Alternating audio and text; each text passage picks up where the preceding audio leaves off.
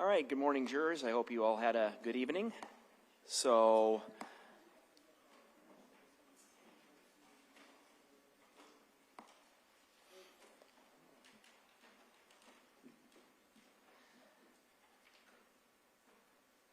we're back on the record. We have our jurors, counsel, and parties present. And I think we're ready for the state to call another witness. So, I'm not sure. Mr. Kodiaga? The state calls Andrew Gladfelter. All right.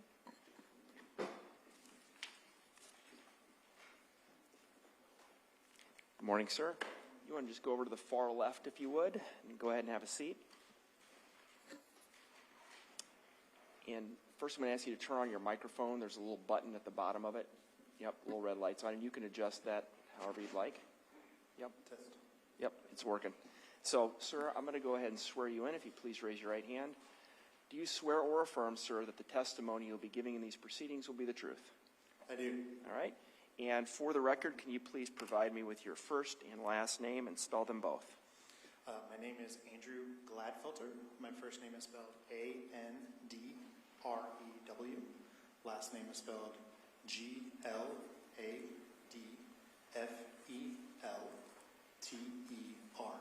All right. Thank you, sir. Mr. Kodiaga? Thank you, Judge. Sir, you've introduced yourself. Can you tell the jury what you do for a living? I am employed as a criminalist with the Iowa Division of Criminal Investigation, Criminalistics Laboratory. And can you unpack that? Just explain what a criminalist is and what your employment and experience to be in this position. As a criminalist at the Iowa DCI Crime Lab, you analyze evidence brought to you by law enforcement, and you will perform your analysis and generate reports on your findings of those analyses. As part of being a criminalist at the laboratory, you would usually have a 4-year degree in a specific scientific field like chemistry, physics, and or biology. With that in mind, you have that 4-year degree and other training that might be acceptable for different positions within that laboratory. I'm currently employed within the firearm and tool mark examination section. And with that, I have a 4-year degree in chemistry chemistry and forensic science from Simpson College of Indianola, Iowa. How long have you been employed by the DCI Crime Lab? Just a little bit under 15 years. It'll be 15 years in September. Okay. And so during the course, you said you now work in the firearms department. Have you worked in different departments within the crime lab? Yes, I have. I first started out in the laboratory as an evidence technician. Prior to that, I was an intern in toxicology, but that wasn't a paid position. But I was in the evidence room as an evidence technician. From there, I became a criminalist in the drug section. And then after that, I was now in firearms and tool marks since October of 2022. As part of your job before, you talked about evidence technician. Does that involve also crime scene investigation? Yes, as part of being a criminalist at the laboratory, you can volunteer to be part of the crime scene response teams there. Can you tell the jury what that means? As part of being in the crime scene response team, you're allotted certain weeks in the year where you're on call 24 hours a day to respond to any investigations that are required with your expertise in crime scene investigation. The part of being in the crime scene teams is that you'll receive training on the documentation and preservation of evidence at scenes. And from there, as part of your normal duties, you'll have your expertise in the laboratory, but then you'll also be part of the crime scene team on a rotation. Does that involve forensic evidence collection? Yes, it does. And part of that involves chain of custody, collecting the evidence, taking it back to the lab? Correct. Were you involved sometimes in June 18th of 2021 in the case that brings us to this court today? Yes, I was. What was the nature of your involvement? It was requested by the SAC at the time to respond to a death investigation there and to provide crime scene investigation. So basically what you've talked about was your involvement then documenting, collecting, and preserving the evidence for further testing and for further testimony as you are in court here today? Yes. So you've described how you became involved Did you have a brief briefing of what you will be doing as you go there and what the nature of the case looked like? Yes, so on an initial call out from the SAC, we were asked to head to the Tama County Sheriff's Department for initial briefing on the details of the case. Did you then proceed to the property in question where you're going to do your investigations at? Yes. Okay. Do you remember the address that you went to?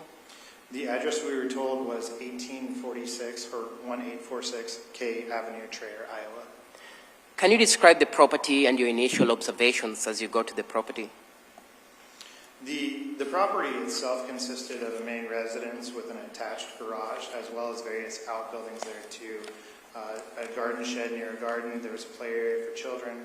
There was also a shed that contained a lot of recreational items, as well as two other garages, a gray garage and a red garage that contained vehicles or recreational vehicles.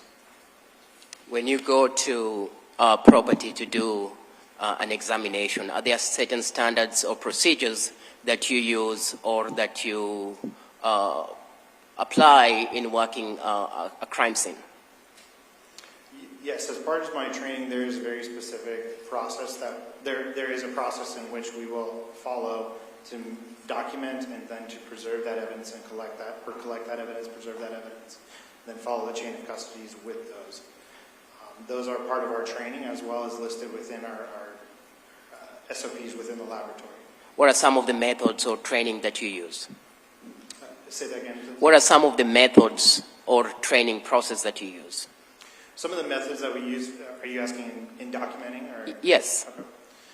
With crime scene documentation, we're going to be using photography.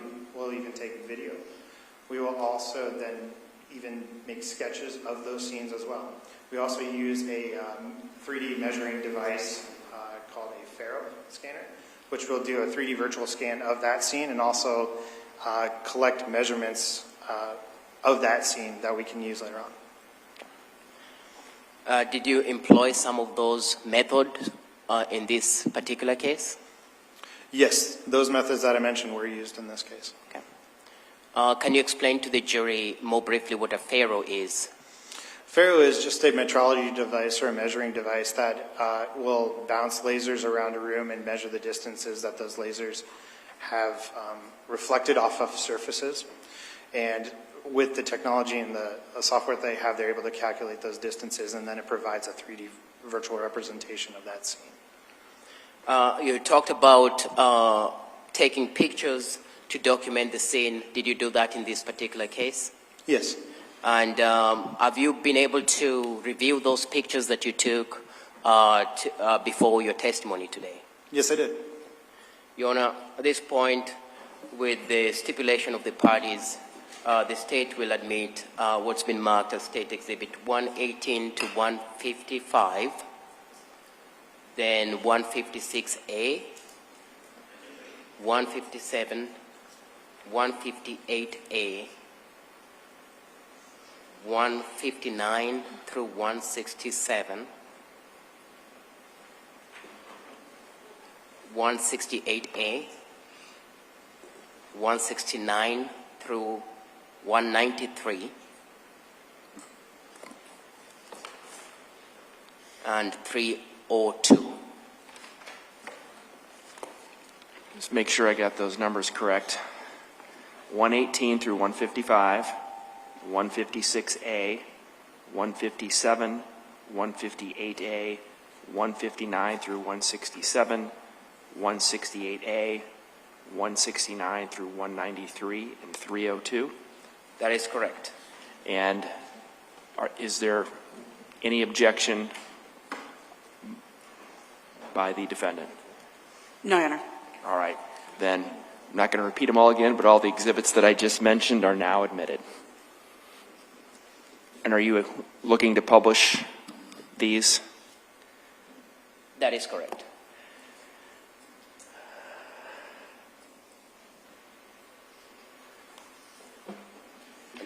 And may I approach to... You may, and you don't need to ask again with this witness. It might help you to use those, that's fine, but you have Yeah, and you can tilt that screen. If it helps. You should be able to tilt that screen. So there you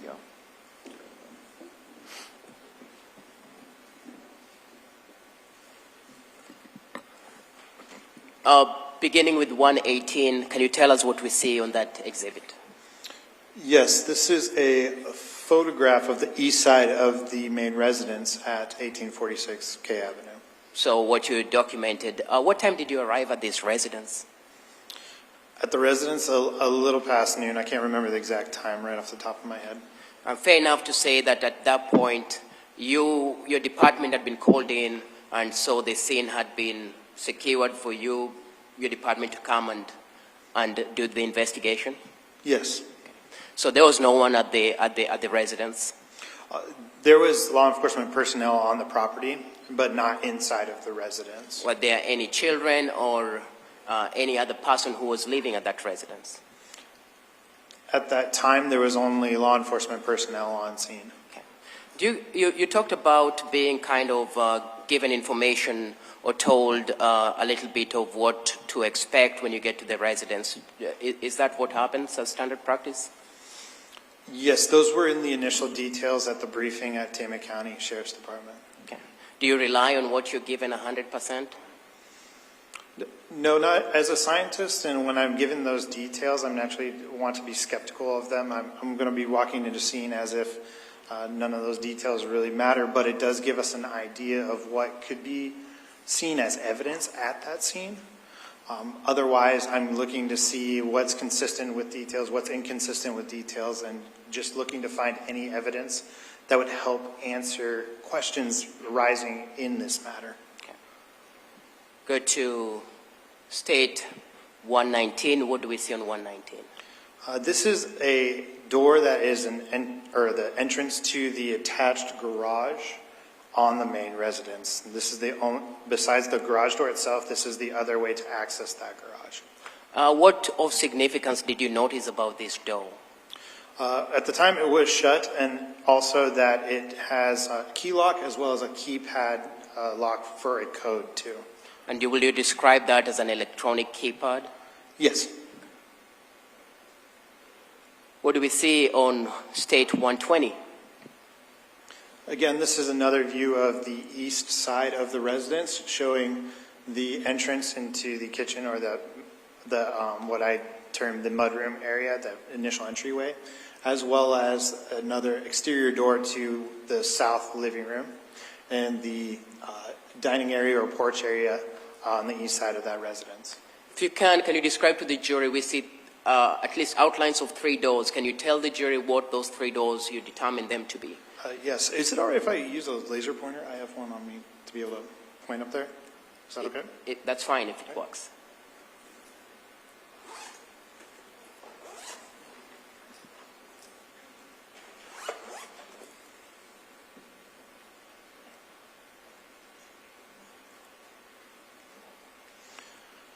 So the question was about the entrances into that residence? Yes. Okay. So what was previously seen over here was the garage door entrance here. This is the only way to get into the garage other than that garage door being open. This right here is one of the other entryways into the residence itself. This would give access to the residence through the southern living room area. And this would give access to the mudroom, which is right next to that kitchen and the basement access as well. And these are the two that work into the residence there, and this door would be the one that only goes into that attached garage. Okay, and so from your testimony, to get into the house, into this residence, you have to use one of those 2 doors, not the garage door, correct? Correct. The attached garage does not have access into the main residence.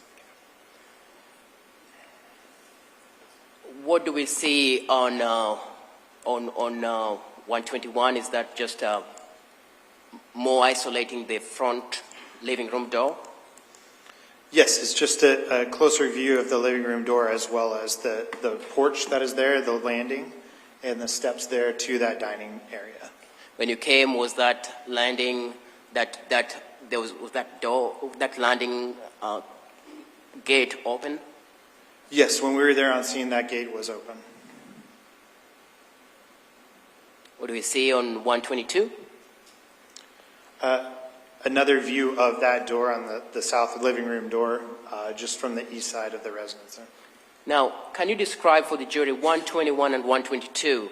Are those steps fairly short steps, like pretty small and confined area? I would say for somebody like my size, and like if I have size 10 and a half, 11 feet, that yes, they're smaller steps than I would usually step on, but I can't give you an exact representation of that. Other than that, yes, it is a smaller area that has been fenced in with those gates there.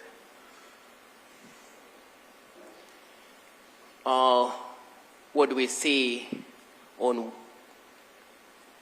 this exhibit? This would be the entrance to the mudroom, which then gives access to the kitchen on the east side of the residence.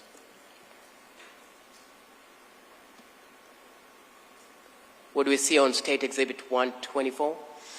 That is the same entry with the door open that I just previously mentioned. Okay. So that's now with the door open. That is with the door open now. And when you came, was this door open or closed? When I was there processing the scene with my partner, that door was closed. What do you see in 125? That would be the latches on the door frame to that same previously mentioned door, the door that gives access to the mudroom and kitchen area. Why did you take this picture? At the time, when I'm processing a scene, I'm keeping in mind the details of the case, but I'm also being skeptical of those very details. I'm looking to see if this was a completely unknown subject that came to the residence, what would be the reasons why? And if they had to get access to this place, there would be possibly signs of forced entry is one of my thought processes when looking at this scene. This is just a photograph of the latches that I had observed, and there appeared to be no signs of forced entry or tool marks on them that would suggest somebody's trying to break into those door. Just a close-up of that? Yes, just a close-up of the same latches. That's 126? Let me double check here. Yes, that'd be State's Exhibit 126. What does the jury see in Exhibit 127? That is a view of the kitchen from the southeast corner, just inside of that door that we have just previously looked at. Anything moved in the kitchen that was alarming or interesting to you, or it seemed just a normal kitchen at a farmhouse? Yes, it appears to be just a normal kitchen with items from the family, food items, dishes, cookware, whatever is in a normal kitchen. There's some cash that I noticed that was left on the countertop here as well, and also a tablet on the kitchen table there that was left there. Those things have appeared to have just been there when I was at the scene, and nothing has. It's just a photograph of where they are as it is at this point. What do we see on 128? This would be a view from the, pardon me while I get my directions straight and just think through it here, but the northwest corner of the kitchen, looking towards the south to the entrance to the central foyer or sewing room area as we called it. And by we, I mean my partner and I as we defined it at the time. So when you did this, you were with someone else? Yes. What was that person's name? It is evidence technician Melissa Osmek. What do we see on State Exhibit 129? So that is a view of the central hall or the sewing room area that has access to the upstairs as well as to the bathroom and some other bedrooms. This is looking towards the south wall of that area.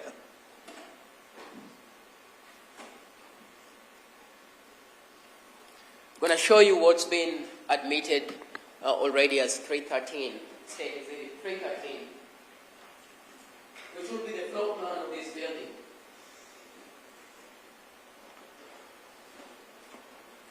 With that, if you can also help that, if that can help with your testimony to explain. Okay. Are you able to see that? Yes, I am.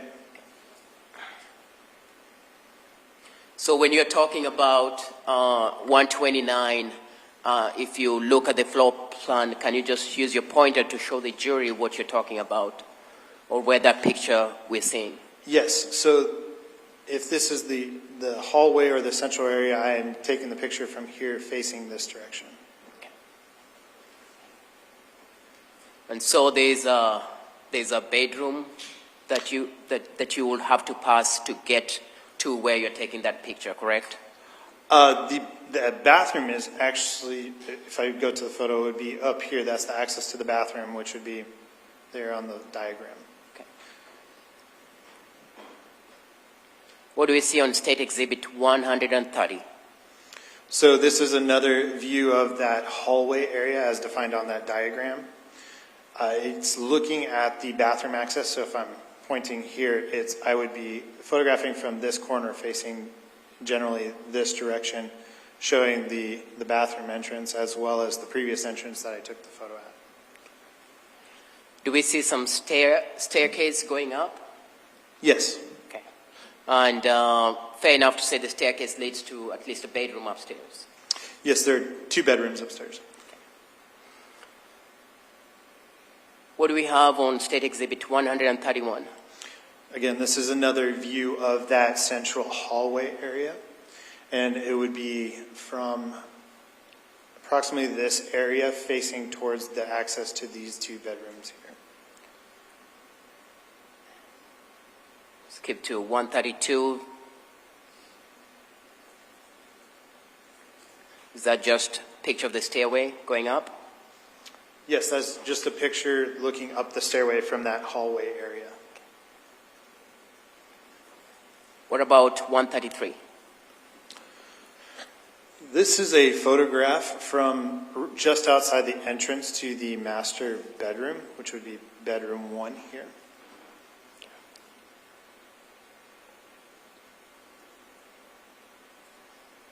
Uh, 134? 134 is just inside of that master bedroom, just inside the door, facing towards the west end of that, and looking at the contents of that bed. What about State Exhibit 135? So that's another photograph inside of the master bedroom, and that is taken from the southeast corner of that bedroom, looking towards this area over here. Do you know what is on the bed? Yes, so there's a safe, an open safe on the bed, as well as some other electronic items. And when you talk of electronic items, you're talking about iPads or Kindles? Yes, soft tablets of some sort. Fair to say 136 is just another view from the bedroom with what you've testified to? Yes, and this has got another view of that safe in the corner, in the bottom right corner of that photo, as well as it's facing towards the south end of that master bedroom. What do we see on States 137? This is a photograph of the living room access to the south living room from essentially the master bedroom entrance right here. So to access this living room, you'll have to pass directly in front of the master bedroom. If you're coming from the kitchen and hallway area, Yes. yes, you would have to get access to the living room. You would pass the bedrooms and the bathrooms in the hallway area.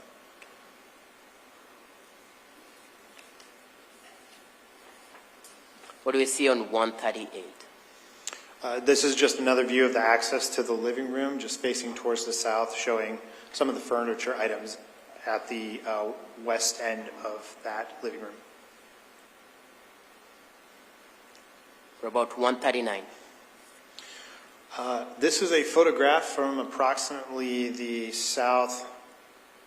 southwest corner of the living room, facing towards this area here on the living room, which would be the northeastern direction of the living room. You talked about a Faro that you used. When you use that Faro, are you able to take pictures and make a diagram out of it?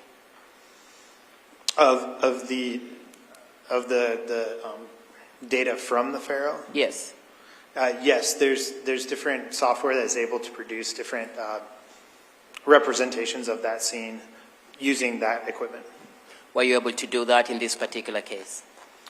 Yes, a coworker of mine was able to generate an aerial view of this crime scene. Okay. And was that one produced to help your testimony in this particular case? I'm sorry, say that first part again? Do we have one that you got to help with your testimony in this particular case? Yes.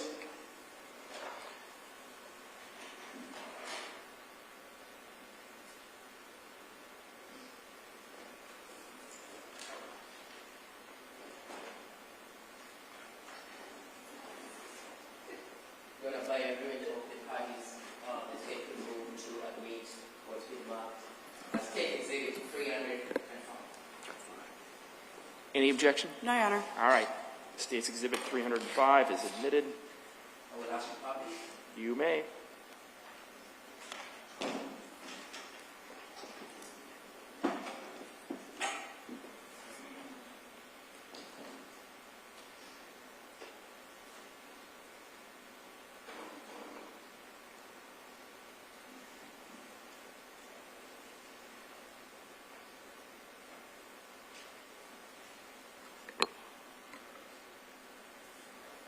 Mr. Gladfelter, I know it's a little dark in this courtroom.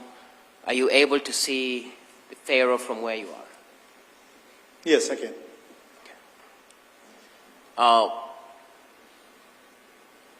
That more of a higher view of, can you describe what we are seeing in the Pharaoh? Yes, what you're seeing is what we call more of an orthogonal view, which is like perpendicular to the aerial view of that crime scene. This has been generated by one of my coworkers to be able to view everything kind of in relation as it was at that scene. Now, when you got there, you find Karina Cooper on the floor. Yes, as seen on that diagram and as well as the photographs, that's the way he was found. The way that we had viewed him at the time that we were there. Was there a briefing that you understood that he had been moved to the floor? Yes, that was a detail that was mentioned to us, was that he had been moved from the recliner that is in the living room area. So by the time you arrive at around 12 o'clock or later in the day, he's still in the house but just been moved from the recliner. You had an understanding that he was found initially on the recliner, correct? Yes, that was what was told to me at the initial briefing on the details of the case, is that he was found in the recliner and that they had since moved him off the recliner. And when I arrived on scene, that's exactly as they had mentioned. With the Pharaoh, can you just explain to the jury and just briefly walk us through what they will be able to see with it as they look at it? As who looked? As the jury looks at the Pharaoh, Okay. like in terms of the rooms or what it tells us, what you're seeing from that exhibit. Yes, what you're seeing is this would be the living room area. That would be same as over here. And then also the front porch / dining area, which would be correlate to this area here. And then this area would be that central hallway, which has access to that living room area here. And on this will also have the placards and some of the scales that were used in the scene to produce the Pharaoh. The Pharaoh images, to be specific.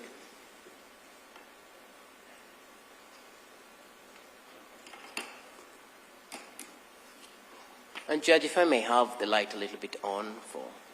Karen, turn up the light just a little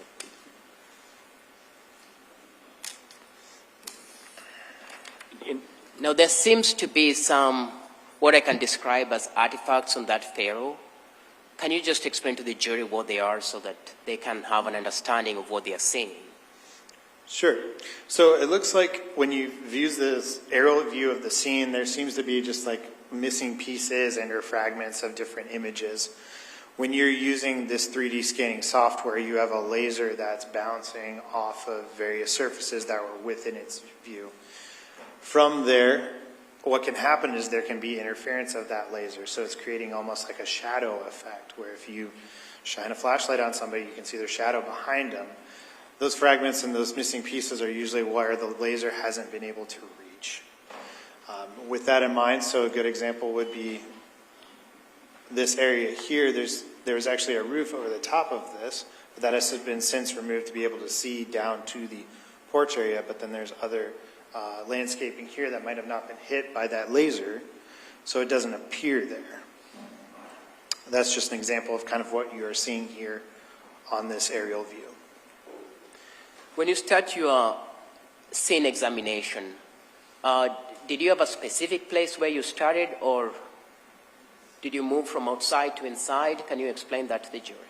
Specifically with this scene, I worked with the outbuildings first and then worked inwards to the main residence. Okay. And why was that? I was operating under the basis of knowing the details of the case as well as looking to see what could be inconsistent or consistent with the details that were given to us. So if there has been some unknown person upon the property, my thought process is, well, why else would they be on the property?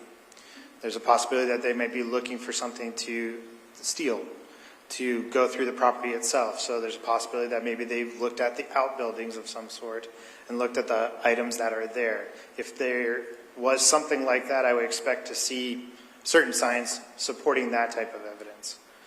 But from there, I worked outwards at those outbuildings and then towards the main residence itself. Okay. I will get back to the outside, but let's start from the inside. Okay. On the inside, when you're looking at what gave you a state exhibit 139, and you find Ryan Cooper, do you start an examination of that room to see what's in that room and what the evidence in that room tells you?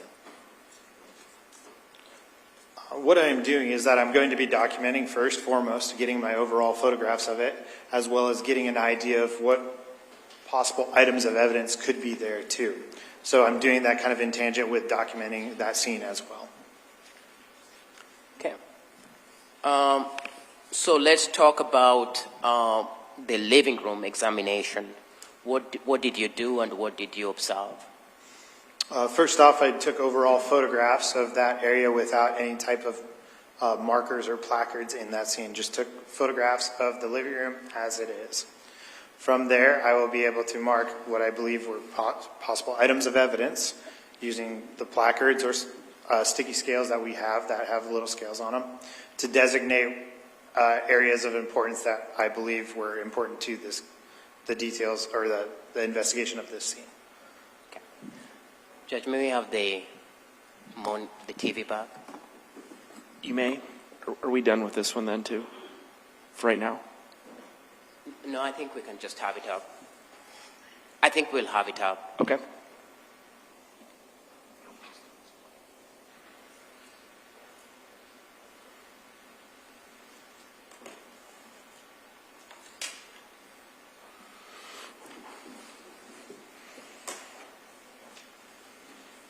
Showing you what's been admitted as State Exhibit 140.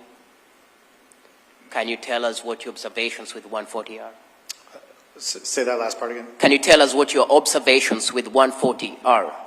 Yes, so this is a photograph from the living room from the south side or the southeast corner of the living room, approximately in this area here. From there, it's just a photograph showing the end table as well as the recliner that is there. There's also a wallet and also a tablet that is on this end table here, as well as some medical equipment and tags used for the transport of the decedent here. So the medical equipment would have come after he was found in that position, correct? In the recliner position or the yes, on the ground? In the recliner. Yes, so this was, for what we were told in the details, is that he had been moved from the recliner, that there had been services there to start dealing with the transport of his body. And so there are some items that they were going to use for that purpose. What do we see on 141? It is a photograph of the western side of that south living room from approximately that same position from the previous photo here, just looking at the TV as well as the furniture, and it has a little bit of the access into that main hallway there up on the right side of that. photograph. Again, as you look at that, are you making observations of signs of struggle, of signs of a break-in, or anything to that extent? Yes, I'm overall taking photographs of that stuff, or of those items that you have listed, but I'm looking to also see, is the furniture in place? Has there been anything like that, like council has mentioned, where there could be signs of a struggle or anything where somebody's breaking in? Windows, are they locked or closed? I'm making all those observations in the process of investigating that scene. Do you see any of that? Not in this living room. State Exhibit 142? Just another photograph from the same position, looking more towards the northwest corner of that living room, as well as the couch, the end table, and the hallway access. So there was a couch next to a recliner. Say the couch again? The couch was next to a recliner. Yes, the couch was near to the recliner. Yes. On Exhibit 143, we start seeing what you call placards. These are placards marking the red stain at placard 2 there, as well as placard 3 marking some footprints in blood. But there's observations that you are able to make. Yes, I observed those on the initial photography of this area. These were placed after I had taken my overall photographs. Okay. And you determined those were of interest to you because they documented either what you will refer to as a footwear impression or bloodstains. I'm sorry, say that again. You determined that they were of interest to you. Why? It just showed that there had been somebody in the living room that had access to the decedent and the apparent blood that was found in that area, and had walked what appears to be towards that hallway access. What do we see on State Exhibit 144? This is just another photograph of the south living room from the southeast corner, looking at the recliner, the end table, as well as the decedent and some of the blood that was found near the recliner. What is of interest to you when you looked at that?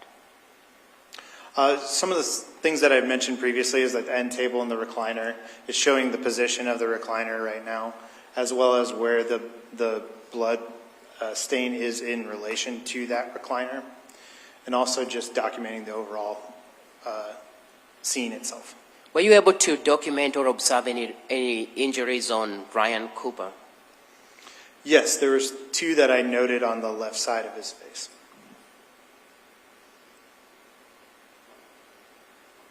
What do we see on 145?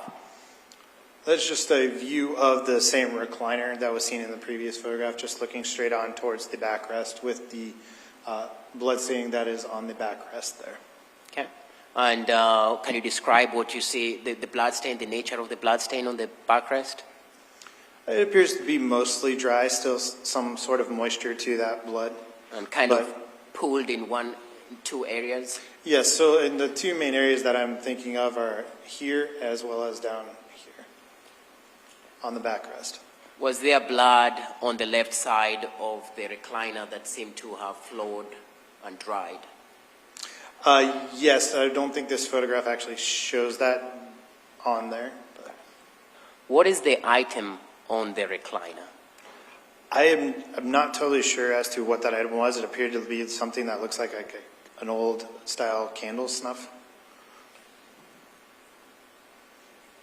What do we see on State Exhibit 146? This is a photograph of the wallet that was on the end table next to the recliner. Did you determine whose wallet this was?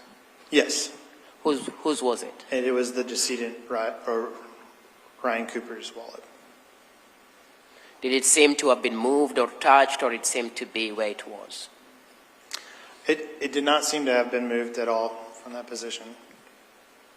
Was that an interesting observation that you made in light of a non-intruder case? Yes, if there was something, if this were to be an attempted robbery or theft of items from this property or burglary, I would think that maybe that there would be some sign showing that something has been moved or taken from that wallet itself. It appears nothing has been moved, or that wallet has not been moved from this photograph. What do we see on State Exhibit 147? On this photograph, we're looking at what would be the left side of that recliner, as well as looking towards the little closet area that's in the northeast corner of that living room. And it's also showing the exterior access door to the living room, as well as to that porch landing there. There's also a little bit of a storm door too. You can see that in the photograph as well. And that should be those, as well as the showing the doorknobs and anything else in that area. So let's talk a bit about that. That's the front living room door that we've talked about, correct? Correct. That is the living room access door to that porch landing. Okay. And the recliner, in proximity, how close are they to each other? I don't know an exact number to give to you, but they would be close to each other upon opening, but they would not contact. Okay. But fair enough to say, especially when the recliner is in a reclined position, it's very, very close to the door. If that backrest was completely extended horizontally, it's possible that that door could have hit that recliner when opened. Did you determine when you got there if the door was locked or not? Yes, at the time of our examination, that door was indeed locked. And when you say locked, it's just not closed and shut, but actually locked. It's locked. We would have to unlock it to open it. Okay, tell the jury more about State Exhibit 148. This is just a more vertical view of that same area that was shown in the previous photograph, including the blood that's on the ground, as well as the left side of that recliner with some of the apparent blood stains on the backrest, as well as showing the closet area and also that door that has access to the porch landing area. Did you make some observations on the pooled blood on the floor? Yes. Here, there's also, it seems to have pooled in a specific area, but there's also areas that seem to have appeared as if somebody had slipped through it or moved through it at some point to create what you can see at the bottom of that photograph, which would be those voids showing a little bit of the floor there. Can you just point that out with your pointer to the jury? Yes. Give me a second here. The poster's just right in the way, but right to the right of my pointer there would be those areas. 149, fair to say that's a different view? Yes, another view of the south living room area, but we're looking specifically at the southeast corner of the living room area, including some of the blood stain that was seen in the previous photograph. This would be a better view of what was previously mentioned that I observed was these voids in the blood stain here, as well as a photograph of a footprint that was seen here, suggesting that somebody has walked into this blood pool.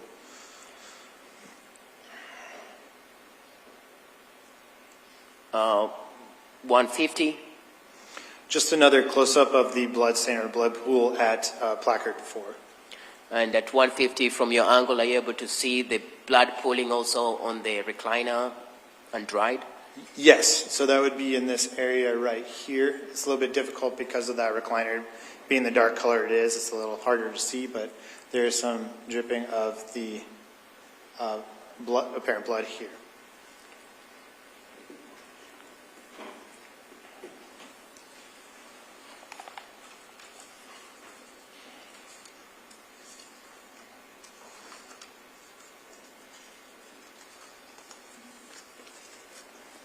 You have some 2 placards, one marked 4 and one marked 5 on State Exhibit 151.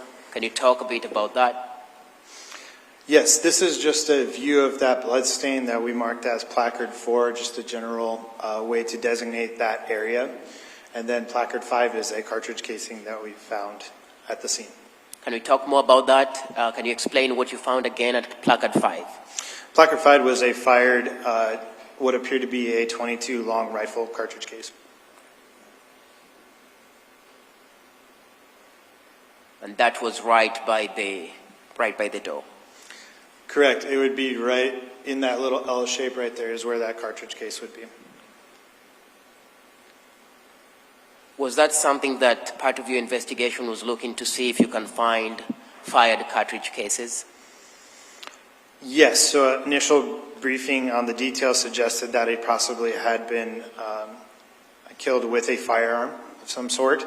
So with that in mind, there's evidence that could be generated from the firing of a firearm, such as cartridge cases, bullets, and also a firearm itself. So we would necessarily be looking for something like that within the scene. Now, you testified that there were 2 bullet wounds on Mr. Cooper, and you've said you found 1 cartridge case. Did you find another cartridge case or just 1? Just 1 right now. Okay. At the scene at that time, we just found 1. Were you ever able to find at the scene another cartridge case? No. So from your investigation, you were able to not find the second cartridge case? We were not able to find the second cartridge case. Can you talk about State Exhibit 152? Yes, State's Exhibit 152 is just a photograph of that living room door kind of facing towards the southeast, looking at the doorknob as well as the light switch right next to that door. But there's something of interest that you observed on the light switch? Yes, there was also some blood stains up by the light switch itself. Is 153 just a close-up version of what you've just testified to? Yes. And going to, again,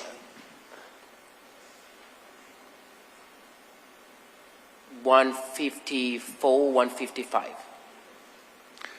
That is just a 2 different views of the cartridge case that was at Placard 5. That's the one you've already testified to. That was a size, was a .22 caliber weapon? It appeared to be a .22 long rifle cartridge case. What do we see on State Exhibit 156A?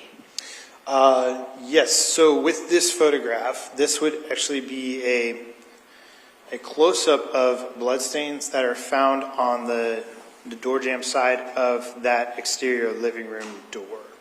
So upon opening that, this would be the edge that would contain the doorknob as well as the lock too. This is down towards the floor, the base of that door itself. It was found on this area. As a crime scene investigator, what does 156A inform you or tell you? It suggests to me at one time that that door had to be open for blood to get to that area on the door. So it was opened at one time. That is why there's blood on that part of the door. Correct. What do we see on 157? 157 is just looking at the exterior of that living room door, and what is marked as scale 10 or placard 10 or marker 10 is an area of bloodstaining seen on the exterior of that door itself. Again, 158A, can you tell the jury about that? Just another close-up view of that marker 10 with the blood staining on the exterior of that door. And exterior, you mean the side facing outside the house? Correct. And what does that tell you when you look at 158A? Looking at this photograph, it would suggest to me that that door was open far enough that there was blood transferred to that exterior surface of that door at some time. It would suggest that it had been open far enough.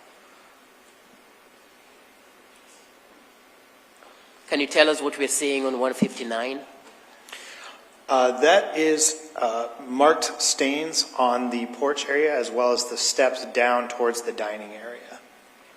So when you talk about marked stains, are you saying there's a stain, you determined there was a stain on number 6 and number 7, as well as number 8? Yes, so there would be a red stain near to those placards. The placards are just helping us to visualize where those stains are at. As far back as I am, I'm showing that where those stains are in relation to each other. But upon the placards themselves just give us perspective at where the approximate position at where they're at. What do we see on State Exhibit 160? This is a photograph of that living room access door from the outside, looking at the storm door itself and the piston that's at the base of it, as well as the bottom portion of the living room door. So you'd have to open the living room door, then also open the storm door to get out of this residence through this door. Yes, so if you had to exit from the living room, you would have to open that first door and then open that storm door as well.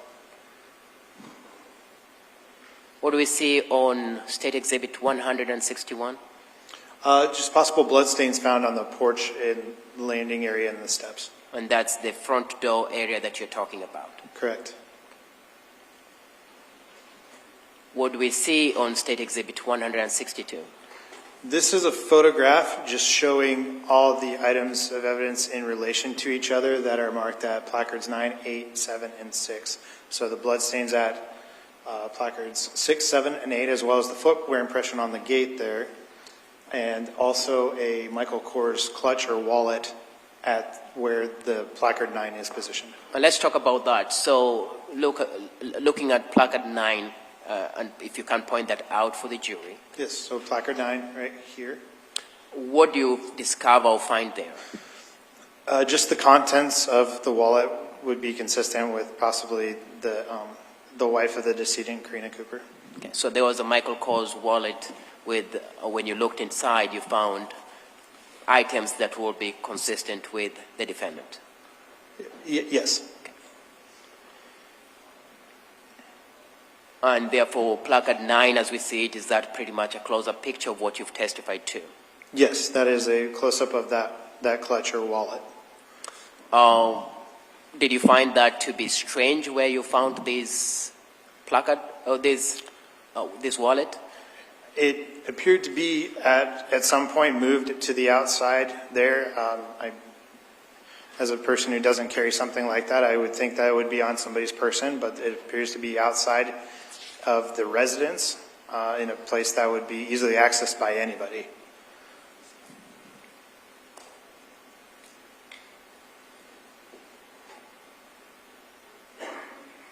What do we see on State Exhibit 164? What you're seeing is a photograph of the red stains or the possible blood that was seen outside on the porch landing area, as well as the open gate and the rail that has the footwear impression and blood on it. And I think we have a close-up of what you've talked as a footwear impression. Can you point that out to the jury on State Exhibit 165? Yes. The approximate area of that footwear impression stretches from about here to here on the rail.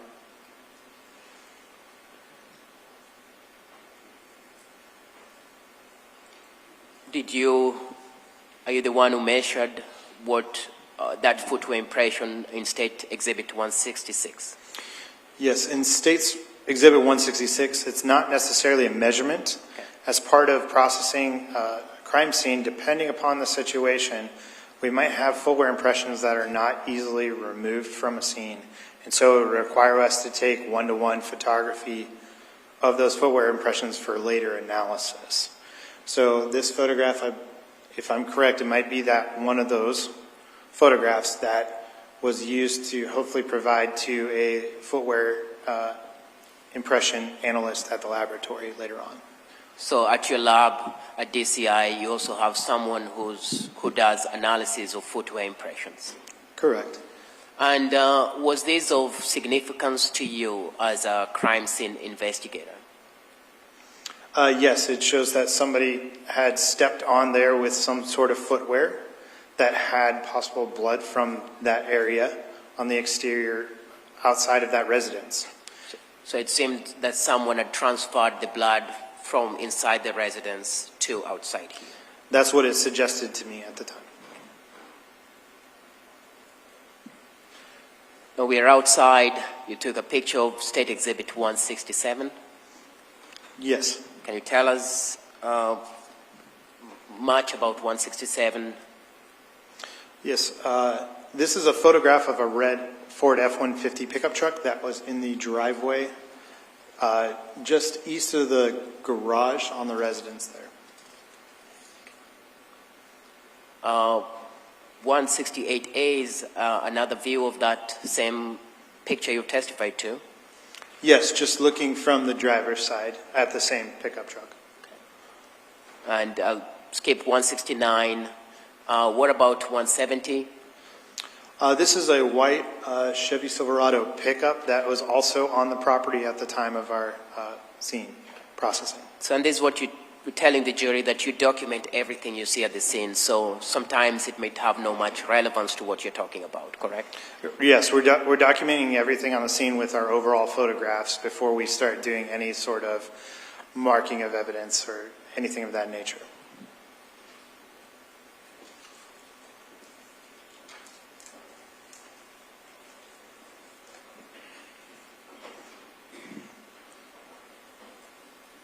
And back to 169, again, that's the license plate to the red pickup truck that was on that property that you took, correct? Yes, this is the license plate and the number for the red Ford F-150 pickup truck in the driveway. I'll go past 171. Let's talk about 172. Yes, this photograph is just an overall of the door to what we defined as the cream-colored shed. And was it in this condition when you took this picture? Oh, yes. Yes. Was the door closed? It was all closed. And there was a lock on the door? Yes. Do you remember if it was locked or just closed? I don't remember exactly if it was locked or unlocked, but it was closed at the time. 174? This would be a photograph of what appears to be a dog kennel on the back side of that cream color shed, which would be the western side of that shed. So indicated to you that there was a dog in this property? Yes, at some time they would suggest that they owned a dog to me. What do we find on 175? This is one of the outbuildings we defined as the red garage, which was on the which would be northeast of the main residence. This is just looking at the south side of that red garage, looking at the entrances into it.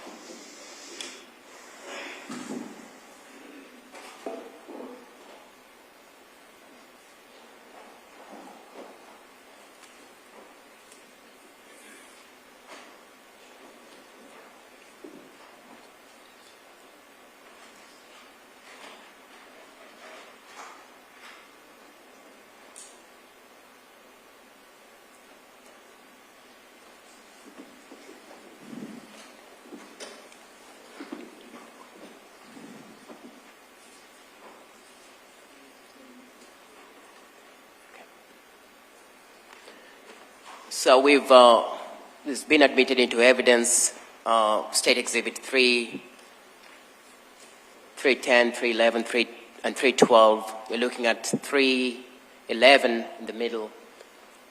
Is that pretty much, based on your testimony, can you just point that out, the red shade that you're talking about? Yes, so you're speaking specifically on this view? Yeah. Okay. This is the 1846 K Avenue trailer, the address here, and this would be the main residence here, and what was portrayed on the screen over here for you would be this building right here. Did you determine on 176, is that another picture of that building? Yes, this is another photograph just looking at the southwest corner of that red garage. There was an entrance door to that building, correct? Correct. Was it closed when you got there? Yes. What do we see on 177? This would be a view of the eastern south door on that red garage. And when I zoom in on 177, are you able to see that better? Yes. Okay. Yeah. Would you say, May we approach briefly? Yeah, you may.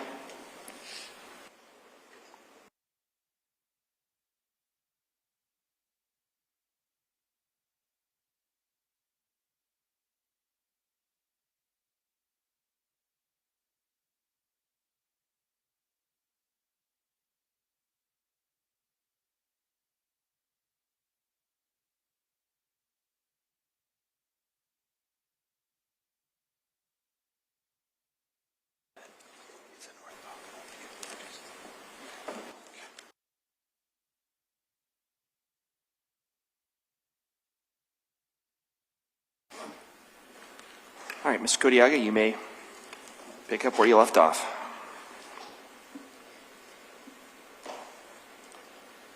zoomed in on 177, do you see, again, a door lock or an electronic keypad to lock the door? Yes, I do.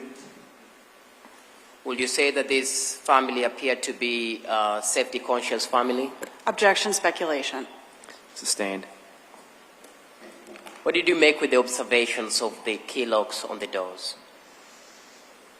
That anytime there was a door that had a keypad lock, it required a code and or a key. I don't know exactly the full method of unlocking those, but it is very clear that there was multiple means by which of securing the things that are inside those buildings. You've investigated various crime scenes in your career. In rural Iowa trail, do you see a lot of that kind of electronic keypads on farmhouses and farm doors? It's really on a case-by-case basis. I can't say that that's a general pattern that is observed within the demographics of most of Iowa, but I would generally believe that most Iowans would like to secure their outbuildings in some way, whether it be deadbolt locks or multiple locks. However, I've seen various means of doing that. 178, again, just another documentation of the electronic key lock on the door. Yes, just another photograph of that same door that was shown in the previous photograph, just a little bit closer to that lock. What do we see on 179, State Exhibit? This is a photograph looking in through the open western south door of the red garage, looking into where there was a salon.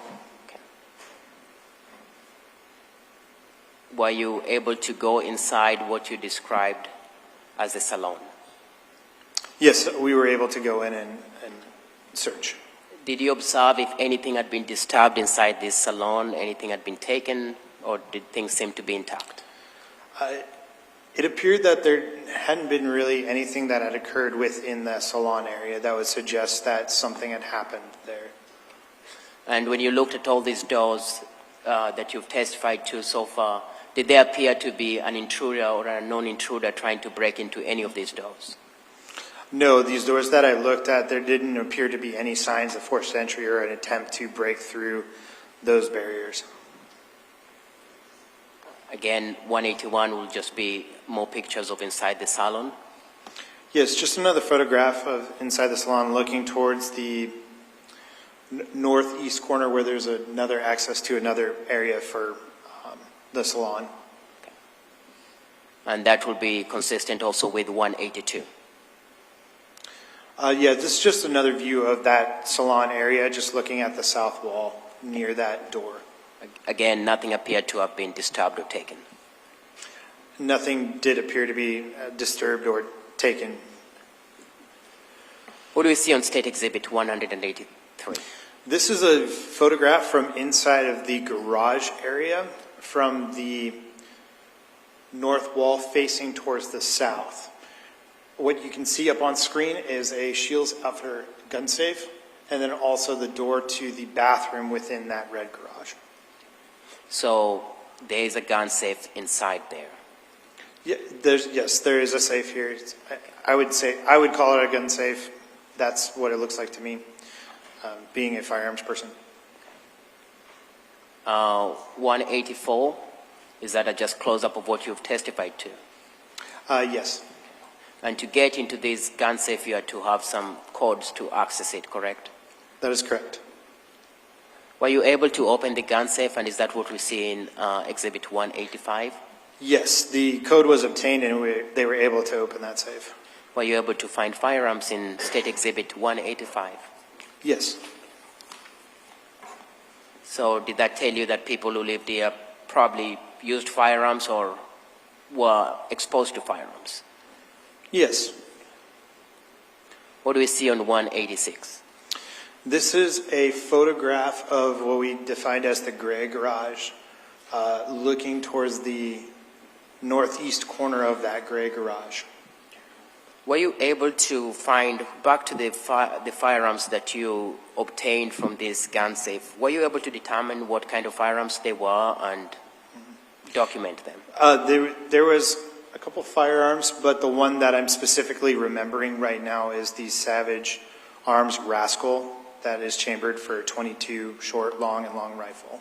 It was a bolt action rifle. Okay. So there was a Savage 22 bolt action rifle inside this. Yes, Savage Rascal, or Savage Arms Rascal, bolt action rifle. Were there ammunitions also found around these firearms? Yes.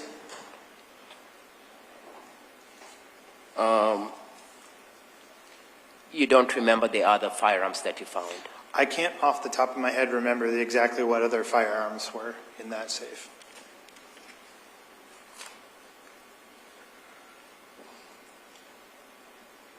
You talked about Exhibit 186. Let's talk about 187. What do we see? 187 is just another view of that gray garage, and it's looking at the southeast corner of that gray garage, showing the door that is the south door access into that garage. And there you can also see a little bit of the garage door itself on the right side of that photograph. There's also a window on just a further west of that south door. Everything appeared closed or locked. Yes. What do you see on 188? This is a photograph of that second room in the salon area in the red garage. This would be facing towards the west end of that room itself. So the initial entrance into the salon, the access that was shown in the previous photographs, this is the room that was adjacent to that. What do we see on State Exhibit 189? This is just a overall view of the interior of the gray garage and what was in there, including the recreational vehicles like the snowmobile and the Polaris side-by-side, as well as a Ford F-450 pickup truck. Again, none of these, any of these appear to have been touched or moved or someone trying to steal in them? No, there did not appear to be anything to have moved them or disturbed this garage or the items therein. Okay, same to 190 is pretty much what you've talked about. Yes, it's just looking at the same pickup truck as well as the snow machines there, and it's just facing towards the west end of that garage. Let's go back to 191. What do we see on 191? This would be a photograph of the marked stain that was found on the steering wheel of the red F-150 pickup truck. This is marked as stain or marked as number 11. This was collected by the crime scene team. When we say collected, was there a swab or a DNA swab done on this? There was a swab taken of this stain here. Okay. And so you go back, so you swab taken away to determine what exactly that stain would be, correct? I would collect those, and then they would be taken back to the laboratory where there would be further analysis on them by those that have the expertise on these. So this will be the red pickup that was on the driveway, This, yes, from the red F-150 pickup truck. the one that you took a picture of the plates. Correct, with the license plate Farm IH. And we are back to the residence. Can you tell us what we are seeing on 192? Yes, this is just a photograph of the Michael Kors wallet or clutch, and also the wallet from the end table in the living room. This is actually inside of the kitchen on their dining room table where we have placed those to be photographed. Okay, so you've moved them from where they were originally found, and now you've put them inside the kitchen to photograph them and to look into the contents inside them. After I have taken overall photographs and have taken my Faro scans of the scene, after that has all been done and documented as in the place that they were at, we are then able to move those and look at them. And that's what we did in this case. This would be after all that initial documentation of where those items would be in this scene.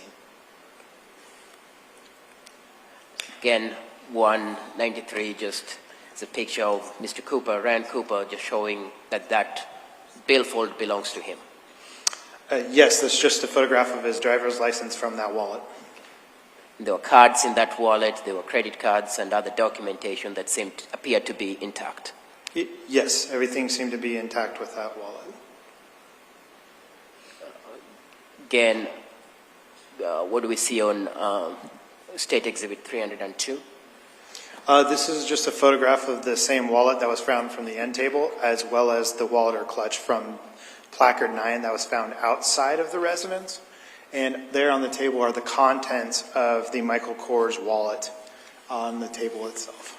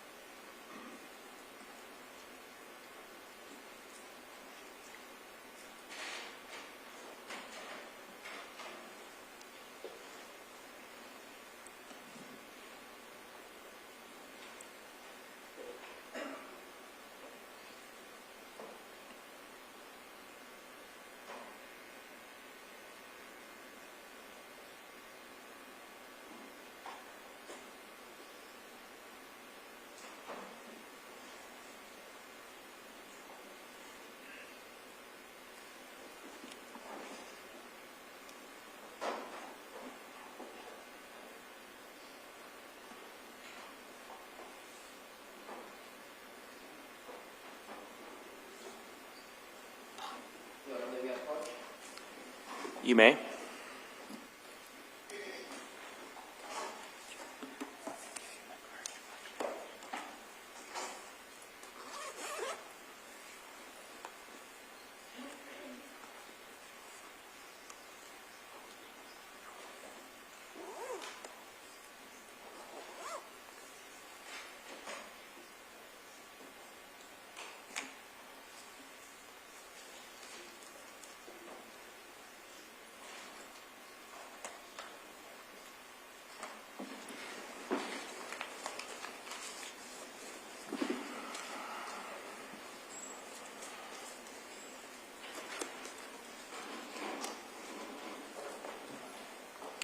So you talked about the firearms you found and ammunition that you found. As part of your documentation and preparation for testimony, do you also write a report for the lab and for future uses, like for courtroom today? Yes. And will that report have a clear narrative of the type of firearms that you found and the ammunition that you found?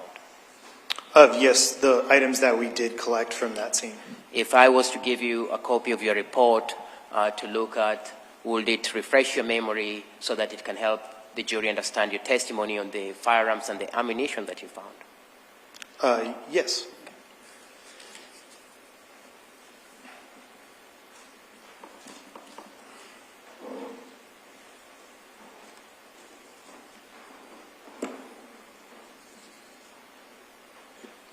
And while he's doing that, are we done with Exhibit 302 for right now?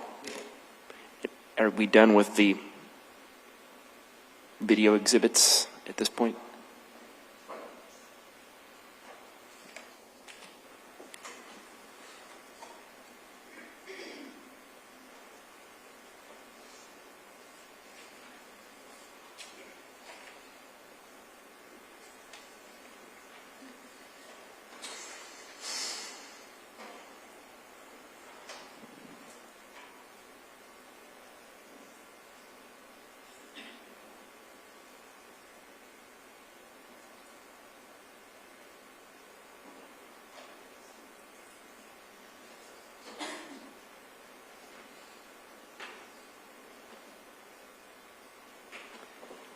Ladies and gentlemen, while they're talking for a minute, why don't we just, I've been sitting a long time. Feel free to stand up and stretch. Anybody out there, feel free to stretch for a minute.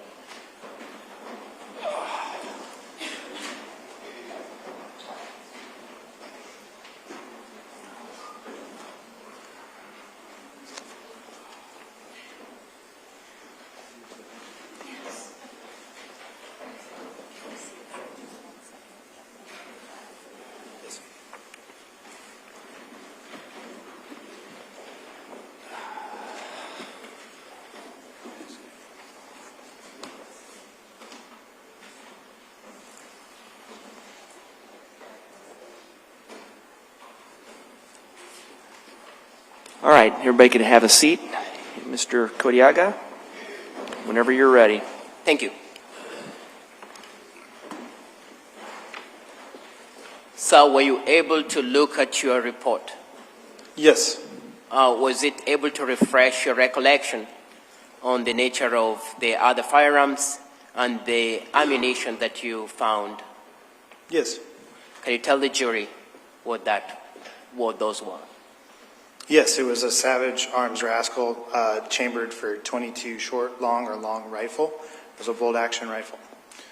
And there was also ammunition found within that gun safe that was an unopened box that did not appear to have any missing cartridges of Winchester Super X 22 long rifle. Okay. So Winchester Super X size 22. Yes, the brands would be Winchester Super X cartridges, Yeah. chambered for, or manufactured for 22 long rifle. I have no further questions for this witness at this time. Thank you. Ms. Watt, cross-examination. Thank you. I guess, is there some suggestion that the bullets that killed Ryan Cooper came from that gun safe? At the time of the details of the case and seeing what I had observed at the scene, I would be looking for some sort of firearm. And based upon the cartridge case, would suggest to me that it'd be something kind of like a 22 long rifle. So at this point in time, it directed my search to be looking for firearms specifically chambered for that type of cartridge, as well as based upon the size of the wounds that I had seen, and also a firearm that would be able to fire those types of cartridges. Okay, so you're just looking for a gun that is consistent with that shell casing that you found? Yes, on scene that would be consistent with having fired that type or that size cartridge. Okay. The ammo that you found, though, that's consistent with that cartridge, that box was unopened? Correct. Within this house, we saw some pictures. Did it look like they had been doing some remodeling? Specifically, if you remember, there's a light switch, but there's no cover on the light switch. I don't specifically remember that one off the top of my head, but yes, there seemed to be different projects occurring within that house. Yes. I think even in the living room, there's no actual floor, right? It's just looks like. What's what would look like subflooring there?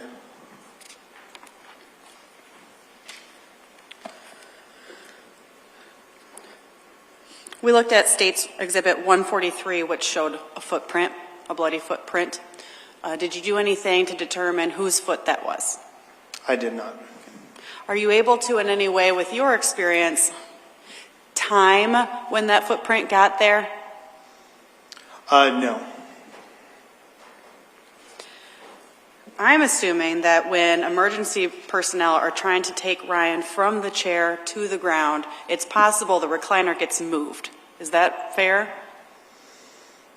Yeah, depending on what they needed to do to be able to remove him from the chair to the position that he was at, it's possible that they had to move the backrest or move the chair in some sense. Okay. So you do not know whether the way that we see the recliner in your photos, if that's the way it was during the shooting, for example? That is correct. That is just the way I found it when I was actually processing the scene.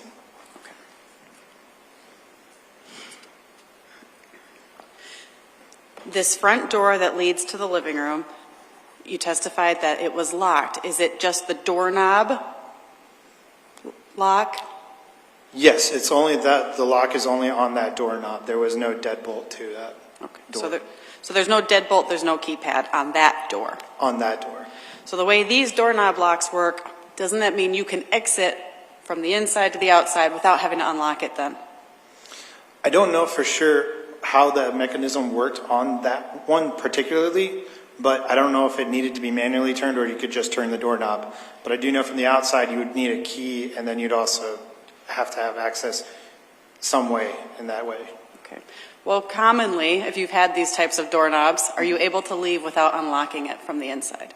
You would have to unlock it no matter what, whether it's the automatic doorknob turn or the turning of that latch itself.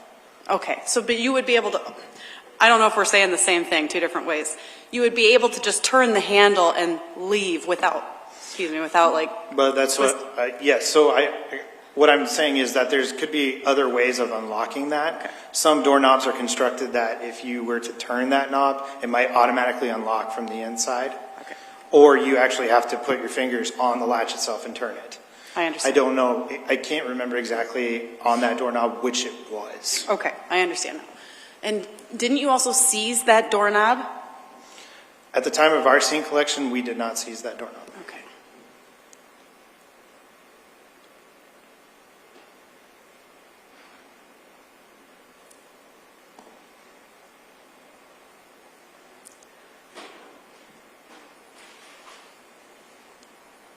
Do you know if anybody sees the doorknob associated with law enforcement? I think after the scene had been processed and after we had collected our evidence at a further date that their doorknob might have been submitted to laboratory. I can't recall exactly when, but I believe that it might have been taken by law enforcement, but I can't say for certain without looking back at records. Okay. Do you have anything to do with what gets submitted for DNA testing? In general, as we've collected items of evidence, we will discuss with the case agent sometimes what analysis they would request of certain items of evidence. Okay. So do you know what items were DNA tested in this case then? I don't know exactly which ones. That would all depend upon the DNA section choosing themselves. Mm-hmm. What we collected is what we felt was important to that scene. Then it's on the DNA section of the criminalist assigned to further work with agents in discussing what items really truly need analyzed or not. Okay. And then who on scene is responsible for collecting fingerprints? That would be part of the crime scene team's responsibility. So you? Yes. All right. And did anybody then dust this doorknob or attempt to dust this door or the storm door for fingerprints? We did not. I mean, because presumably, of course, Karina Cooper, we're going to expect to see her DNA or fingerprints at this place, right? She lives there? Yes. So as part of that, there are people that live in the residence that we would expect to have DNA or left friction ridge details like that upon the premises. Okay. But we would not necessarily expect somebody's DNA or fingerprints to be on it if they didn't live there. Again, it depends. Like if another person, an unknown person, has been there, they could have left something like that. Okay. And in this case, to be clear, then we do not have any, at least as far as you're aware, we don't have any DNA testing of that doorknob, the door, the storm door handle. No fingerprints of the doorknob, the door, the storm door handle. As far as what pertains to the scene, we did not do any dusting for friction ridge details. Okay. As to whether or not later on down the road, somebody else in the laboratory that I work at analyzed those items of evidence for those things, I do not recall. I can't say that they haven't been analyzed. Okay. I'm wondering also about the footwear impression that's on, I don't know what it is, a baby gate or something that's on the stairs outside? Yes. Okay. Didn't you, as part of your investigation, collect a bunch of shoes from the residents as well to try to compare? There was only one shoe or a pair of shoes that was collected, but that was collected by Tama County Sheriff's Office. Okay. So do you know whether any of the shoes in this house match that footwear impression?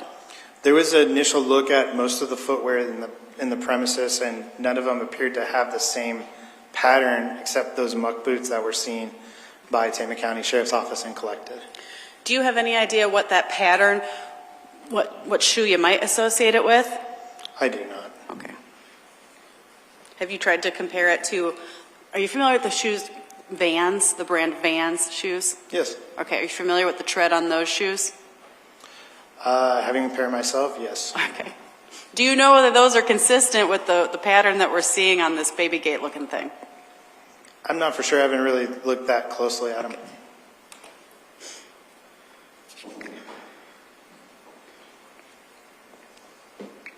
Do you have any answer or expertise as to how that's the only part of a footprint that we see is what's on that bit of baby gate? I am not for sure on how that transfers or able to explain that totally. I don't know if it's I can't say for certain on anything regarding that. I wouldn't be able to explain how the blood only gets on that railing versus the cement steps nearby. I just noticed and observed that that was what was on the railing at the time, and made sure to document and preserve that evidence as best I can.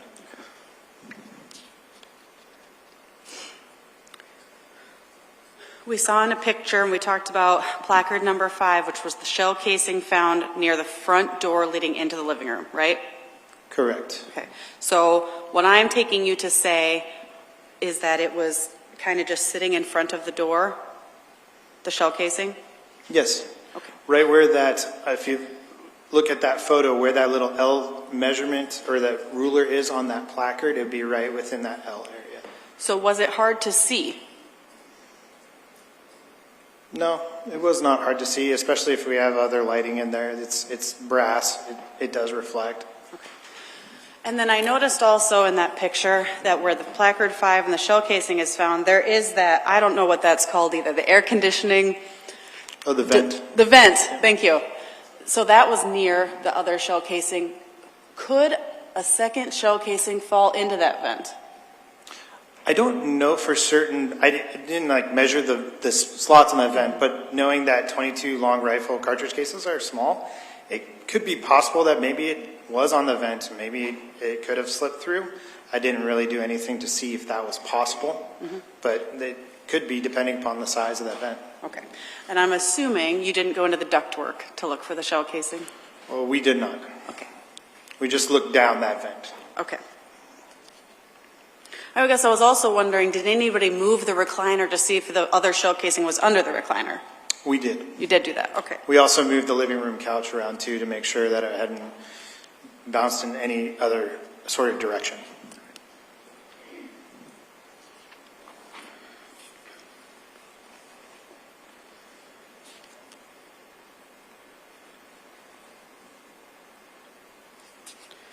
Did you note whether or not the storm door had a lock, like leading into the living room? I do not remember Okay. seeing that.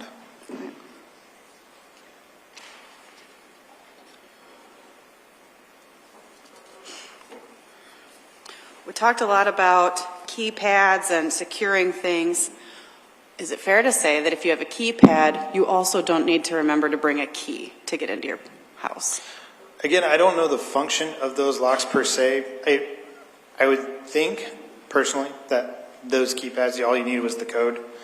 But I don't know specifically the function of those ones there on scene. I did not try to test it out or had a key available to even test that.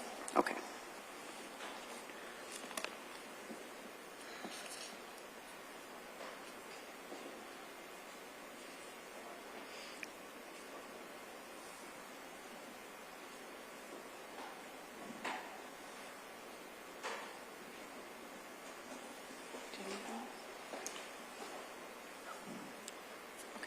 I don't have any other questions. Thank you, sir.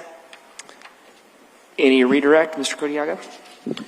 Yes, you talked about some shoes being picked by the Tama County Sheriff's Office for further comparison, correct?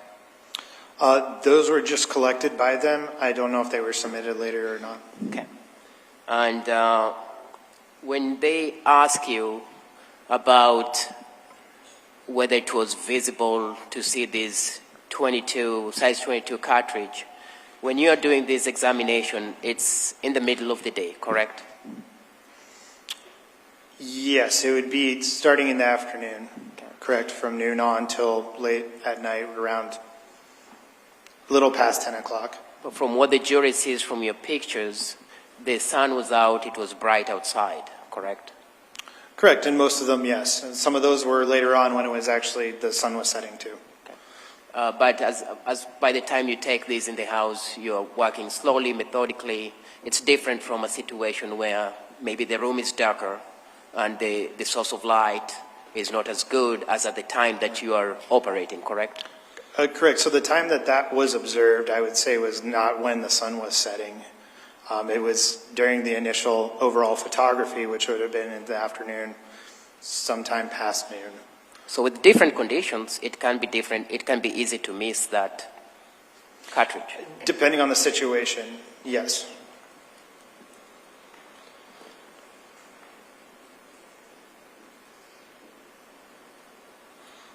I have no further questions. Thank you.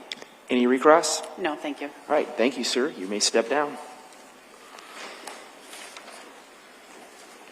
And ladies and gentlemen, the timing worked out pretty well. We're right at about 10:30, so we'll take our morning, mid-morning break at this point, so approximately 15 minutes, and would remind you again of that admonition that I've given you previously. So we'll see you shortly.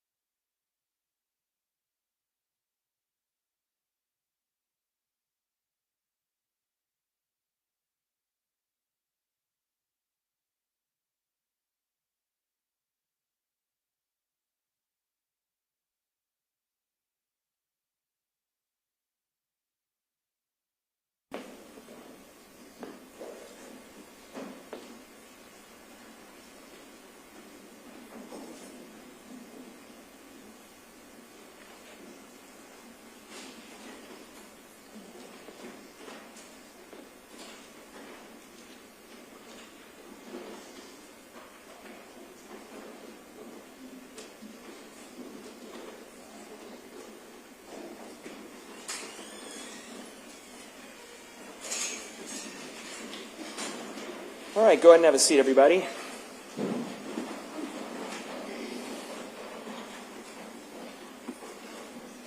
Good. Okay, we are back on the record after our mid-morning break. We have our jurors, counsel, and parties present, and I believe the state has another witness to call. Mr. Ringel, are you prepared to call your next witness? Yes, Judge, thank you. The state calls Detective Tiffany Lord.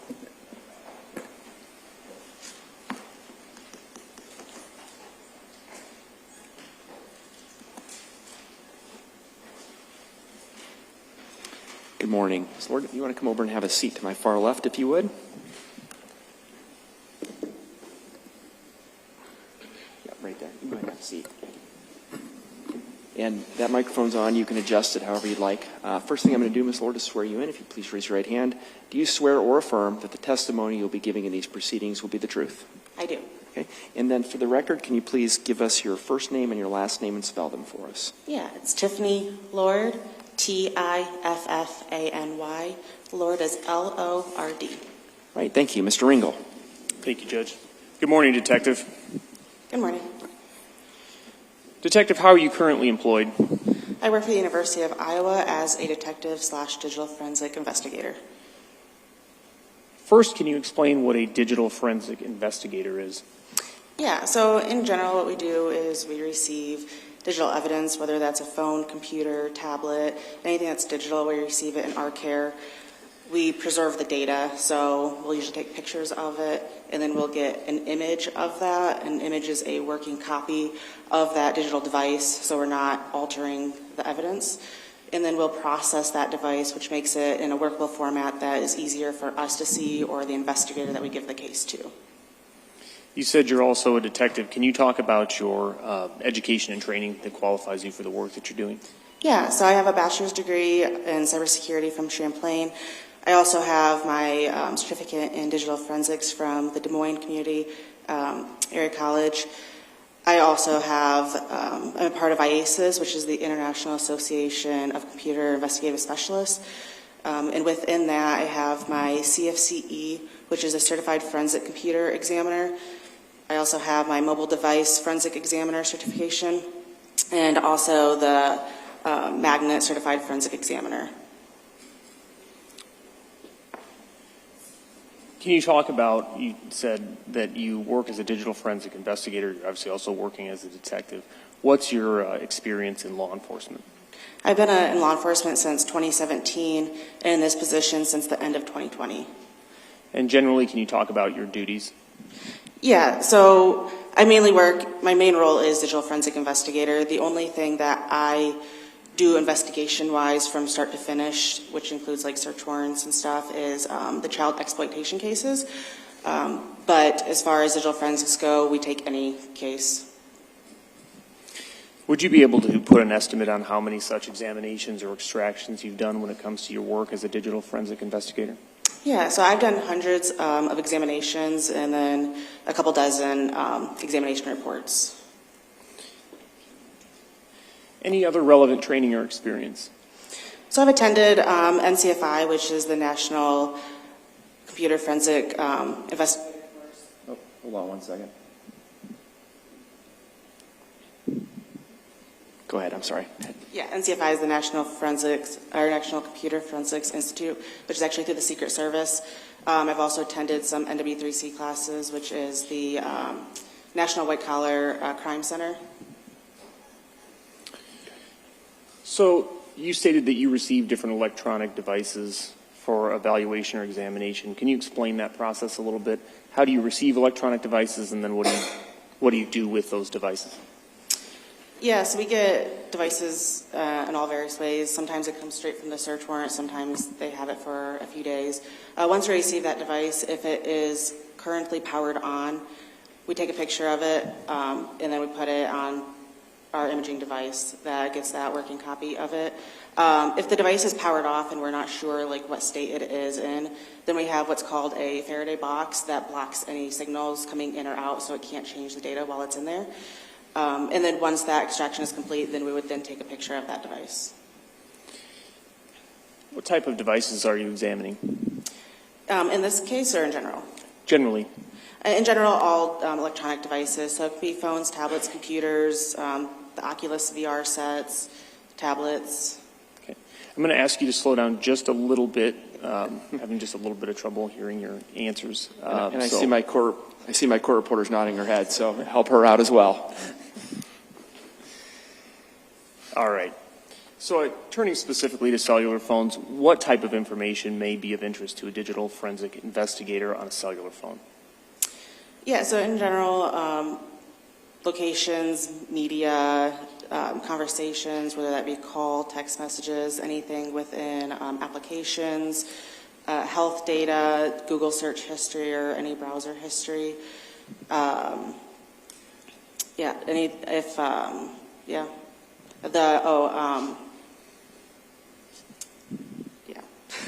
Okay. So there's a number of different sources of information, and I'll walk through some of those that you just referenced here. Can you talk a little bit, and I think you have, but just to make it clear, with the cellular phone, how do you go about accessing that information?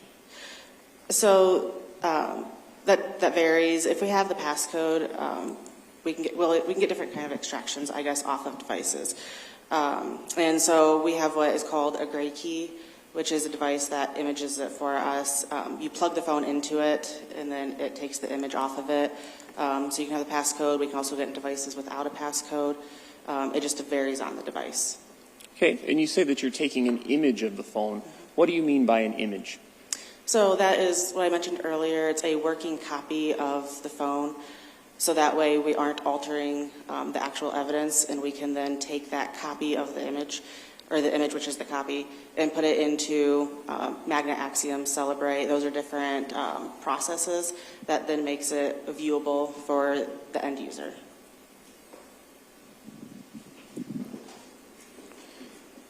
So if I understand correctly, you essentially take the phone and make a one-to-one copy of all the information on that phone.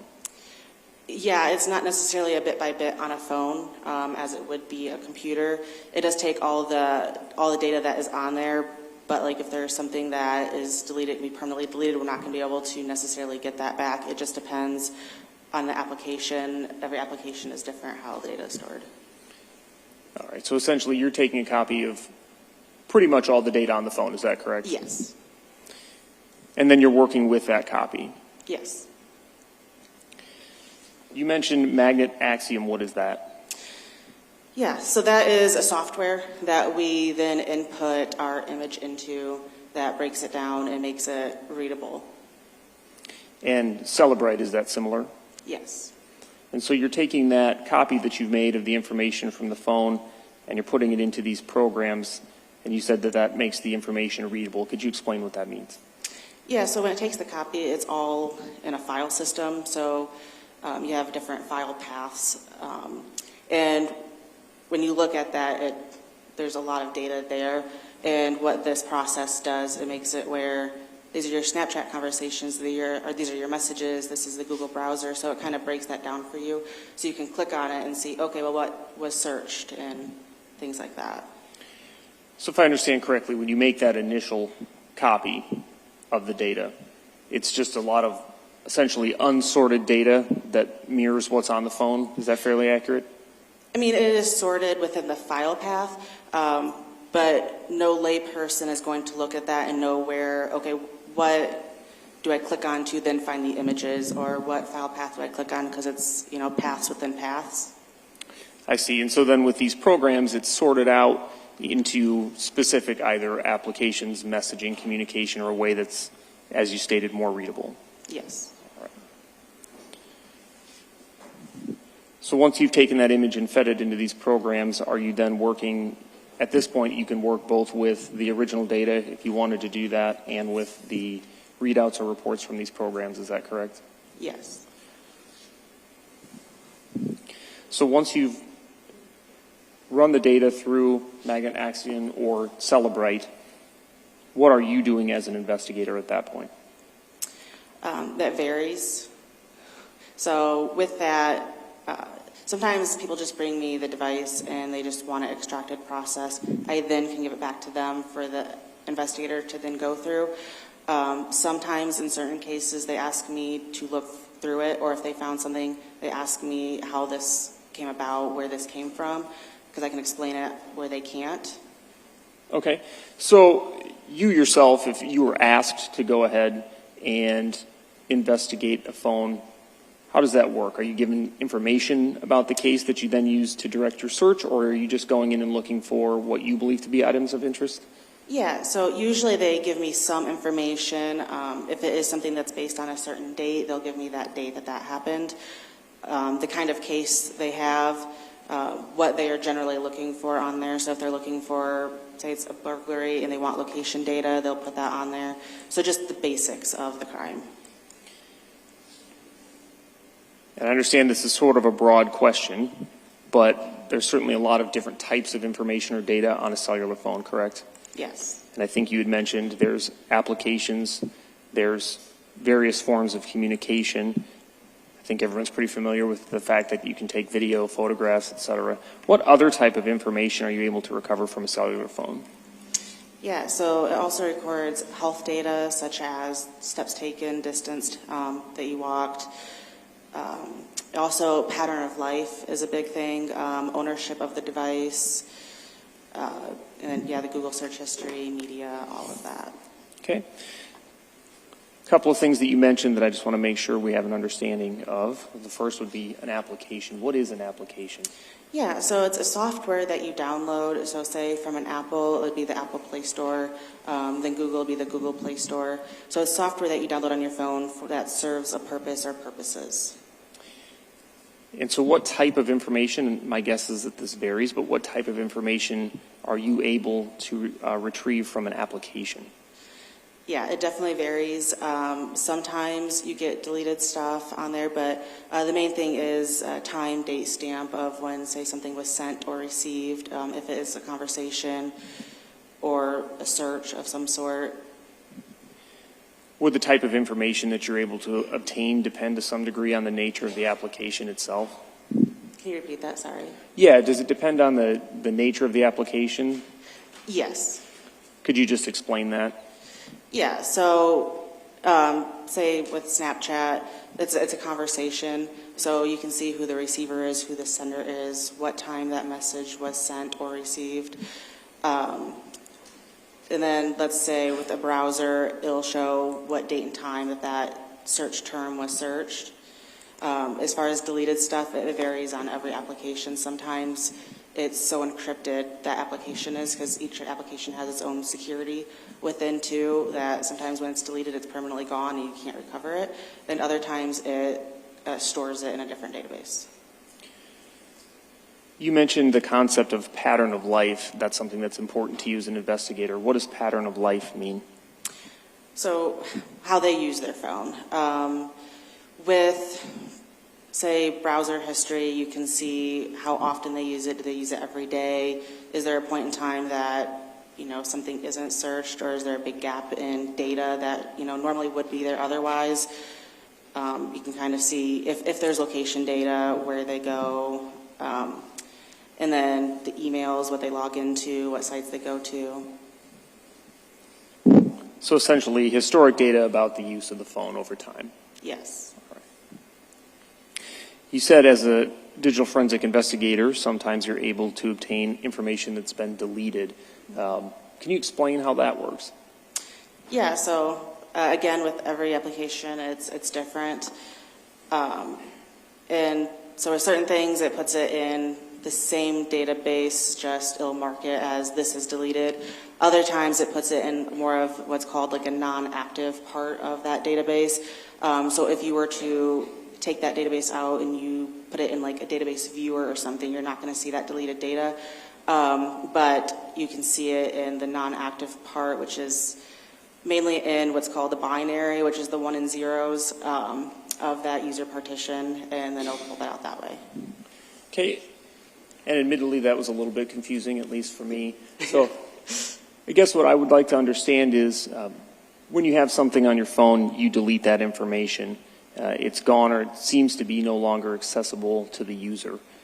Sounds like you're stating that that's not necessarily the case, that that data is completely gone, and instead that you as an investigator are able to access that? Yeah, it depends. Sometimes it can be permanently deleted.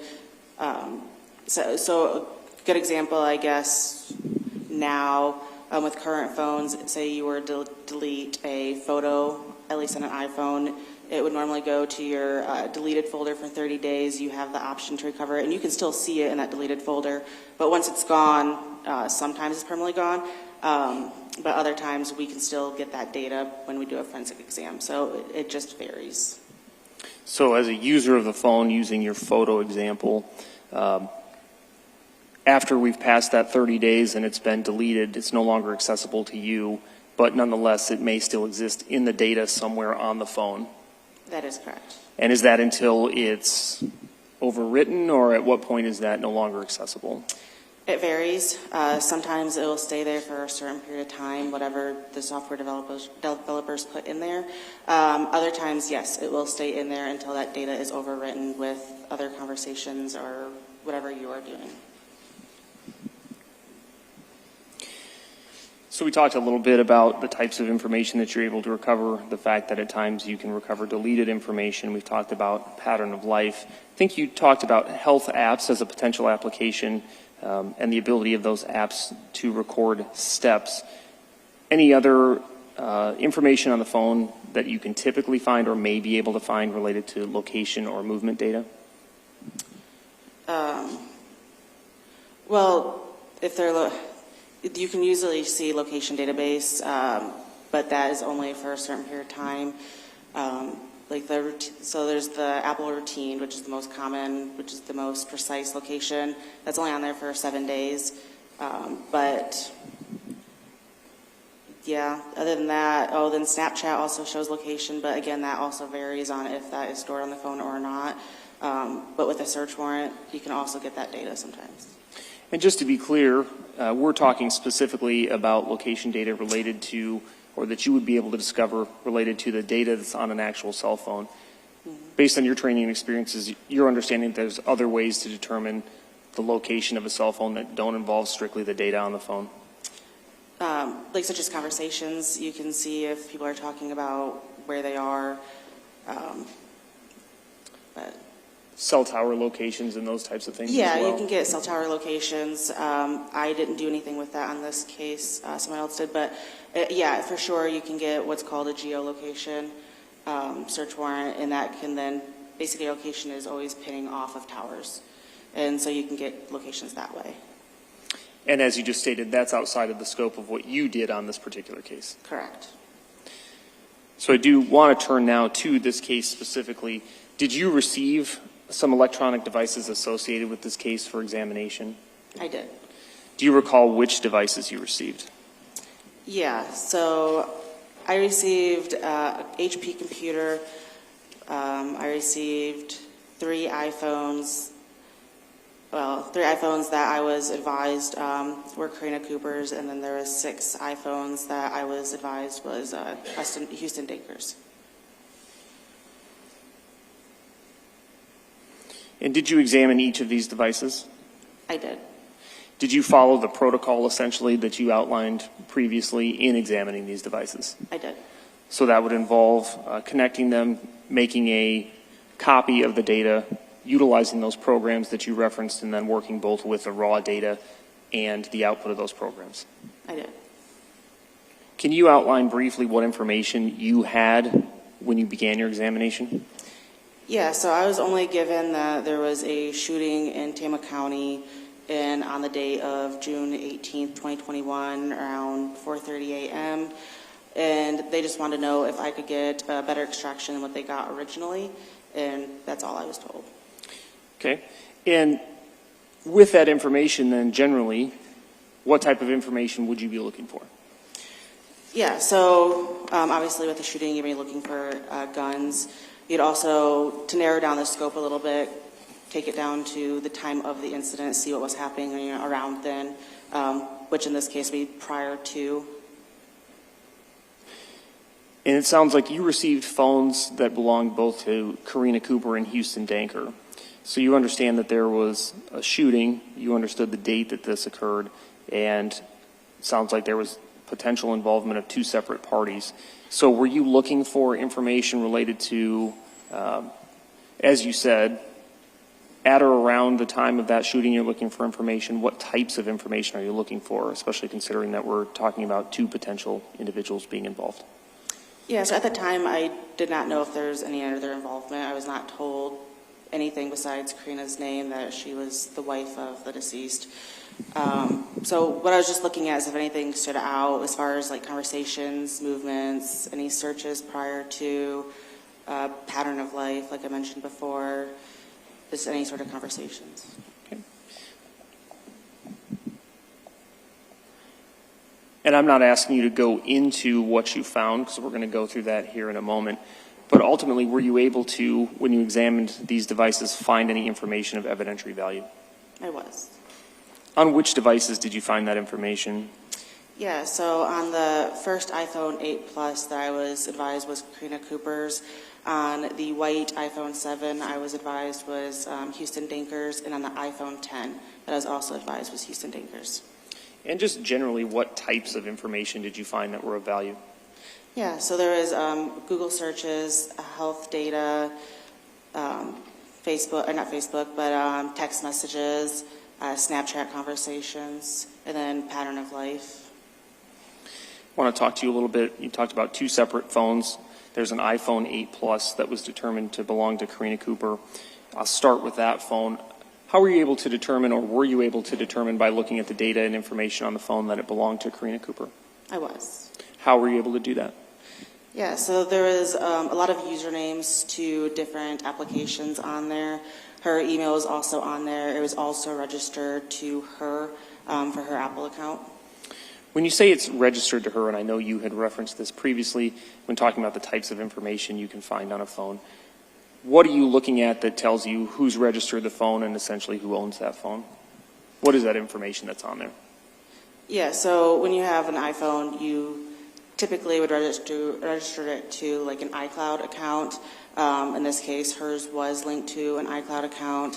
There's also other addresses, or email addresses that is, such as for her lasting impressions job that she had. And then there's also, within the web browser, different sites that she went to that you would log into, and those emails or usernames are also saved on that device. You mentioned lasting impressions. Through the work that you did on this phone, were you able to make a determination about what that was? It was a hairdressing company. And the same question with regard to Houston Danker's iPhone 7. What were you able to find that made you believe that it belonged to Houston Danker? Yeah, so similar to what I said with her, there was, on the web browser, there was usernames, emails associated that had his first and last name on there. It was also registered to an iCloud account.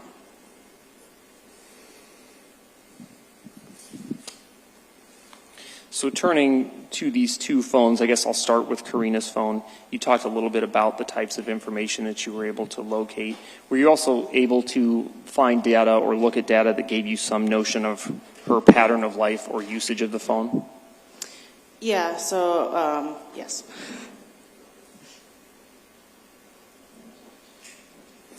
So there's a lot of, well, I guess I want to ask you this with regard to these phones. You've talked a little bit about being able to locate or determine information about dates and times. That would include dates and times certain things were accessed or communications took place. How are you able to determine that those dates and times are accurate? Yeah, so we always do validation. And on top of that validation, I always do more. So when I find a piece of evidence that I think is pertinent, you can actually take out that database, and then it has the date and time stamp also within that, and I use what's called this DB browser, which is just an interpretation of that string of numbers, which is the date and time, to see what it says to make sure that my software is actually interpreting that correctly too. Okay, and I'm going to ask you to slow down just a little bit. You said the first thing you mentioned was validation, and then you said you do more than validation. Can you start by explaining what validation is? Yeah, so there's different ways you can validate. One of that is you take a phone that you know dates and times on, what is going on, and you image that phone. Then you process it to verify, do those date and time stamps line up with what you know is on that phone. Secondly, with what I talked about with the databases, what I do is I can extract that database that, whatever it is that is in that, and then within that there's different tables, and they'll have like a date and time stamp within that, which is a string of numbers. And so if you use another software that then interprets that data, it can see if that matches what your process says. And that's those processes then you utilize with regard to both phones in this case, Houston Danker's phone and Karina Cooper's phone, to validate and assure that the dates and times that you've included or found were correct. Yes. All right. Just so the jury has an understanding of the amount of information that you're able to locate on a phone, how much information did you locate or how much data did you locate on Karina Cooper's iPhone Plus? Are you asking how much data was on the phone? Yes, either in terms of gigs, length of report. How would you explain how much information you're able to pull off that phone? I don't recall the exact gigabytes the phones were, but I can tell you there's millions of different data points within the phone that you can look through. And that would be the same for Houston Danker's iPhone 7? Yes. Considering all the different types of information you said you were able to locate, the amount of raw data, sounds like that's a lot of information. In order to present the information that you found, did you create a summary or a report? I did. And the summary that you created, was that based on the information that was found on these phones pulled from either the raw data, the Celebrate report, or the Magnet report? It was. Would it aid your testimony in discussing the information that you found to use the demonstrative exhibit that you prepared?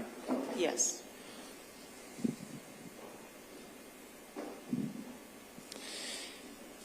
And before we get into that demonstrative exhibit, how did you, first of all, what types of information did you find, and then how did you organize the information that you're presenting? Yeah, so I stated earlier there were text messages located, health data, Snapchats, search history, and how I did it was I organized it more by date and time. So you'll see the stuff that was earlier first onto when the incident occurred. All right. And Judge, if we could get the screen turned on. Just so we're clear, you want to turn on the screen for a demonstrative exhibit to show the jury. Correct. And I just want to make sure that this is okay. Is the Ms. Watt, have you had a chance to see this? We have. And you're okay with this? Yes. All right, then we will go forward. Just do it at the end.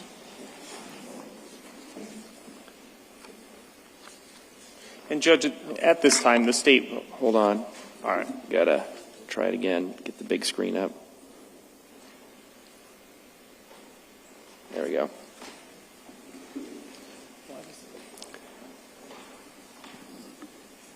And I'm sorry, Mr. Ringel, you were starting to say something. At this time, the state was going to do something, and then I cut you off. That's all right. The state would move to admit this as State's Exhibit number 306. Well, then it's not really a demonstrative exhibit. That's correct. I'm asking now if the state, as I said, the state's now moving to admit it as an exhibit. Ms. Watt?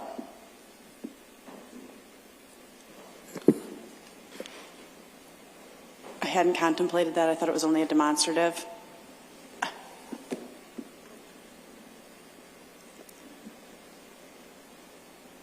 Could I just have some, I mean, we can go through this and I can just think about whether I have any position on that. Sure. I don't know that we need to cross that bridge this second. So I'll give you a little bit of time. Go ahead, Mr. Ringel. I'll make a note to circle back. Thank you, Judge.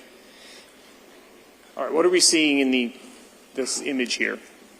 Yeah, so this is the iPhone 8 Plus that I received that was in possession of Karina Cooper at the time of the incident.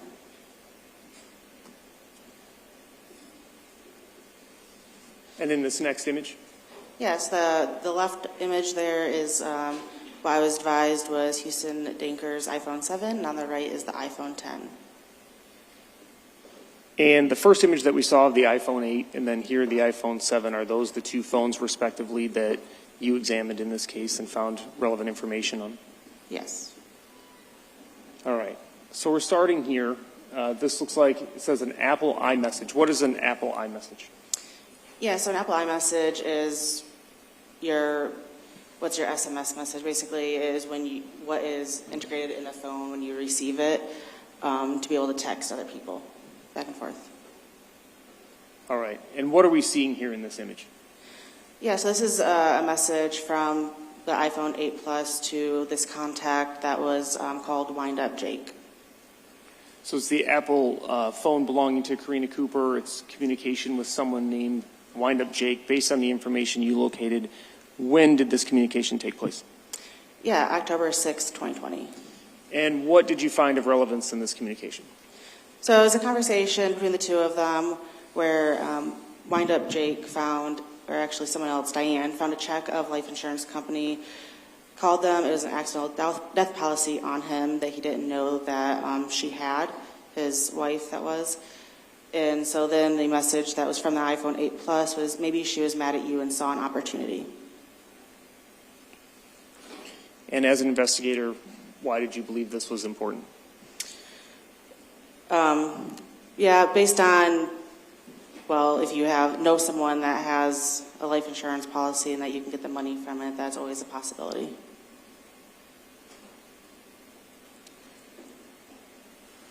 What are we seeing in this next image here? So these are different screenshots that were located on the iPhone 8 Plus.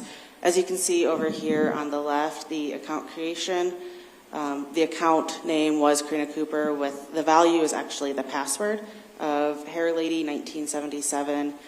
It shows that it was created on November 7th of 2020, and it shows last visited on the regular browser in December 17th of 2020. So these two pictures are very similar. As you can tell, they're not exactly the same. They're screenshots taken at different dates and times. The image on the left is November 8th, 2020. And if you look at the top, you can see that it does not say private next to it.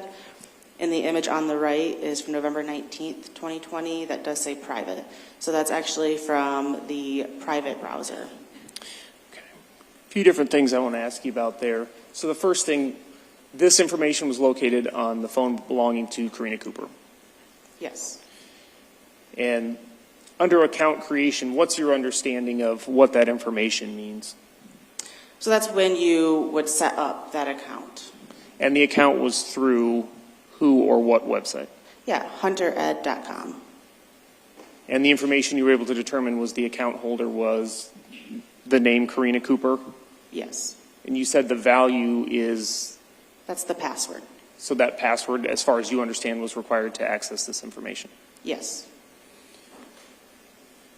Where on the phone did you locate these two Hunter Ed images? I'll start with the first one you said that was not marked private. Yeah, so both of these were actually screenshots located in the database. So it was in the photo data database. They're actually both thumbnails of the original image. And can you explain then what is the difference between the image that's not marked private and the one that's marked private? You made a distinction between a private browser and, I guess, a non-private browser. Yeah, so in a private browser, it's meant to be, as it states, private. What you search in that does not keep web history, so once you close it out, that web history is gone. And as an investigator, what did you find to be of import with regard to these images? Yeah, it talks about, as you can see here, common types of handgun bullets, and it talks about each bullet and what it is good for. What do you mean, what it's good for? How it's used, so as it says with the first one there, it has a good penetration, little expansion, so each bullet serves a different purpose. Did you find the other thing I guess I wanted to ask you is you said these were screenshots and you're distinguishing that from what? What would be called a web cache. That web cache is, how it does is when you're on a website and you're scrolling, it kind of takes its own images of that to kind of help the browser load faster. Those are different. That's not user interaction. That is what the phone is doing behind the scenes. This, a user would have had to take that screenshot. Okay, so if I understand correctly, then the user would have had to manually capture these images and save them? Yes. Did you find any other similar images from this Hunter Ed website? I did. What are we seeing here? Yeah, so there was a total of 89 that I located, and it was between the dates of November 8th, 2020 and November 19th, 2020. Here on the left, you can see that there's 23 screenshots that were taken on or before November 11th, 2020 in the regular browser. And then starting on November 18th, 2020, there was 66 screenshots taken, and those were all in the private browser. What I have here underneath shows the timestamp of when that was taken, that was located on the photo, and that also matches what the report said the screenshot was taken. And did you review the majority, if not all, of these types of images from the Hunter Ed website? I did. And what generally was the nature of the information contained in those screenshots that were saved on Karina Cooper's phone? It was all about guns, whether it be rifle, handgun, how to use them, how to keep them clean, also protection, and then the bullets. When you say the bullets, I think you already referenced which bullets could be used for different things, including which ones had penetration. Did that include the basic parts of bullets, shell casings, that type of thing? It did. And this information here on the screenshot on the left, what is that imparting there below the image? Yeah, this is talking about the maximum projectile and saying that it could cause injury or damage to persons, animals, or objects. And so knowing your firearm's maximum projectile range is critical, being safe and responsible hunter. Does it also say it helps you determine whether or not you can make a clean kill? Yes, it does.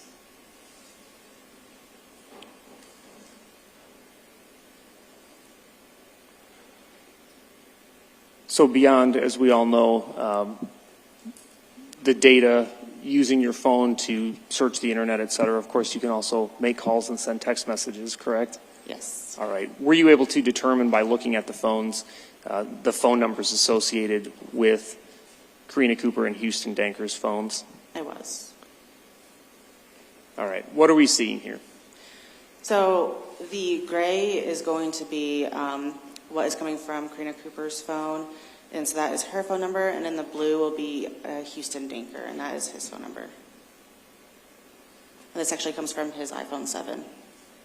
And you said you have them gray and blue. That's just for your demonstrative, correct? Correct. To distinguish between the two. Were you able to find text messages or communications between these two parties? I was. And so what is that icon or image that we're seeing in the top right? Yeah, so that is just what the image looks like on your phone as the application. And that application is? The iMessage. Okay, so this is just standard Apple iMessage. Yes. Okay. So generally, what is the nature of this conversation based on your review of it? That there is a sexual relationship between the two of them. Okay. And this conversation that we're about to look at, what were they discussing, if you recall? I don't recall exactly what this conversation's about without reading it. Okay. So this is blue. Is that indicating that this was a communication that was from Houston Danker? Yes. Okay. What was this communication? Do you want me to read it? Yes, please. Okay. Shit happens every day. Phones are replaceable. Hope the kids are enjoying the flying and the racing around of airports. I love you, baby. Have another safe flight. Have been waiting to hear from you. And were you able to determine when this was sent? Yes, I was. When was that? It was February 13th, 2021. So this is, yeah, okay. So this is from Karina's cell phone. It says, fucking hate him. And that's approximately 4 minutes later? Yes. And then, yeah, this is from Houston Danker's phone. Day one into vacation, truly starting, and 2 kids have already been treated like trash and cried. It makes my blood boil. Shit happens every day, no reason to make somebody cry over it or yell about it. Did this appear to be a conversation then between the two parties based on the timestamps you located? Yes, This was approximately 2 minutes later. yes, And this would be a communication that was sent from Karina Cooper in response? yes. All right, and what's that communication? I just keep imagining us traveling together and how much different and fun it would be. And this is from Houston Dacre's phone. We'd be having a blast with every single situation, whether Cade lost his phone, Keeble forgot his tablet, whatever the situation may be, still would be having a blast. I mean, come on, it's vacation. Lighten the fuck up, shit can be handled when you get back home, but that's just me. This is again him. Cade could have just had my phone the whole time. He didn't have one. And her response was, yep. Again, this goes back to Houston. Wouldn't have fazed me a bit. Here you go, wild man. Not like I have anybody to talk to you. Your mom's here with me. And there's some emojis there as well, is that correct? Yes. Okay, and what emojis are those? There was a broken heart earlier. This one is a heart. Is this part of the information that you used, in determining the nature of the relationship between the parties? Yes. So this is again from Houston Dinker's phone. Can't wait to travel with you and just laugh and smile and have a complete blast with whatever we are doing or whatever we are going, with another heart. And then this was sent by Karina Cooper, is that correct? Yes. All right, and what's that message? Listen to the background of the video I'm about to send. Shows you the difference between people like us and people like him. Okay. Were you able to locate then additional communications on an application called Snapchat? I was. Can you explain what Snapchat is and how it works? Yeah, so I think the next slide actually says too. It's more of a discrete text messaging application, so you can use it to talk to somebody. It's a mobile app used for instant communication on your phone. So when you take a photo or a video, or you can send and receive just regular text messages through it. Also, it is user controlled, so it can be set to delete right after the message is sent. It can be set to 24 hours, and you can also even save the message within the chat. Is that essentially one of the primary features of Snapchat, is that essentially I see the icon as a ghost, that the information can be instantly deleted, or people believe that it can be deleted and removed from the phone? Yes. You located Snapchat communications. Where did you locate those communications? So these are actually in what's called it's carved from Axiom. So what it does is it can parse or carve information. And so the carving of that is typically a deleted data that's no longer there. This was still stored in the non-active part of the database that Snapchat would be in. Okay, so when you say it's in a non-active part, the communications that you located of relevance were essentially in a deleted folder? In a way, yes. Okay.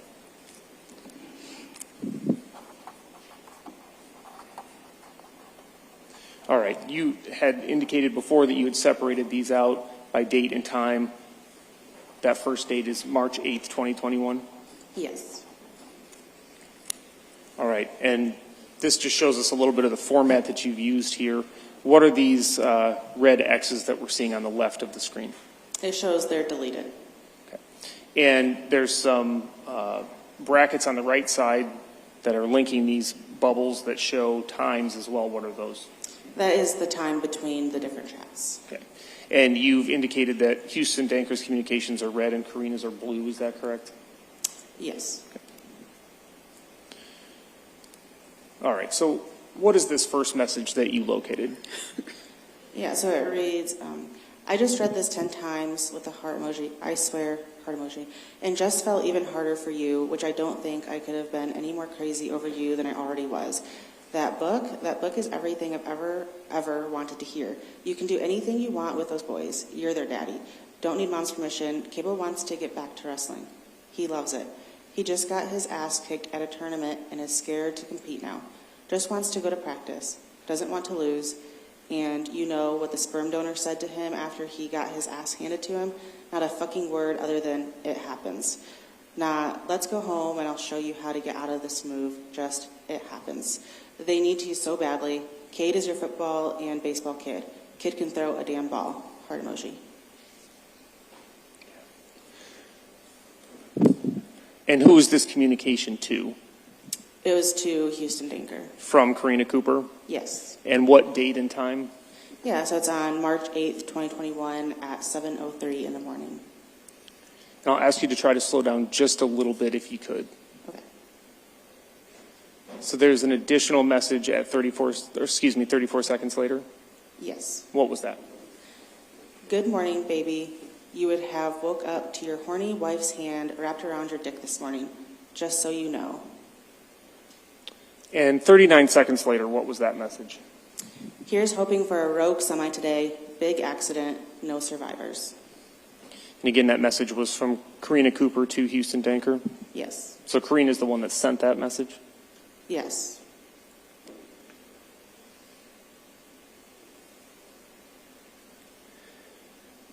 All right. Now this is a message from Houston, is that correct? Yes. Okay.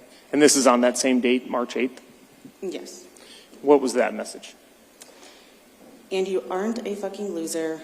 Look at all the fucking work you've been putting into us. My God. Plus, with the me working out thing, then boys need a father that's in shape to lift with them, run with them, be able to push them. So Cable doesn't have to worry about losing another match. Cade can be a complete fucking animal on the football field.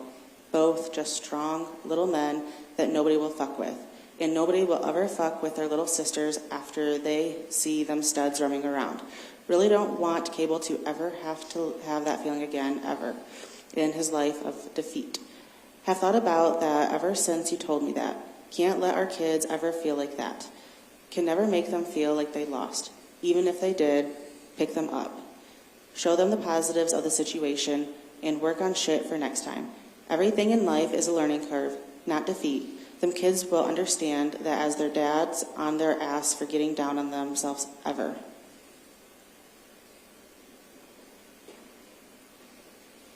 And then this is an additional message about an hour later from Karina, correct? Yes. And what was that message? Breeze blowing the curtains, listening to thunder. Ugh, I don't want to wait another summer. And we've heard testimony previously that Ryan was killed in June of 2021. These messages are again approximately 3 months prior to that. Is that correct? Yes. All right. You located some additional messages on March 12th. This first message is from Karina Cooper. What is that message? I read somewhere that even if the surgery doesn't work, you can still do IVF. And an additional message 23 seconds later. Might be pregnant this time next year. And Houston Danker's response? IVF, question mark. Would love for you to be pregnant this time next year. I would love babies in my slow season so I can be around to help and spend time with you and the baby as much as possible. And Karina's response? In vitro fertilization, they implant your sperm and my egg, not the old-fashioned way, but our baby. Option if the surgery doesn't work. All right. Moving on to June 13th, so this is approximately 5 days before Ryan Cooper was killed, correct? Yes. All right. What's the first message? Every time he's around. And Houston's response? Just explain that to me, please. And then what's this message? Nothing has happened since Florida, and if you think I forgot about you in the moment, like there was some big romantic moment, then, well, fuck you, because you have turned me into giving him a fucking peck to get him out of the door instead of resisting and raising a fit and probably taking much more. You've taken that and made it into this huge deception and betrayal that you have continuously brought up and beaten me over several times. So let me ask you also, since we're being honest, Why, if you love me so much and promise to spoil me rotten and put me above everything in your life, why is it so easy for you to belittle me? Turn your anger towards me. Pick fights with me over this same thing over and over again, and hurt me by making me feel like a piece of trash cheater. I mean, just curious. Find a fucking mirror, Houston, and take a good long look. And what was the next message from Karina? I'm fucking done with this conversation. What was your understanding of this conversation? It was a little confusing. At first, it really seemed like she was... Objection, Your Honor, to any sort of interpretation and narration. Sustained.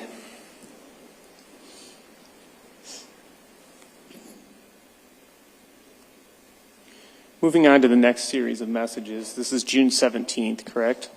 Yes. Again, the murder occurred on June 18th. First message from Houston. Yep. Night, get tired of me working. That was at 9:52 a.m., correct? Yes. And looks great. In case you haven't noticed, I like to stay busy too. You'll have slower times. Winter will be really slow. Just be prepared for your wife to constantly be tearing something apart and redoing it. Okay, again, so we're one day before the murder, and Karina is sending that message to Houston, referring to herself as his wife. Yes. Okay, what's the next message?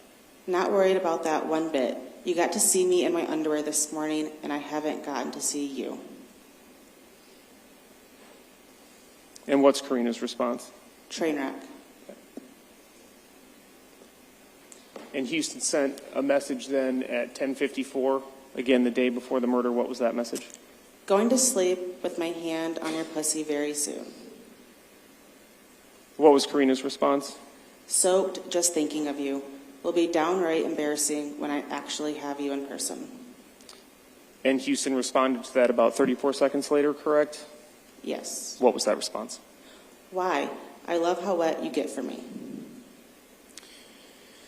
So moving on to June 18th, did you find additional Snapchat communications then between Houston Danker and Karina Cooper? Yes.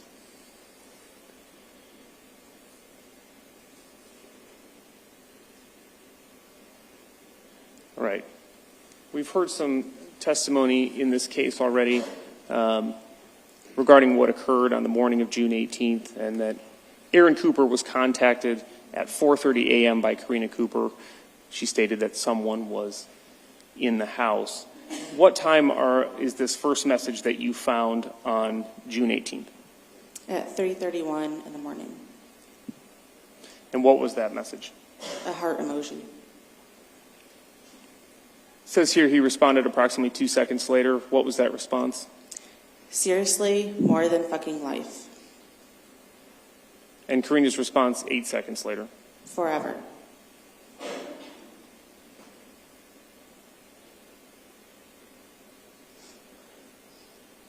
All right. And then Houston Danker's next message to Karina Cooper. More than anything, okay, babe, phone's going down. Send me something after I leave your house, to then wait for me to open it. Deal? Again, this is at 3:31, so this is approximately 1 hour before that call to Aaron Cooper. Did she respond to that message then 8 seconds later? Yes. What was that response? Deal. Okay, so she said deal at 3:37 a.m. on June 18th. Yes. Karina's next message, what was that? Kissy emoji. That was 3 seconds later, Yes. right after she said deal. Yes. 15 seconds later, Houston Danker sent an additional message. What was the time of that message? At 3:31:55 in the morning. What message did he send to Karina Cooper? Remember those casings. Fucking remember those. No ifs and or buts. No ifs, ands, or buts? Yes. She responded 14 seconds later. What did she say? Absolutely, 100%. What was the date and time of that message? Yeah, it was at June 18th, 2021 at 3:32 in the morning. He responded 10 seconds later. Yes. What was that response? Okay, phone's going down. I love you. 11 seconds later from Karina Cooper. I love you too. Houston's response 7 seconds later. So much. 9 seconds later, Karina Cooper. Forever. And he responded 8 seconds later, correct? Yes. What did he say? Okay, babe. Seriously, putting the phone down. Have to get this shit done. I love you. And what was the date and time of that message? June 18th, 2021 at 3:32:54 in the morning. And Karina's response? Go. 4 seconds later, she said, go. Yes. What was the time of that communication? Yeah, it was June 18th, 2021 at 3:32:58 in the morning. His response when she said, go. It was an hour and 9 minutes, 4 seconds later. It says, yep, just woke up. Okay.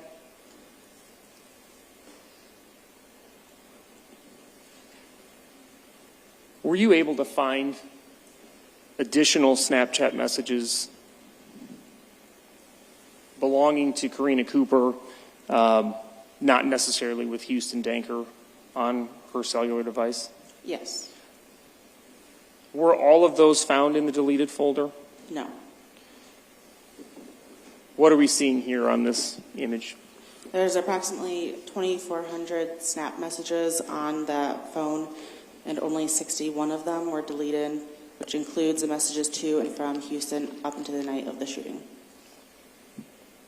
All right, so of the 2,400 Snapchat messages, 61 total were in that deleted folder, and that includes the messages that we just saw? Yes.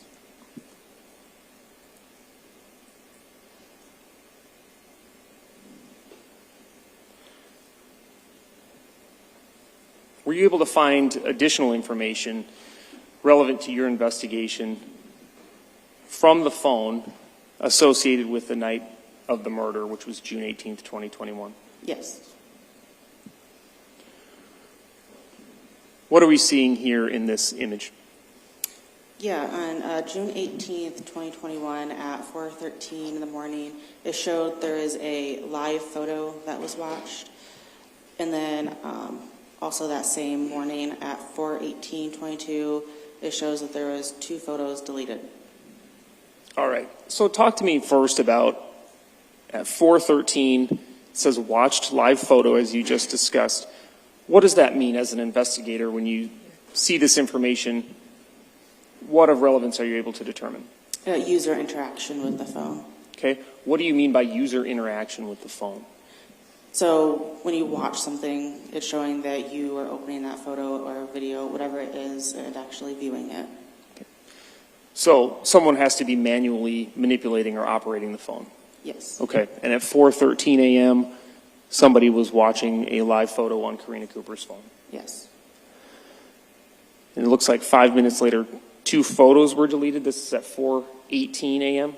Yes. So again, that call to Aaron Cooper was 4:30 in the morning. This is 12 minutes prior to that. 2 photos are deleted. What does that mean? What information is of relevance when you see this? It shows that these 2 photos are deleted, and then they're then put into that recently deleted folder. So it just shows, again, user interaction. Okay, so it's that same user interaction or manipulation of the phone. Yes. Were you able to make any determination about the nature of these images? Yeah, both of those images appear to be screenshots of a Snapchat image. Both of them had just kids in them. Okay.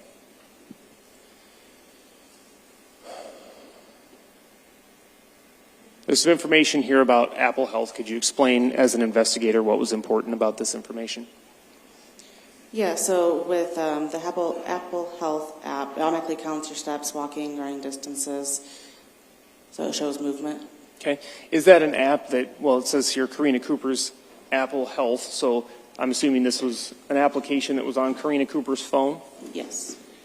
And what type of information are you able to obtain besides, you said steps, but are you able to obtain dates, times, what other information? Yeah, so the date and time when you start moving and when you end moving. And based on your training and experience, can you explain when does the phone record movement versus times when it doesn't record movement? So when you're actively walking around is when it starts recording the movement, and it doesn't show the end time until that movement stops. So it has to be a constant movement. And an individual has to be in possession of the phone at the time, correct? Yes. What were you able to determine then from this application? Yeah, it shows here on June 18th, 2021 at 4:23 in the morning, movement started, and then it ended at 4:33. Okay, so 7 minutes prior to the call to Aaron Cooper, movement started, and it says it looks like that the duration in minutes there was Yeah, 9. 9.62. Okay. You were able to determine both steps taken and distance. What were those steps and what was that distance? Yeah, it shows the distance in meters as 120. If you translate that to feet, it goes to 393 feet, and then 170 steps taken. Okay, so starting prior to that phone call to Aaron Cooper, a distance of 120.5 meters was covered. Yes. What are we seeing here? So that is actually a blueprint of the house, and so the average size of a school bus is 45 feet. So you can see that the width of the house, so the perpendicular is actually smaller than you put two buses perpendicular. That red X is where I was advised where Ryan was shot at. What are we seeing here? This is showing distance traveled. So as I said, the 170 steps, if you were to take the meters and turn it into feet, it actually turns into 393 feet. And so it's a little bigger than one football field. Okay, so this image shows 100 yards of football field, 300 feet, and then an additional 30 plus yards, correct? Yes. Did you compare that then to the house itself and the size of the house? Yes. What were you able to determine? That would have taken like 9.5 houses, basically. Okay.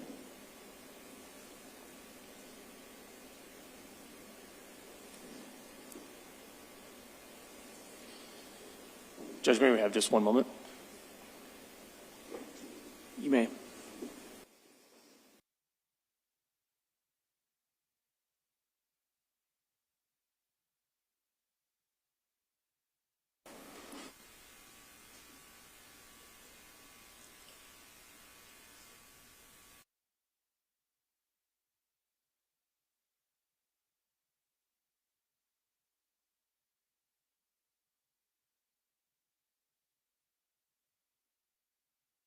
Aaron, you turn the lights back on. Ladies and gentlemen, we are going to take our lunch break at this point.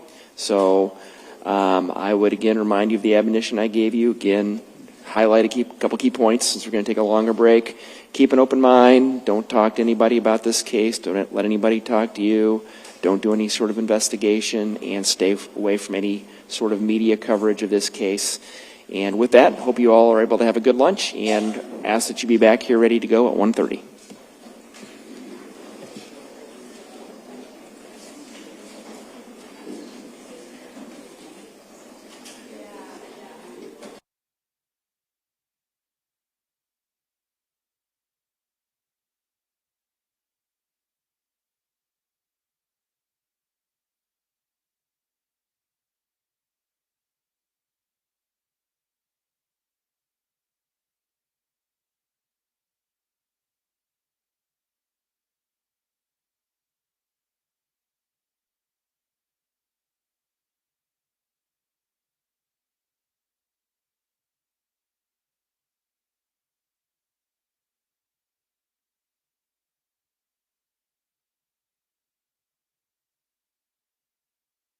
this demonstrative being admitted. Okay, we'll make a record on that. How about you guys come back at about 11, or 1:20?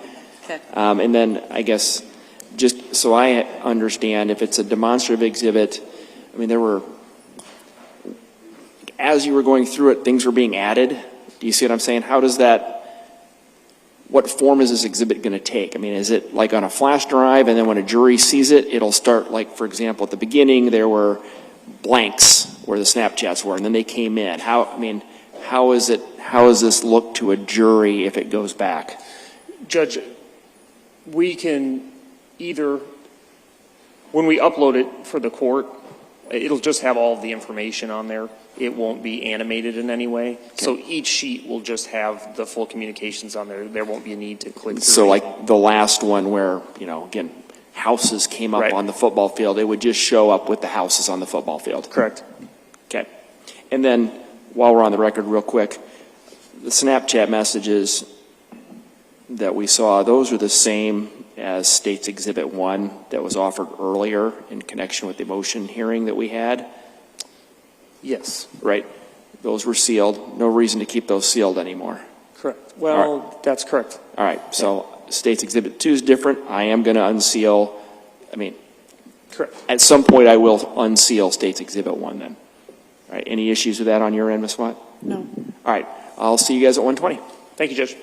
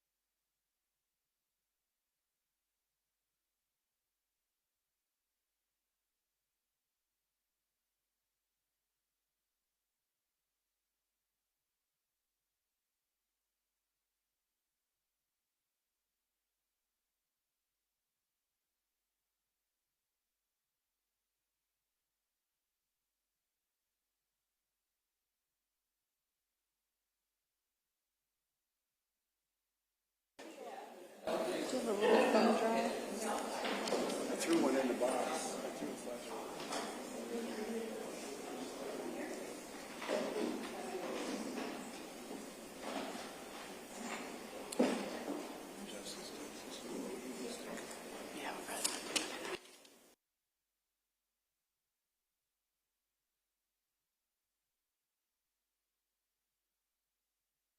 Outside the presence of the jury, we have counsel and Ms. Cooper present. We're going to make a record on at least one thing before we do. I think we had two sidebars. I'll just touch those briefly. The first one, I think Ms. Watt asked to approach related to an exhibit. I believe it was the large exhibit that contained the information from the Faro scan. Asked that it be down, and we took it down. And I guess just as a reminder to all parties, if you use an exhibit, once you're done with the exhibit, let's take it down, okay? Just for the record, Judge, it was Exhibit 305. Okay. And then I think maybe Mr. Kodiaga asked to approach and that was just about scheduling, taking a break, and that was a non-issue. So before we go any further, either party have anything they want to add to that discussion? No, Your Honor. No, Your Honor. All right, then I think we were going to talk about what the state has offered as Exhibit 307. My understanding, Ms. Watt, I guess you asked for some time to think about whether you had an objection or not, and so do you?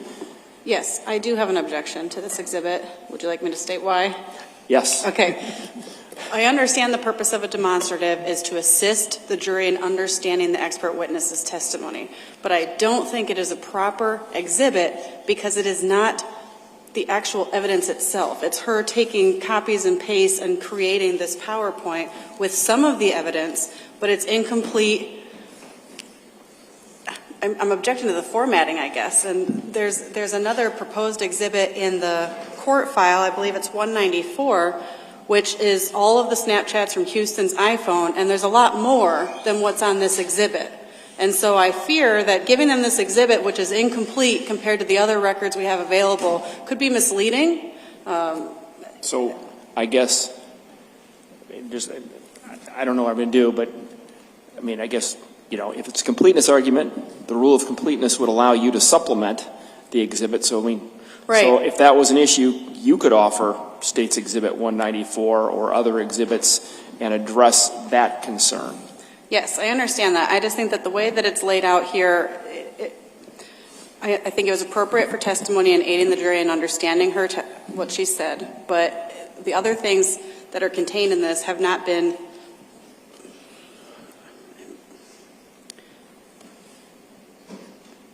Can I jump in on it? No. Okay. Here's the thing. The other thing is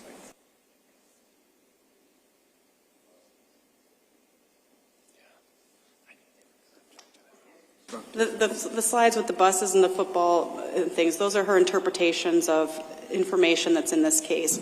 We just don't believe that's proper evidence for the jury to have back as an exhibit as opposed to her testimony. And it's also, I mean, we could have it in the Snapchat exhibits. That would be the actual evidence that could be established with the foundation and the chain of custody, rather than cherry picking some information and giving the jury a packet of that they think is the best. All right. Mr. Ringel? Judge, thank you.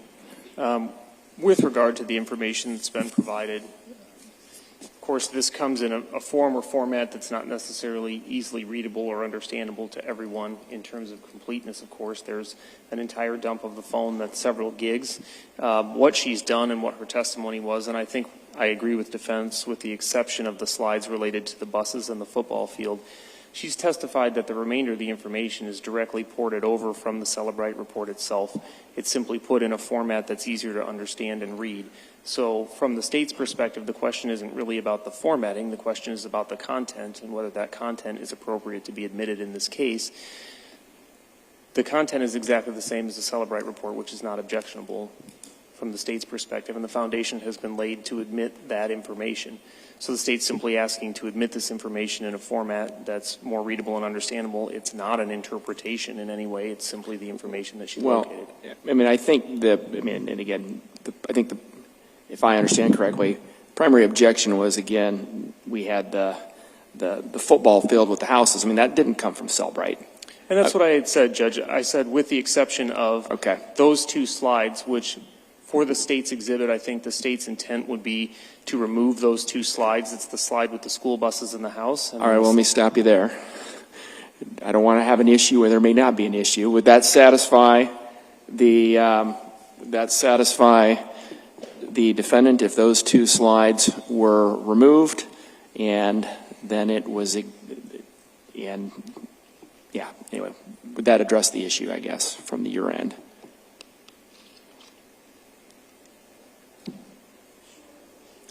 I don't want to pressure you. I mean, I'm not trying to pressure you. I'm just asking. I just have a general problem with the witness's PowerPoint presentation going in as evidence for the jury, but it's better without those couple slides. Okay. Better to the extent there's not an objection, or better that there still is an objection? I'll keep my objection. All right.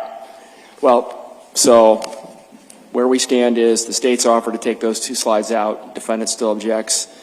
I guess the luxury I have, considering the current posture of this case and where we're at, is that I don't have to, unlike most objections, make an immediate decision. So I'm not going to. I will think about it a little bit. I have that luxury of time. I mean, the jury's already seen it. It doesn't impede the state's presentation of its case at this point. Again, I have a note. I will circle back to 307 at a later time. Anything either party wants to say about that? Judge, I'm sorry, I would just note that this is State's Exhibit 306. 306. I thought I had. Right. You're right. Yeah, okay. All right, sorry then, 306. Anything else on the defendant's end? No, Your Honor. Anything else we need to take up before we get started with the jury? I don't believe so, Your Honor. Thank you. Okay. No. All right. Then I guess we're a few minutes early, but as long as we've got everybody and they're ready to go, let's go. I think if this exhibit is coming in, but I mean, it lives on. Who cares? We don't.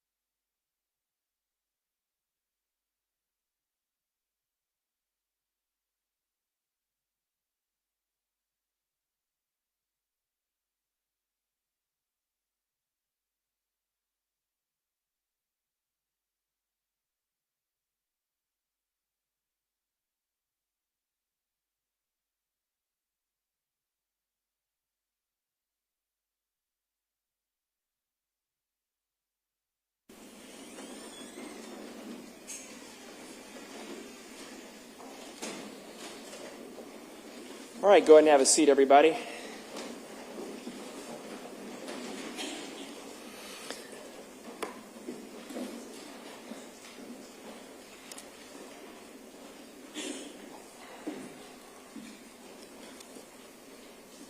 All right, welcome back, ladies and gentlemen. I hope you had a good lunch. So we're back on the record. We have our jury, we have counsel and parties present, and we have Detective Lord still on the stand. And ma'am, I would just remind you that even though we took a break, you're still under oath, and believe we were still engaged in direct examination. So Mr. Ringel, whenever you're ready, you may resume. Judge, thank you. And we were proceeding through the demonstrative exhibit that had been prepared by Detective Lord. I would ask that we turn the screen back on and perhaps lower the lights.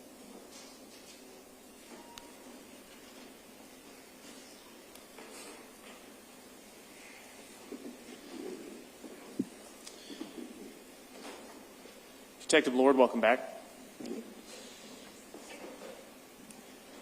You had stated that you found some information on Karina Cooper's device that was part of an Apple Health app and indicated some steps and movement. Did you look for similar information or data on Houston Danker's phone? I did. And is that part of the exhibit that you've prepared today? Yes, it is. What information were you able to locate? So on here, the same as on Karina's phone, you have the start date and time, end date and time, the duration of that distance, and steps taken. And so specifically then on the night of the murder, were you able to determine whether Houston Danker's phone was recording steps? I was. And what information did you locate, I guess starting with 6/18/2021, which looks like the second line down on what you've prepared here? Yeah, so on 6/18/2021, it shows that there is movement between 2:43 a.m., 2:51 p.m., and then it jumps to 3:13 a.m. to 3:23 a.m., which then continues on from 3:23 a.m. to 3:26 a.m. And then there's a gap of no movement until 4:46 a.m. So with regard to that movement at 3:13 a.m., what was the distance of movement that you noted there? Are you asking total between 3:13 and 4:46? I'm sorry, I couldn't quite hear you. Could you pull your microphone a little bit closer? Yeah, what did you ask? Sorry. I'm asking, you said that there was movement there between 3:13 a.m. and 3:23 a.m. What was the distance of movement that you noted there? Yeah, so the distance there was 159 meters. Okay. And then there was further movement then between 3:23 and 3:26. What did you note there? Yeah, the distance there was 37.28 meters. And then you indicated there was a gap. Could you just explain what you were talking about? Yeah, the phone showed just no movement between 3:26 a.m. and 4:46 a.m. And you had testified previously that there was Snapchat messages between the parties indicating something to the extent of phones down. Is that correct? Yes. And if an individual was not in possession of their phone, not carrying their phone, would it be recording steps, or could that account for the gap we see here? Yeah, they would not record steps if their phone was put down.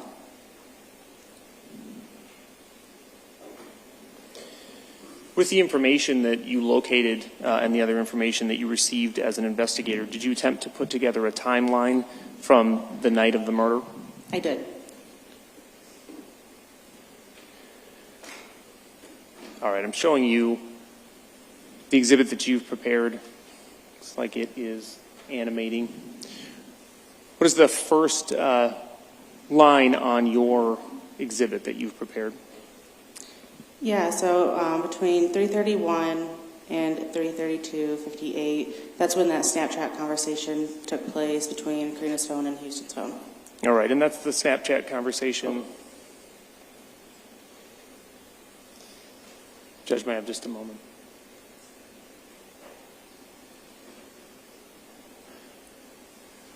All right, so that was the Snapchat conversation that we saw where Ms. Cooper said go, and then they talked about putting their phones down? That is correct. All right.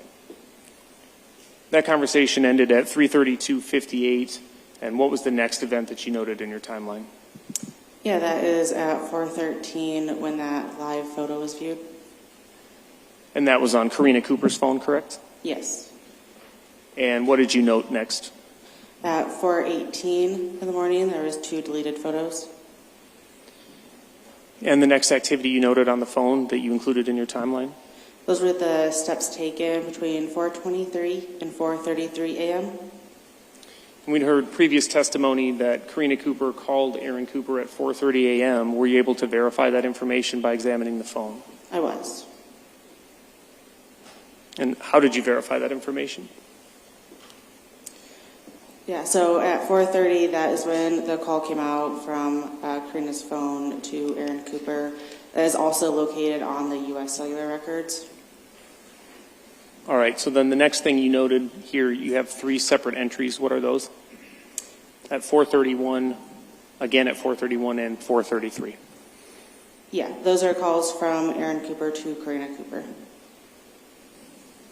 And the length of those phone calls then, and this is, looks to be more or less immediately following the phone call to Aaron Cooper, 1 second unanswered and 23 seconds? Yes. And then what's this next piece of information at 4:33:43? Yeah, that is when Karina Cooper's cell phone called 911. And what's this that we see at 4:34:44? That's when Aaron Cooper called 911. And at 4:39 a.m.? That's when Aaron Cooper arrived at the address of 1846 K Ave. All right. And 4:42 a.m.? That is when the first deputy arrived at that address.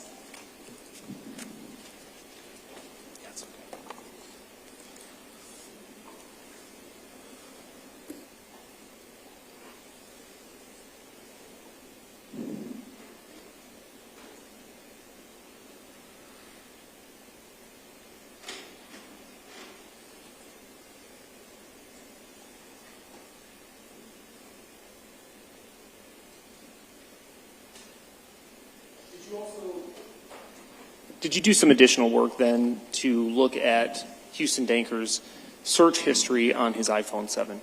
I did. Showing you the next slide, it looks like we have an icon here for Google. It says Google search history. Could you explain what you were looking for and how you completed that search? Yeah, so for on the phones, I narrowed it down to the time that the incident occurred, and I located some search history. And then after that, I got rid of the timeline, and it located some other history that was also around the same time that doesn't necessarily have a timestamp. And it may be fairly obvious to some people, but perhaps not everyone. Can you explain what a Google search history is?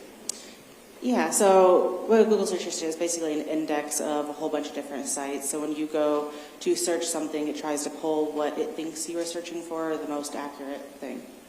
And again, perhaps fairly obvious, but these searches are completed typically manually or input by a user. Is that correct? Yes. And you've just included the results of that search that you did in attempting to locate the searches that Houston Danker had completed here on this next slide. Yes. What is the, if you could just go through a couple of the results that you found. Yeah, how to kill somebody with antifreeze, best way to kill somebody with no way for anybody to find out who did it, how to save snaps without them knowing, and then the SS on here is how to screenshot on Snap without them knowing 2021, and that was searched on February 16th, 2021. And some additional history that you located. So this was on May 11th, 2021 at 9:20 p.m. Is sodium sulfate, is it deadly? This is on May 22nd, 2021 at 8:52 p.m. I might sound strong, but diphenol versus bromethylene. This is the same day and time, a little bit later, at diphenol, does it kill humans? Again, on May 22nd, this is now at 9:17 p.m., the black market. And this is 6/18/2021 at 5 p.m. Old open Snapchats be found again after being seen in the state of Iowa. And what's the date of that particular search? Yeah, that one is June 18th, 2021 at 5 p.m. And so again, that's the date of Ryan's death, correct? Yes. This is again on June 18th at 6:17 p.m. Our Snapchat's encrypted. This one's on July 1st, 2021 at 10:26 p.m. Where do murderers go to prison? This is July 2nd, 2021 at 10:29 p.m. Minimum security prisons in Iowa. This is again on July 2nd at 10:30 p.m. High security prisons.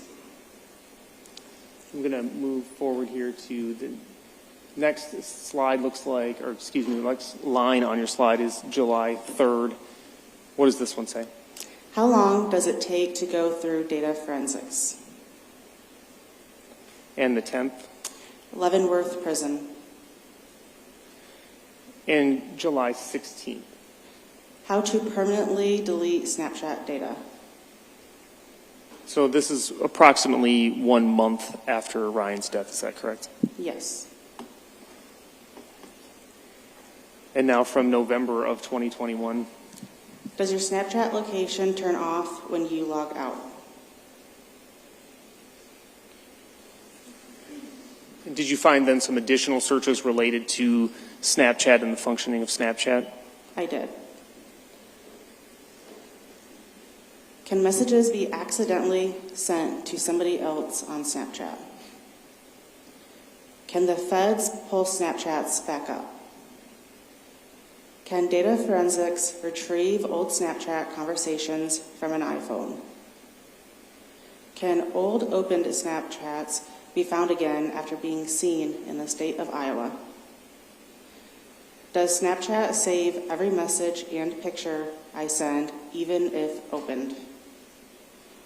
What is received with a search warrant sent to Snapchat? Can a state investigator read through old Snapchat conversations? Snapchat saved messages. Can data forensics pull Snapchats up? What is Snapchat able to give to feds? What kind of conversations can data forensics pull back up? Even after a snap is already opened, can you use data forensics to see what the Snapchat was? Can I recover photos I deleted from my recently deleted album? Will deleting your Snapchat delete the DATs, which is dates? What's Snapchat cache? Are Snapchat messages encrypted? If you delete your Snapchat, can data forensics pick up anything from it? If I deleted pictures from my iPhone, can I still bring them back? They have opened my Snapchat, but their last seen time hasn't updated or location.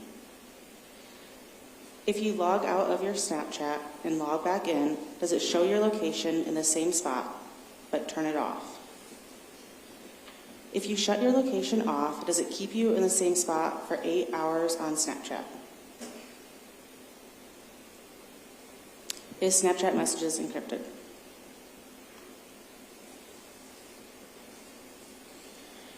Moving on to some additional search history that you located. You've separated these out, it looks like, into 4 separate segments. Did you find then Google searches related to poisoning? I did. What is the best way to poison somebody quickly? Is chloroform traceable? Cyanide. Sodium cyanide. Diphosphanone. Where to find arsenic? And moving on to the area that you've deemed killing or searches related to killing, what did you find? Yeah, what's the best gun to use to kill somebody? How do people get caught for shooting? How to positively get away with murder? The best way to kill somebody with no evidence? How much does it pay to dig a grave? There were a couple searches related to locating a lawyer. What's this final one marked to date? Father's Day 2021. Did you attempt to locate search history then for Karina Cooper? I did. I see what appears to be the Safari icon. Can you explain what Safari is? Yeah, that's the built-in search engine for iPhones. And so this is information that you're taking from her iPhone that you referenced previously? Yes. Were you able to locate relevant search history for Karina Cooper? I was, but not between these dates. All right. So it says gap in Safari search history from February 13, 2021 to June 1st, 2021. What does that mean? It means there was no search history between those dates. Like I mentioned before, the pattern of life, every day prior to February 13th, or almost every day, there was a search, if not lots of searches. And then on June 1st and after, there was also a search almost every single day or multiple searches a day. So you're talking about the pattern of life or historical use of the phone that you referenced previously? Yes. And so the pattern of life that you determined, so I understand, is prior to February 13th of 2021, on her phone there were how many searches? Or what kinds of searches? General searches for, I don't know, anything and everything. Nothing stands out in particular. But again, the pattern that you noted in terms of frequency of Safari searches? Yeah, there was multiple prior to. And then following June 1st, that pattern resumed? Yes. Do you have an explanation for the gap in Safari search history, or what would account for what you're seeing there? Objection, speculation. Overrule, you can answer. Yeah, so it could either be deleted or, as I mentioned earlier with the private Safari, if you use that, it doesn't keep track of your history.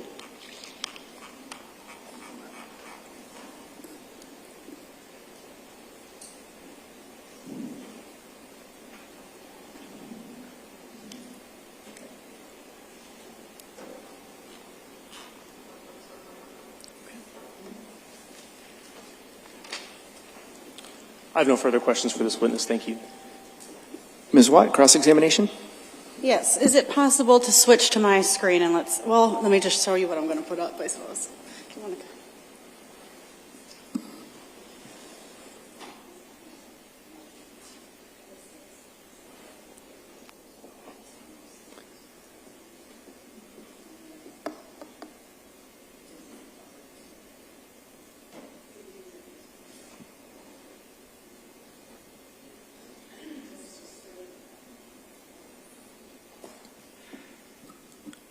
All right, so you want me to publish something from your screen? Yes. And Mr. Engel, you've seen it for the state. The state has no objection? Currently, no, and based on the representation of counsel, I do not. Okay. Let me know if something changes. All right. That should be your screen. We'll see. I can't promise I did it right. Well, I'm not getting a signal from you.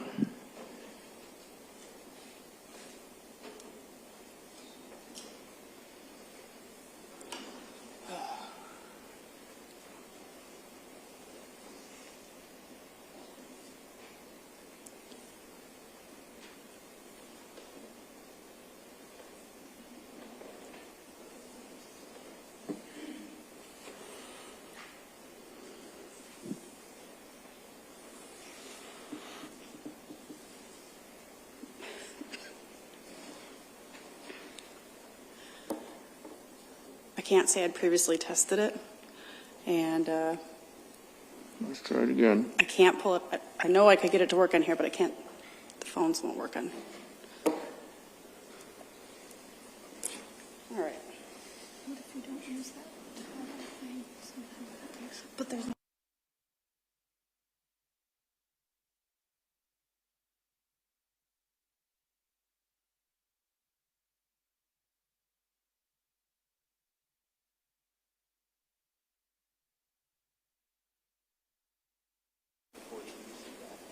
there one?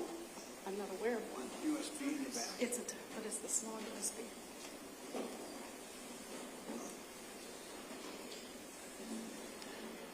All right, ladies and gentlemen, we'll hope this resolves quickly. While it is, feel free to stand up, stretch, converse amongst yourselves. We'll go off the record for a minute. Just jurors, we're going to ask that you stay here.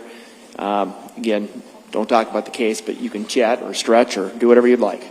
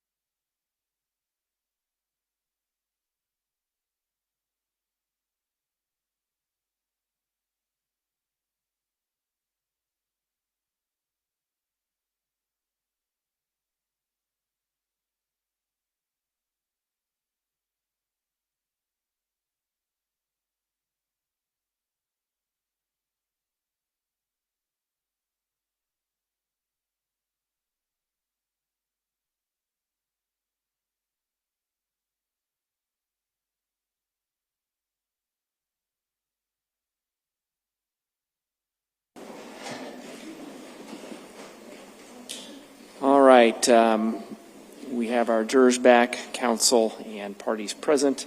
And we have Detective Lord back at the stand. Again, I would just remind you that you're still under oath. Ladies and gentlemen, it's not a trial without a technical issue, but I think we've got it resolved. And so with that, Ms. Watt, are you prepared to proceed with cross-examination? Yes, And do you want your screen displayed at this point? please. All right, here we go. Okay.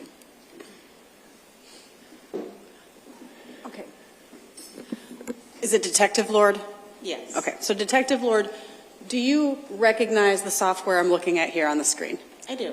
What is this? This is actually Magna Axiom. Okay. Is this, I think earlier in your testimony you described how you have software that can take all the data off the phone and allow you to more easily go through what's on the phone. Yes. So,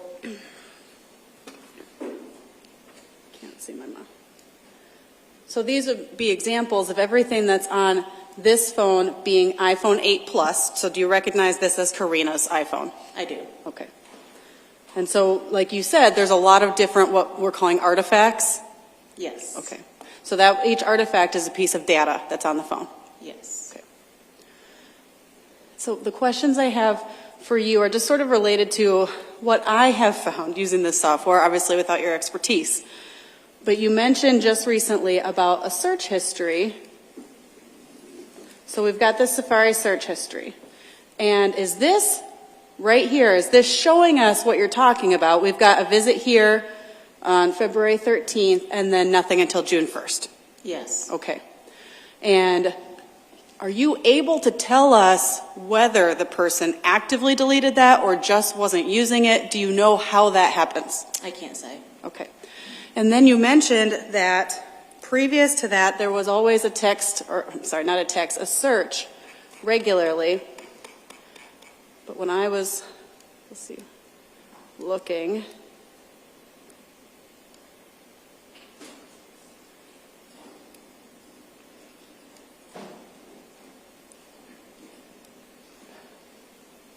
sorry, I'll get there. So we're going to December of 2020. And we have a gap here as well, October 11th through December of 2020, right? Mm-hmm. Okay. So, I mean, there are other gaps on this phone. That's the point I'm trying to make. Yeah, just not as big of gaps. And that's why I said, frequently, almost every day, not necessarily every day. Okay. Right, because, I mean, then here, obviously, again, shorter gaps, but here's another 5-day gap. About a month. Bottom line, there are other gaps. Yes. Okay.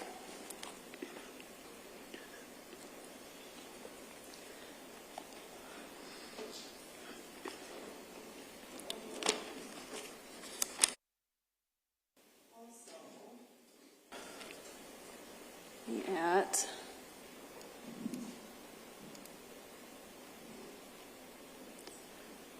I'm going to try.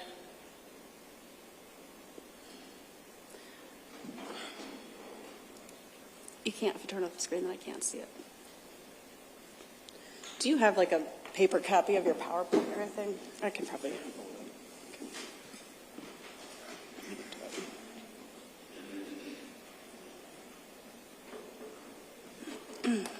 So on here, we can, so we've got 2,400 Snapchats that we take from this phone. That's what this is telling us. Sorry, can you repeat that?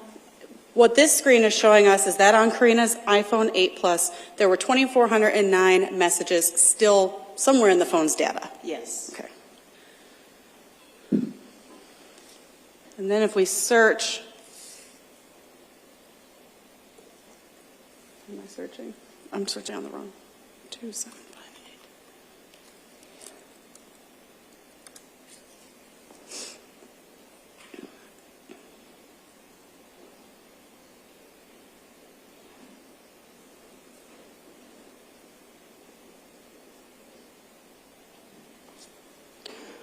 So then, I know that on your PowerPoint here, in your demonstrative, you did, under Houston Danker's name, you have a number associated with it underneath his name. Is that his, like, Snapchat ID or number associated with his messages? Yeah, it's the user ID. Okay.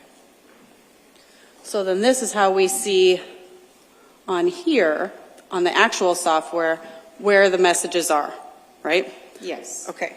My question for you is, so we've got Snapchat messages here. Right here, we have Snapchat Biome app intents. So what are these?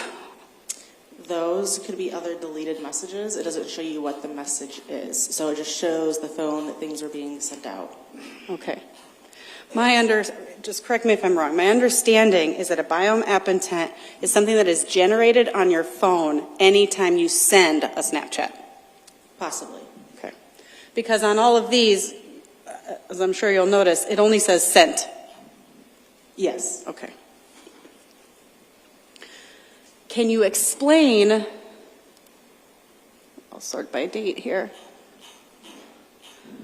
So clearly we can see there's a lot of other messages, but we just don't have content for them. Correct. Okay.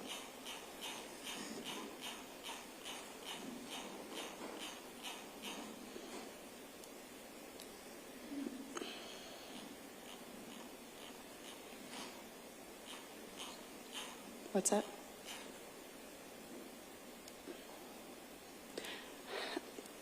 Do you have any explanation or idea for how, I mean, obviously the phone knows that these messages are sent. Do you have any idea why we can't see the content of the messages? I cannot. I didn't write the source for this application. Okay, so that comes down to how Snapchat, how their software is written. Yes. Okay.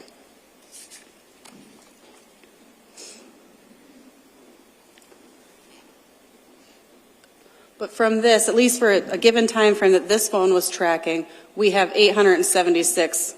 Would you say it's safe to presume there were at least 876 messages going to Houston? Yes. Okay. And this doesn't tell us how many are being received without the content. Correct. Okay. Did you notice a similar pattern on Houston's iPhone 7, that we have some content, but then there's also lots of these app intents? I don't recall. Okay.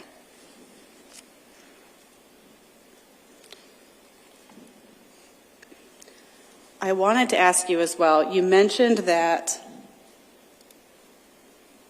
in your PowerPoint, you mentioned that these messages, at least I believe some of them, had been deleted. Can you just tell me where on all of this, how do you know that? If you go back over to where it says carving, no, back to the right. Okay. It'll say, yeah, carving versus parsing. Which one means what? So the carving means that it is not in the database, it's in the not used part of the database versus the parsing. If you were to then pull out that database, you can actually see those messages within that. Okay.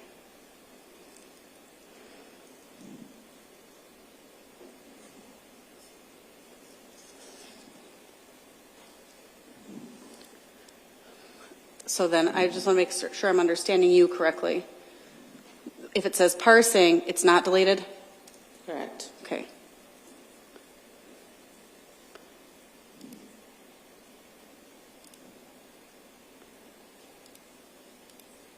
So I guess I don't know. Well, that's just the entire conversation table. Why does this show up as parsing? Do you have any idea? Yeah, because the table still exists because that last message that was yup was not deleted. Okay.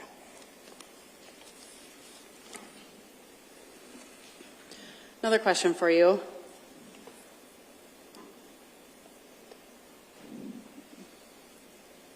When I was looking at the messages here, each message appears to have a message ID. Can you tell me or us what that means or indicates? I'm not sure. Okay. Because at times they appear to be in some sort of sequential order, but you don't know. No, and it could, no, I don't. Okay.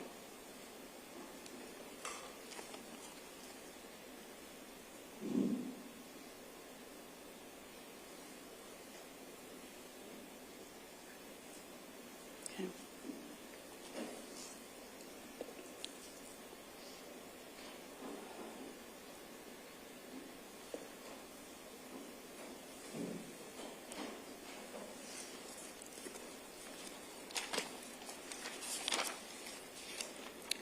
You found a lot of searches on Houston's phone, both before and after the event. Did you find similar messages on Karina's phone? Or not messages, I'm sorry, searches? No. Okay. You testified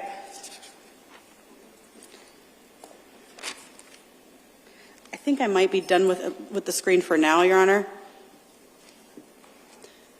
You testified at the beginning that you had an HP computer, 3 iPhones and for Karina, and 6 iPhones for Houston Danker. Did you also get a watch? I did. Okay. And would that have been a watch that was being worn by Karina the night of the murder? That's what I was told. Okay. Were you able to get anything from that watch? I was not. So when you're talking about steps then, and saying that within a 10-minute interval, she's taking 170 steps, is that generated, do we know? Is it generated from the phone or from the watch? Those are from the phone. Okay. Oh, was the watch some sort of, like a smart watch at least? Yeah. Okay. And then with regard to the steps, is it accurate to say that when your phone is tracking it, it's always doing it in 10-minute increments? No. Okay.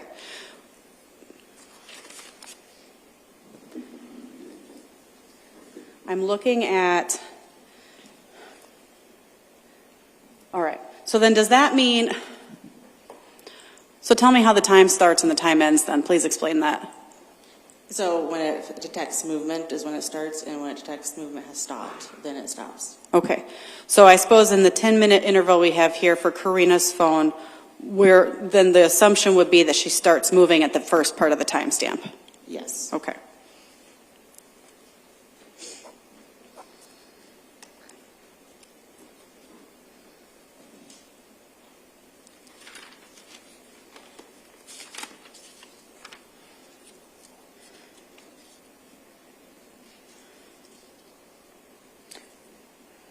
The wind-up Jake text message conversation, I assume you don't have any information who that person is? I do not know. Okay. Are we at all presuming that that's Houston Danker or no? Not that I know of. Okay.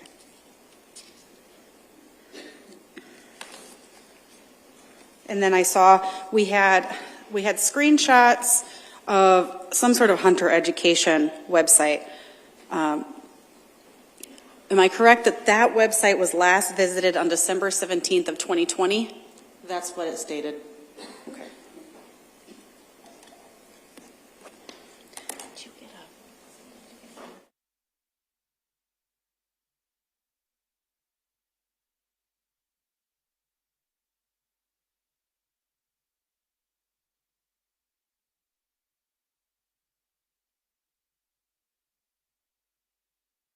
Okay.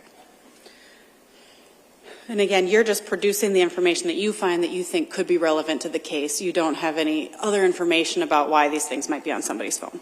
No, that's correct. Correct, thank you.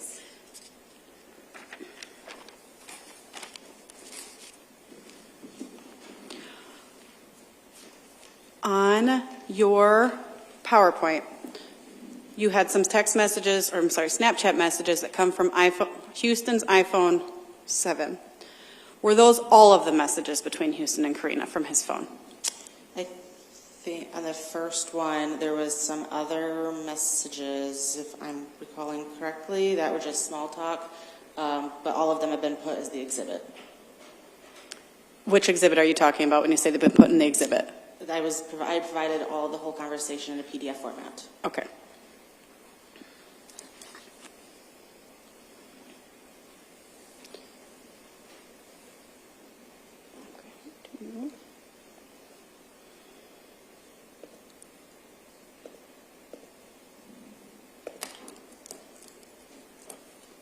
Do you have that pulled up?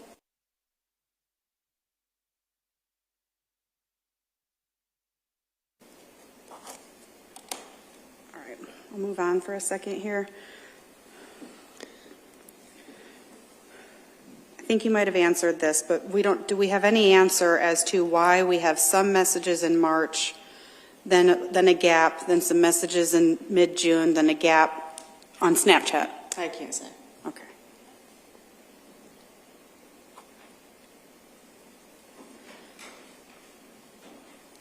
You had in there that there were some deleted photos the morning of, and you said those are just pictures of children?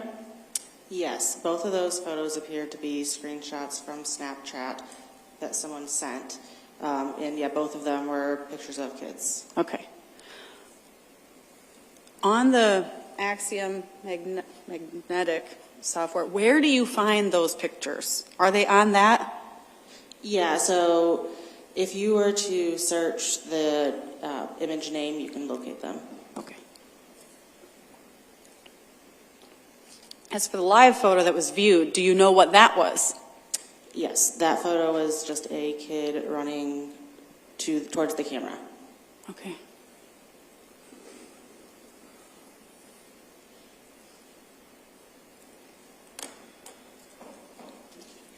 I want 194.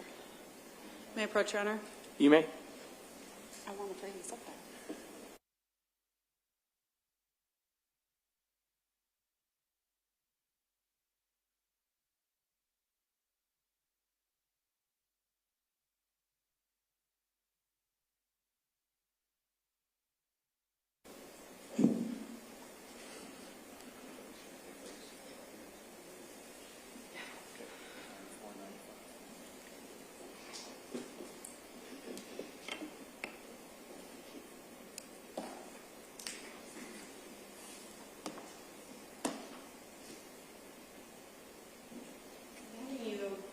What's been marked as both the state exhibits, but I've also marked them Defendants A and Defendants B. Do you recognize these?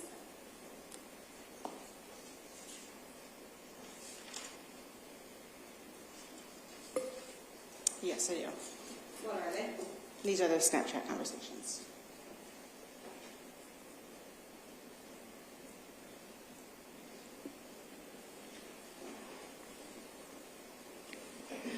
Do those, what's been marked as Defendants A and Defendants B, do they appear to be the reports you would have generated directly from the software?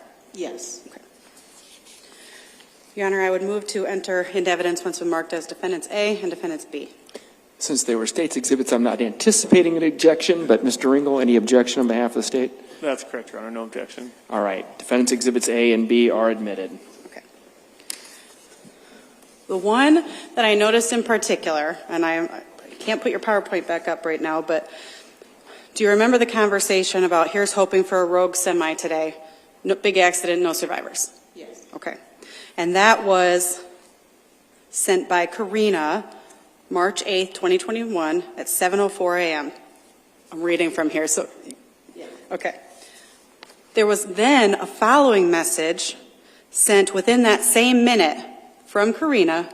My mind is pretty fucking dark and twisted too, honey. Divorce me. Do you remember that message? I don't recall off the top of my head. Okay. Well, she's talking about, well, I won't characterize it.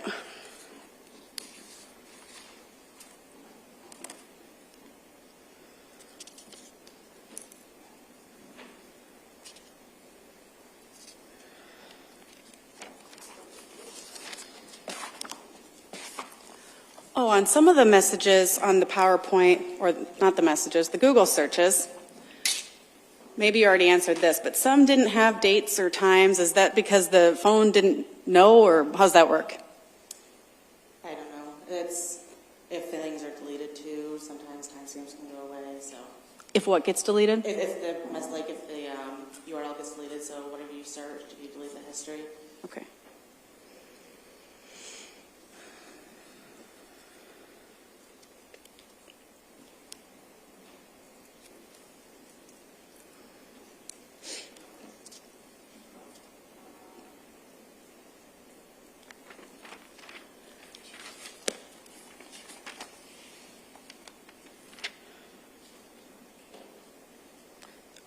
Is it fair to say then that what we have here in your PowerPoint and with the addition of these is pretty much the sum and substance of what you found on these phones that was relevant to this case?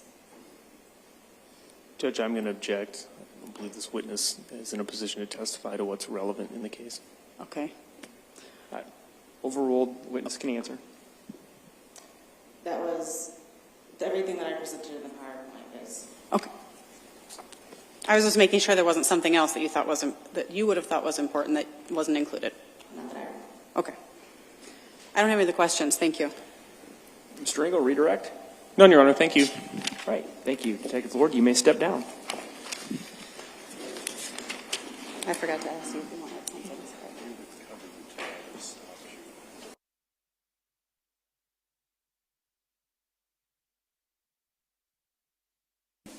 The state calls DCI agent Ryan Herman. All right.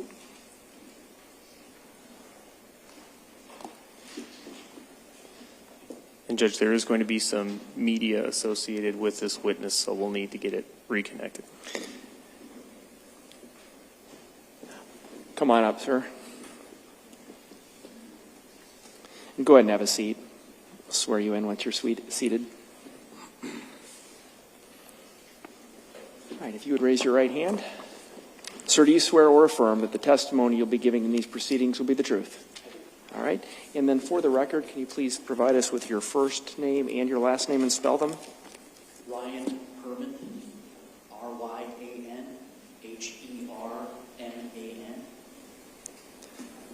All right. And before we go any, did you need to reconnect anything, or you think you're good to go? I'll take care of it in a moment. All right. Thank you, Judge. All right, then whenever you're ready, Mr. Engel. Thank you. Agent Herman, could you please state your name and spell your last name for the record? Ryan Herman, Herman.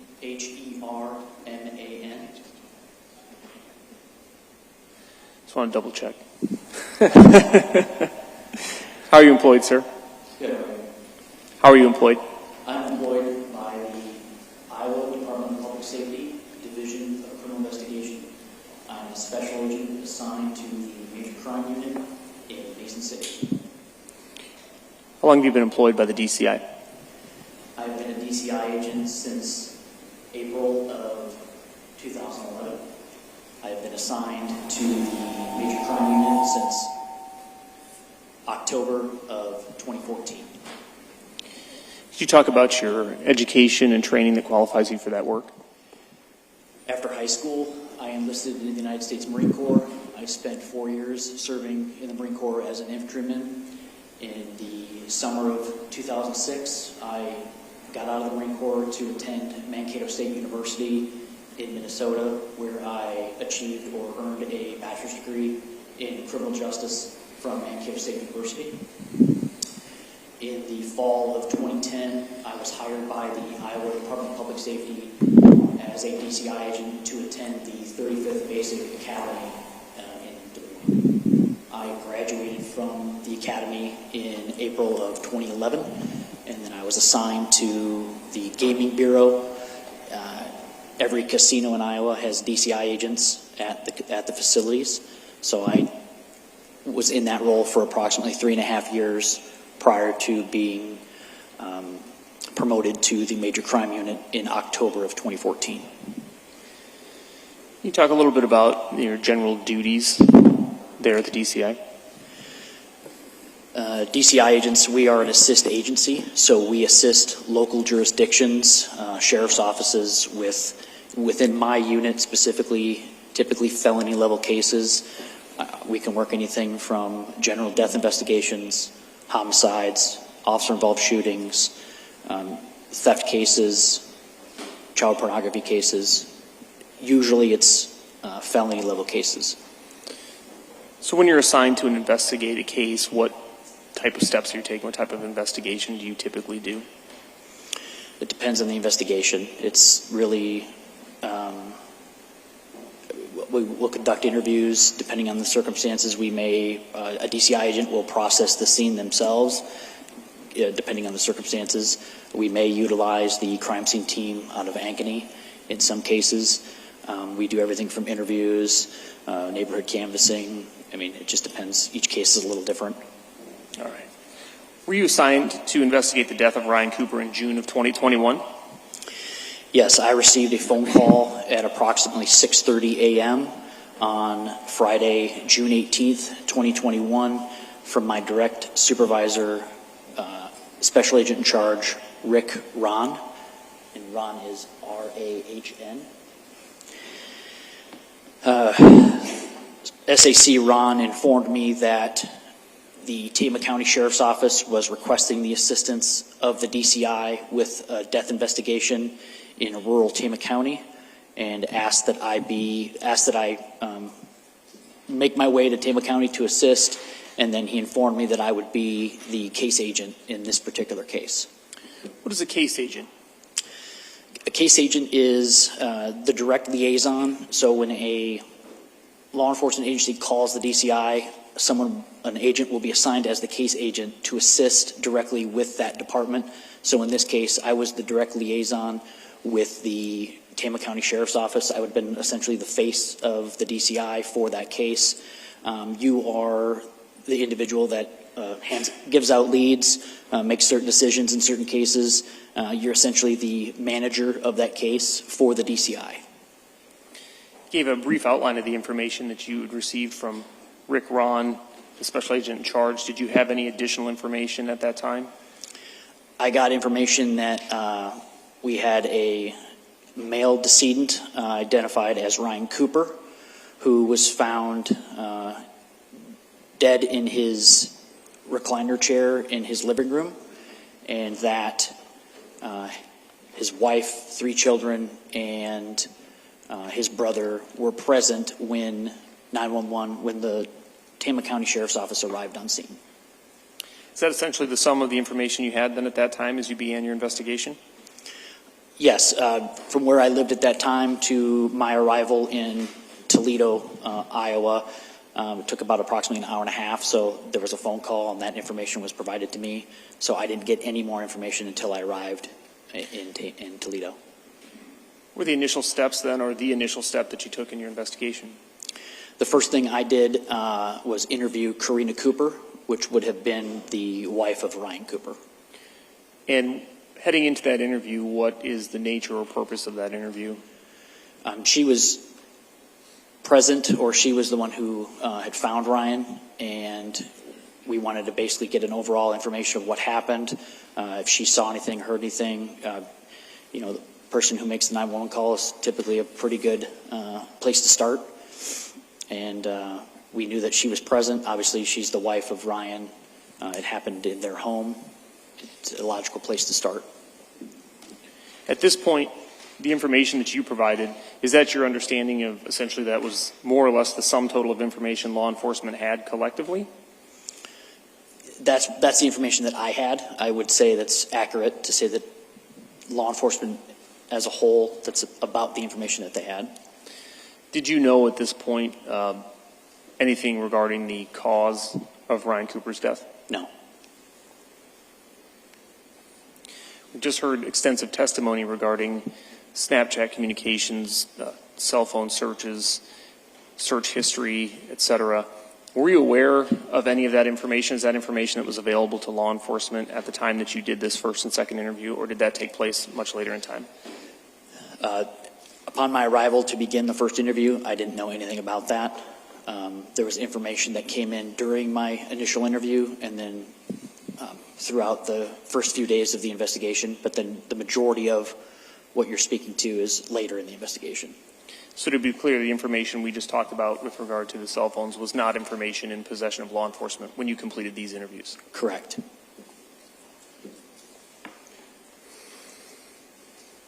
So you stated that you interviewed Karina Cooper this was on June 18th? Yes, it was the morning of June 18th. So approximately what time did that interview take place? 9:39 a.m. is when I started my recording. We've heard testimony that Karina Cooper called Aaron Cooper at around 4:30, so it's approximately 5 hours later. Yes. Where did the interview take place? The interview was at the Tama County Sheriff's Office. What's your initial approach to the interview? What information are you trying to determine? Really just trying to find out what Karina knew, what Karina had heard, get some background information on her, on Ryan, on the family, really just general information, and then ask her kind of what's going on, find out what's going on with Ryan's death. When you started this interview with Karina, was this a criminal investigation or essentially unknown? Unknown. So did you then ask her, when you first met with her, what had happened that night? Yes, so the conversation started, we spoke briefly about her children, the marriage, the fact that Ryan and her had been together for approximately 15 years, and they had been married for about 12. I think we briefly talked about how he grew up in the Toledo area, or Traer area, and she grew up in Dysart, which in proximity is fairly close to each other. I got a lot of background information for Ryan essentially being a farmer, and she ran a hair salon out of the a building, an outbuilding on their property at the residence. What's the purpose of obtaining all that information? Background, just to, you know, try to get to know them, try to solicit information from her, just general information of, you know, who's all in the house, who's in the family, things like that. After you've obtained this background information, did you then move forward to attempting to find out what she knew about the death of her husband? Yes, we spoke. One of the questions I had right away was, you know, why is Ryan sleeping on the recliner? What's the situation with that? So we spoke in depth about how he has a snoring problem, and he sleeps on the recliner and has for an extended amount of time. I believe she said essentially when their youngest child was born, which would be, she would have been about 4 at that time, that he had been sleeping on the recliner basically that entire time, or sleeping in the living room that entire time, also due to the snoring. And she indicated that there's always children in the bed, and there has been children in the bed with her for a number of years. Did you ultimately ask her then the series of events that led to her discovering her husband's body? Yes. She said she ran through kind of the breakdown of the evening. I believe she said that there was her oldest son had a baseball game. They returned from the baseball game and kind of did their baseball game kind of ritual of everybody taking showers, everybody having dinner. She said that she was the last one to take a shower, and she thought that she had gotten into bed around 9 or 10 o'clock p.m. on that evening. She said that she sits in her bed and reads on a Kindle, the tablet. I think everyone knows what a Kindle is, but it's a tablet where you read books. And she was reading on her tablet, and she got up to use the bathroom, what she thought was around midnight, maybe 11:30, goes back to bed and falls asleep. And then she wakes up again at approximately 3 a.m. She's not really sure exact time frame. At that time, she uses the restroom a second time, and then goes back to sleep. She noted that when she got up at around the midnight, 11:30 time frame, the TV was still on, I believe, and she heard Ryan snoring. And then again at 3 o'clock, she remembers that the TV was off, the room was dark, and she heard Ryan snoring at that time as well. She says after she uses the restroom, she goes right back to bed, lays down, falls asleep, isn't in what she would call a deep sleep, but is awoken by a crashing sound. She said that she instantly thought it was, they had a wire shampoo caddy that sticks to the wall in the shower where you put your shampoo and your soap. That caddy or that wire rack had fallen in the bathroom a few days prior, and she remembers because it scared her, and she thought that that was maybe what that sound was. So she goes into the bathroom, checks out, sees that the caddy had not fallen, goes in, walks out of the bathroom, walks into the kitchen area, looks out the kitchen window, and doesn't see anything out of the ordinary out in the dooryard, and then proceeds to go back through the house to the living room. She goes in the living room where Ryan is. She made a comment that she was kind of upset that he didn't get up because she thought this loud noise, and she didn't know what it was. And usually he gets up when something like that happens. And so she goes in there to turn on the light, and then she at first thinks he's just sleeping, and then she notices all the blood. Did she talk to you about her actions after she first noticed Ryan? I remember she said that she, at one time, looks on him to see if she sees any markings or any, she can't understand where the blood is coming from. I remember she said that she freaked out. She screams, which I believe the scream caused her son, who was sleeping upstairs, to come downstairs. And she was concerned that something had happened or somebody was maybe in the house. She wasn't sure. So she locks the older boy into the bedroom with the two younger children.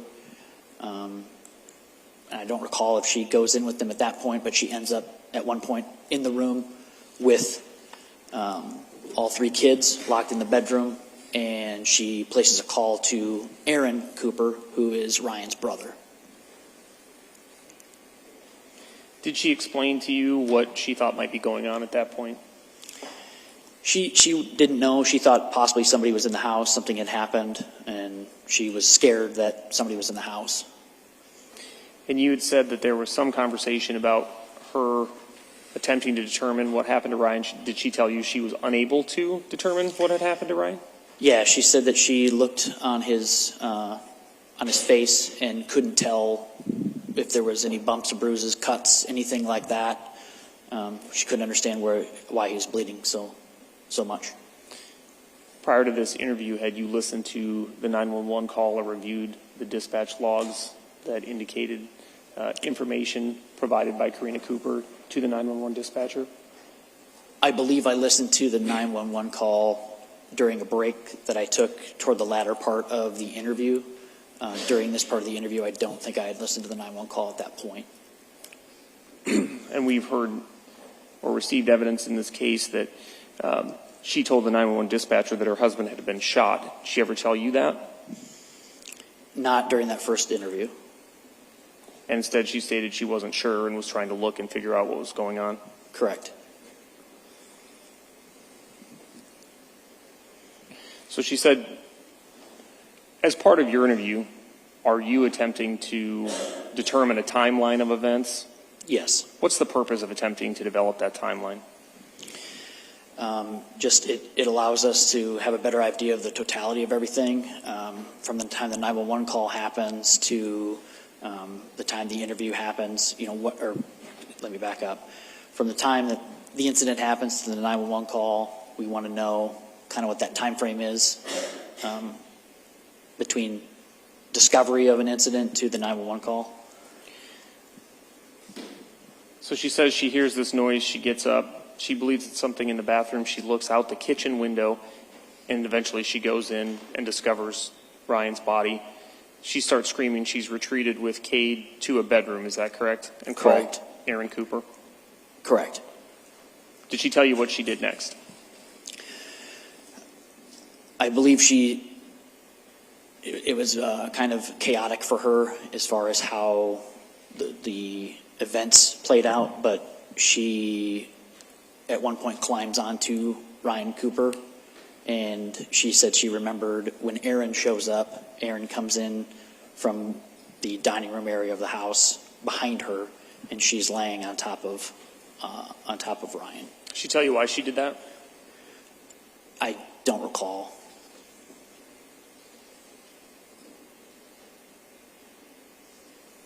Any additional information she was able to provide you about her initial response to finding Ryan Cooper dead?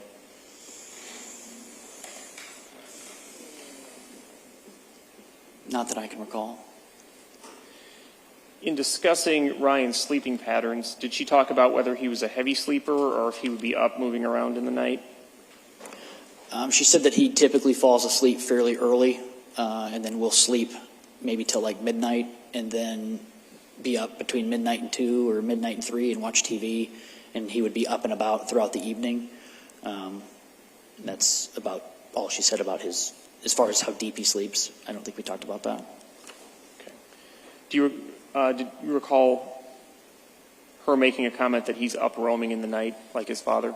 Yes.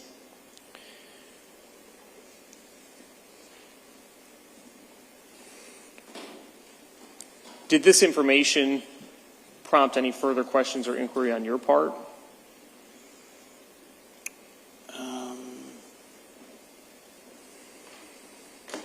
I guess nothing specific. So at this point, you're really just trying to gain an understanding of what had occurred from Karina. Correct. Did you ask if there was anyone that she was aware of that would want to hurt Ryan? I did. She said no. What's the purpose of asking that question? At this point in the investigation, we don't know exactly what is happening or what had happened. There's still a lot of investigating to do, a lot of information to gather. And so in the event that this is a violent crime or something with malice, we want to know who are Ryan Cooper's enemies, who are the people that he's fighting with, who could possibly have done this. And she stated that she wasn't aware of anyone? Correct. Did you ask her if she had any firearms or weapons in the house? Yes, she did say that when she went into the bedroom with the kids prior to calling Ryan's brother Aaron, that she attempted to remove a firearm from a small safe that was in her closet. She was unable to do so. She said that she's not familiar with the gun, has never shot the gun, doesn't know how to use it, and she couldn't even get the safe open to retrieve the firearm. Did you ask her specifically if she knew how to shoot the gun or if she's ever used it, or did she volunteer that information? She volunteered that information. As part of your interview, are you making observations of her demeanor? Yes. For what purpose? Just to see how she's reacting to questions or how she's just her general attitude during that conversation. Any initial observations that you thought were important at that time? She seemed to be doing a lot of crying, but I didn't see a lot of tears. Were you familiar with the name Houston Danker when you went into this interview? On the break in the interview, I think about an hour into the interview, we take a short break, and I think during that break is when the name Houston Danker is brought to my attention. And what information did you have about Houston Danker? It was talked about while Karina is being interviewed, Aaron Cooper is being interviewed at the same time, and Aaron brought up Houston Danker's name, and that there was a Snapchat that had been viewed by Ryan on Karina's phone, and it was from Houston, and it was details or the information on. Sustained. Judge may respond.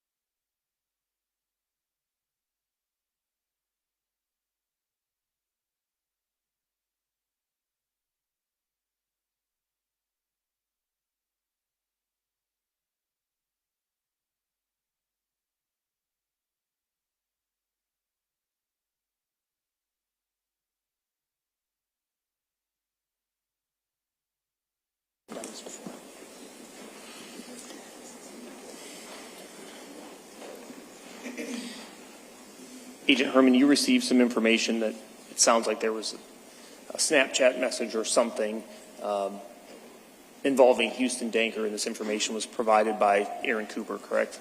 Correct. Did that prompt you then to ask Karina about Houston Danker and her relationship with Houston Danker? Yes. What was the purpose of you asking that question? The information was that she may have had an affair or that there was some sort of romantic relationship or physical relationship between Houston and Karina. How or why would that be relevant to your investigation? Well, typically husbands and boyfriends don't get along very well, typically. And so there's the information that Karina might be seeing someone else, and maybe Ryan knows about it. There could be a conflict between those two that Karina didn't disclose to us at the beginning of the conversation. The interview that you completed then on the morning of June 18th with Karina Cooper, was that recorded? Yes. Have you had an opportunity to view the recording that was completed? Yes. Did it fairly and accurately capture the conversation you had with Karina Cooper on that morning? Yes. Your Honor, at this point, the state would move to admit and publish portions of move to admit and publish State's Exhibit number 197, which is portions of the interview completed with Karina Cooper. Any objection?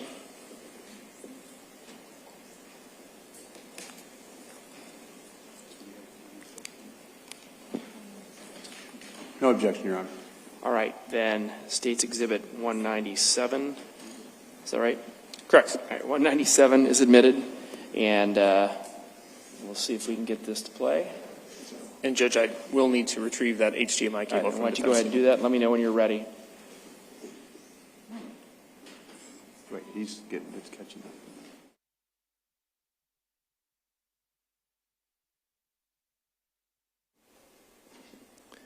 Judge, to correct the record, that is actually Exhibit 196 on the filed exhibit list. All right. So any objection to 196? Still no objection. All right, and we'll unadmit 197. All right, 196 then is admitted.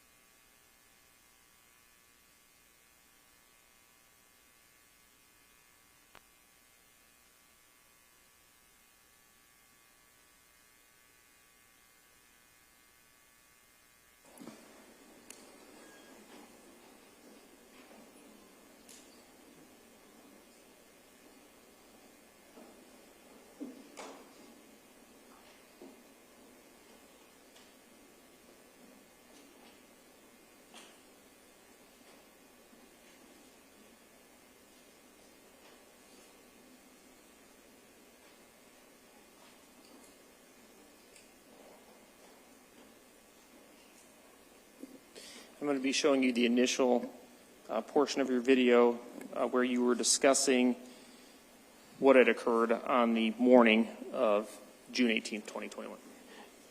You ready for me to try to publish this? Yes, Judge. All right.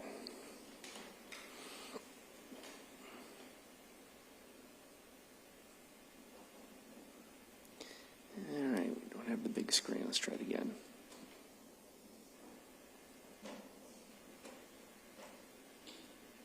There we go.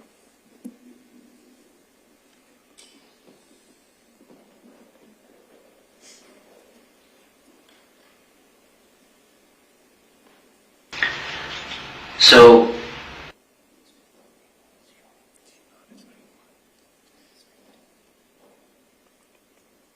it's showing the desk. Judge, it's showing the desktop screen versus the exhibit. I think because we had switched the HDMI cable to defense table. So is there something you were wanting me to do? Give me one moment. I wasn't sure if it was an issue on your end or ours. You said that last night your daughter was kind of fussy and Okay.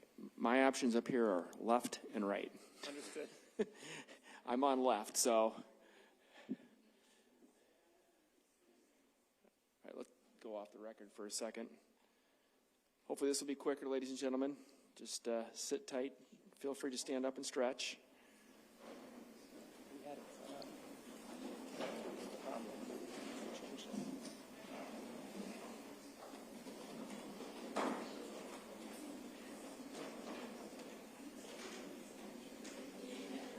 Yeah, I just went to them. It was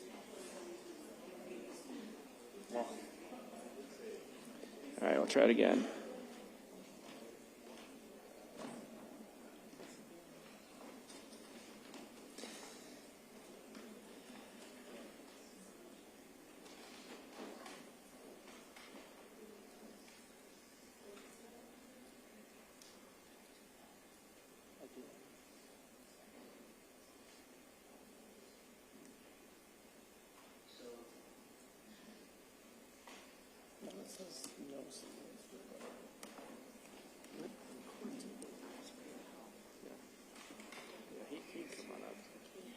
Yeah.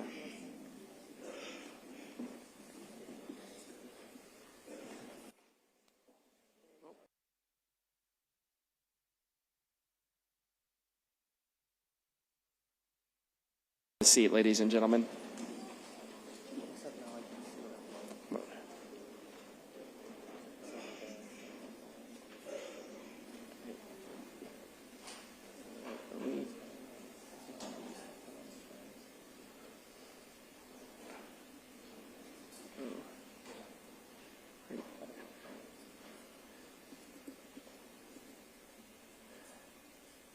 You able to get to where you need to go? Hopefully we can get it back.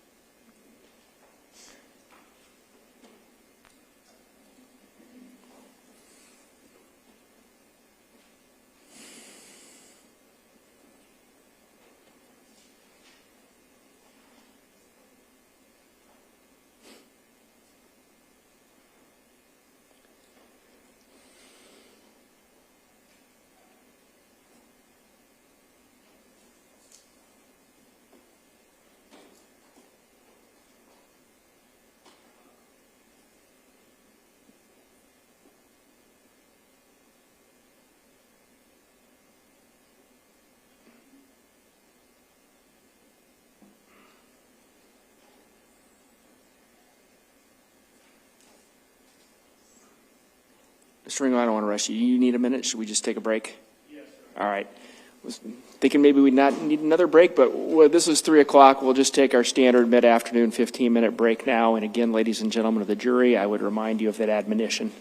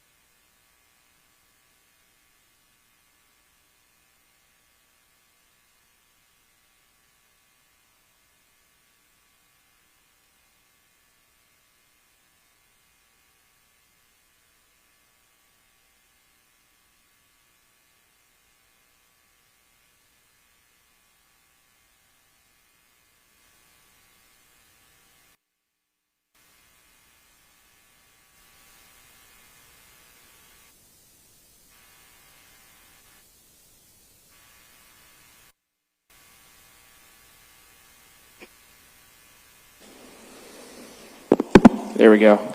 Back after our afternoon recess, and Detective Herman, I just remind you that you're still under oath, and we have jurors, counsel, and parties here. Mr. Ringel, you may resume. Are you wanting me to start with this, or did you have a question, or where are we at? Yes, Judge. No, just a reminder that this is the first portion of your interview where you're asking Karina what occurred the night of the murder. So, you said that last night your daughter was kind of fussy and wasn't going to bed, so between 10 and midnight.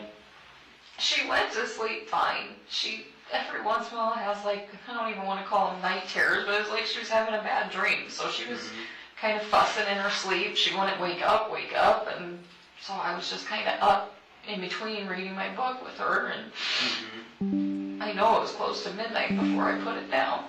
Okay.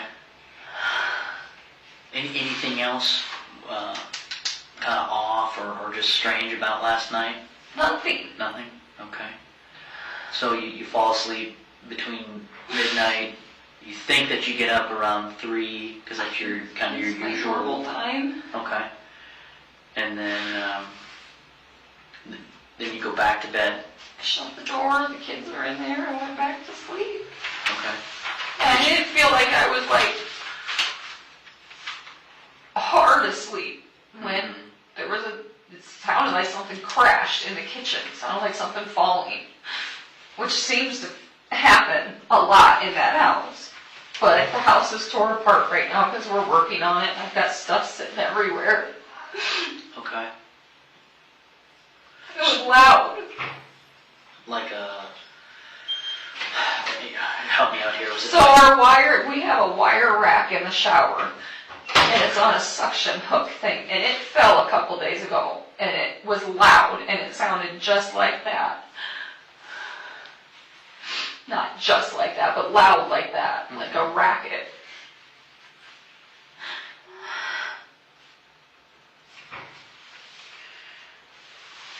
So no sounds of like glass breaking or anything like that, just kind of a loud, like you said, a ruckus. Yes. Okay. And that woke you up, or that? It scared me. Okay. Kind of laid there for a second. See if kids woke up, which they didn't. It seems like there's always something stupid once a week that him and I get up and see because of the highway or something.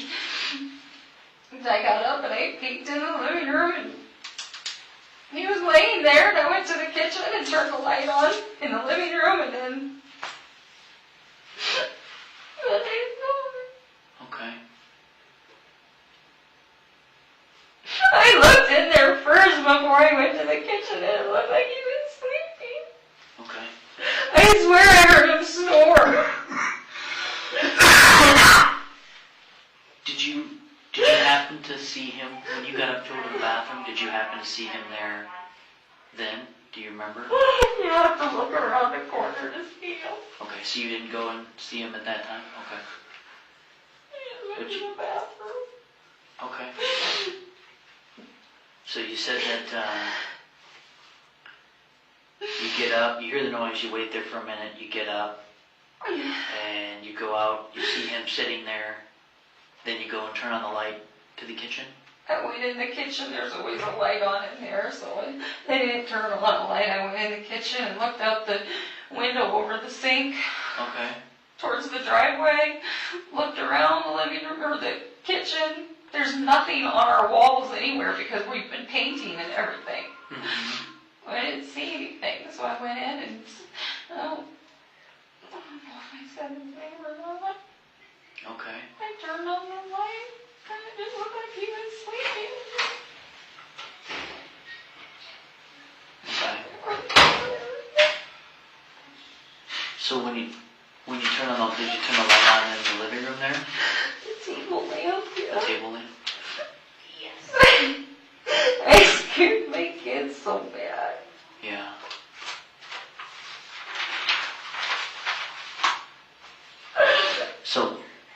So when you turn on the light, what exactly do you remember seeing?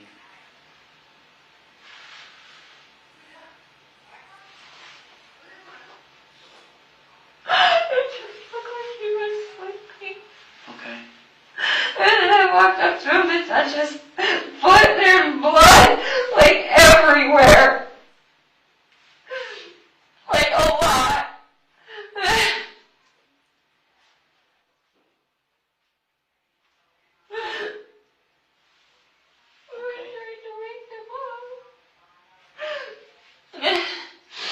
I started screaming like a lot. Okay. But I knew I scared the kids because Kate came running down. I don't know what I thought. I thought somebody was in the house. I put them in my bedroom and told them to lock the door. And I called Aaron.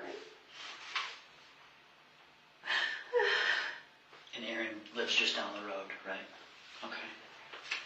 So you said you tried to touch his foot, or you touched his foot to try to wake him up? I think so. That's usually what I do is shake his toe. Okay.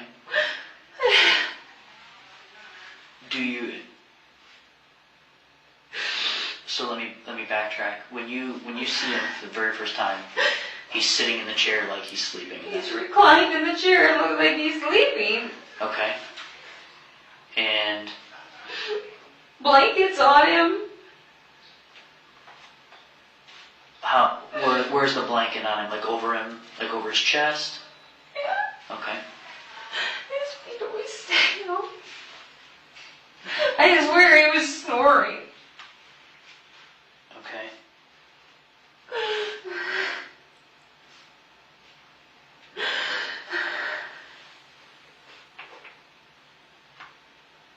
So, when you notice it, obviously, you see the large amount of blood, and you realize that something's wrong, right?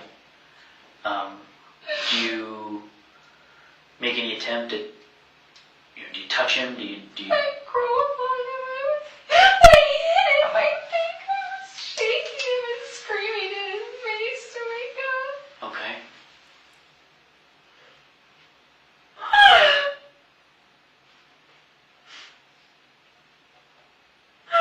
He fell on the floor next to him because I think he slipped. And I think I was hitting him. You think you were hitting I him? think I kept hitting him, trying to get him to wake up. Shaking him. Okay. Holding his face. Like hitting his chest? I don't know, grabbing his shirt or his back. Up to wake up. Okay.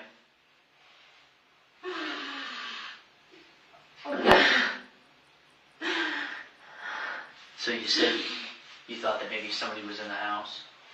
That's what I thought. Did you hear any other sounds or commotions or anything other than the one that woke you up? No, nothing.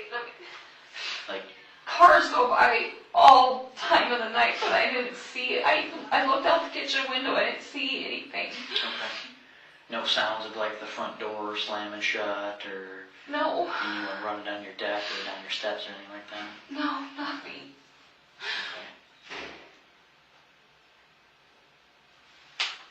Okay. So, after trying to wake him up or get his attention, you said you called Aaron? I called Aaron before. Well, I touched him or whatever. And then I just remember I started screaming and screaming. And Kate came down.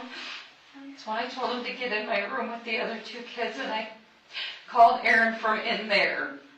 Inside the room? Yeah, I think I locked the bedroom. I was in and out. I went in and locked it, and then I thought I had to go call Brian. I didn't know somebody was there. I tried to get my stupid gun that I don't even know how to work and have never shot out of the safe that he said we had to have, and I couldn't even get the thing open. It's in our bedroom closet. Okay. And how big of a safe is it? Just a little? Just a one security type Okay. handgun safe that I don't even know how to open. Okay. And So you couldn't get it open? I don't think so. Did you ever actually get the gun out of the safe? No. Okay.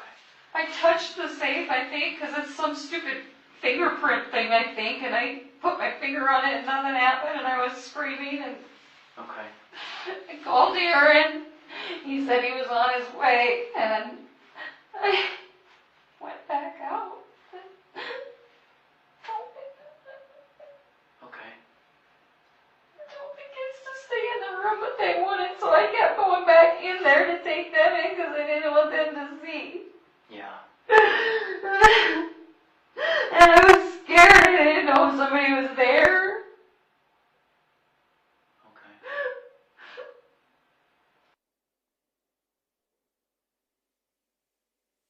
All right, that's the first portion of the interview that you completed. Did you then, as you discussed, ask if Karina had any relationship issues or what the relationship was between Karina and Ryan? Yes, And that portion was captured during the recording as well? correct.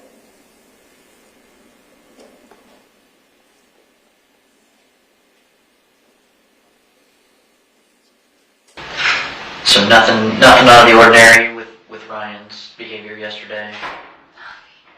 Okay. Perfectly normal day.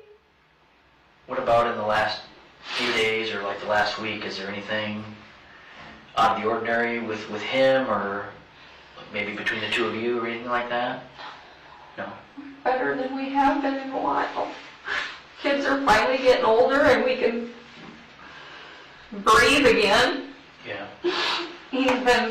He's got a lot on his plate right now with the shops going up, and his mom passed away a year ago, so some shift in responsibilities with the farm, but Is his dad still with us? yeah, Okay. Other than Aaron, how many siblings does he have? he's got a sister and aunts Okay. that's about 10 years older than him. What's her name? Michelle Michelle. Is it Cooper? Is she still? Wilson. Wilson? Okay. He's just works. He's been side dressing and bailing. He's busy. We both are always Going. or working, not really going. If I'm not with the kids, I'm working. I have a side business that I make soap and stuff. We just work and stay home. Okay. You mentioned that things have been better now recently than they were in the past. Not that they've been bad. We're just finally getting to spend some time Oh, together again okay. and not have a child all the time on top of us. Yeah. Never been bad. No real issues between the two of you? Okay. We didn't get married till we were mid-30s. We've been through all that garbage. Yeah.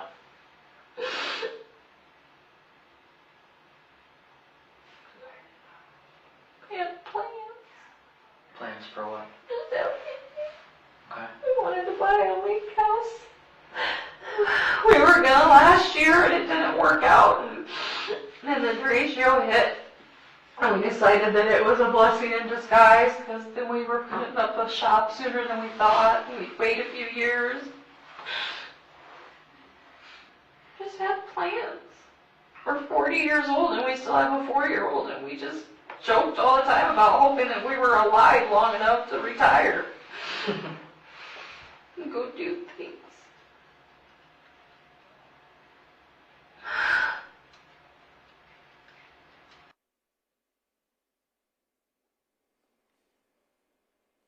Agent Herman, just briefly, and then I'll play another clip from your video. There's someone else there in the room with you, obviously. Who is that person? That would have been Special Agent in Charge Rick Ron. And throughout your interview with Ms. Cooper, were there portions you said you weren't certain what had occurred yourselves, what the nature of the injury was? Were there portions of your interview where you spoke to her about essentially the fact that you didn't know what happened to Ryan? Yes, we talked about that it could be a medical situation. We briefly discussed if she had any thoughts that maybe it was a suicide by Ryan or anything like that. You stated to Ms. Cooper that it could potentially be a medical situation? We'd said we didn't know, and we've seen cases where this is a result of a medical emergency as opposed to something violent or something malicious. Considering that she had indicated to 911 that her husband had been shot, did she ever correct you or offer any information as to what she believed happened to him? No.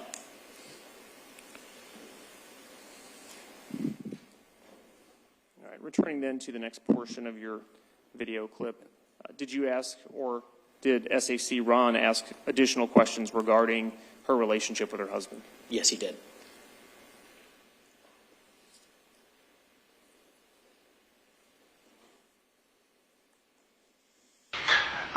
Again, not to be personal, okay, but again, these are things we need to ask just to try to figure this thing out. Has there been any marital issues between the two of you? We had a rough patch shortly after his mom passed away where we just weren't getting along. There wasn't any real issue. We were just both sad and mad and not communicating. And isn't it something how the ones you love the most, those are the ones sometimes you treat the worst? I'm sometimes? a talker and he's not, and I was always pushing the, breathe, whatever, talk. And he shuts down and nothing where there was ever any doubt about our marriage. Okay, so no affairs of any kind? No. By him or by you? And the only reason I ask is if someone went in and did something to him, and again, we don't know. Could be that, could be medical, we don't know. I'm just thinking about like the scorned lover type of thing or anything like that. No. Okay. So there's no We no don't concerns go with that for anywhere. you? We don't do anything. He might go to the bar after work with his friend Riley, and he's never home past 8. That's how exciting we are. It's like I said, we weren't talking and getting along, but we finally talked it out, and there was never Never any issues like that? never. Okay. I know I never worried about it. I don't think either one. It's just, like I said, he's been divorced. We got married in our 30s. We didn't.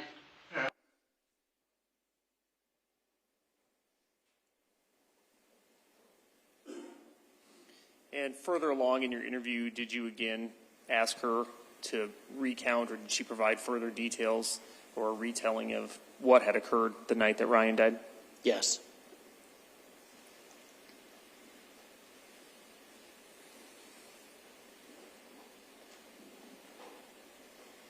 We got to kind of regroup here. We're going to try our best to get to the bottom of this, okay? And again, we don't know. It could very well be, like I said, a medical thing, because we've seen that before. And he is how old? 42?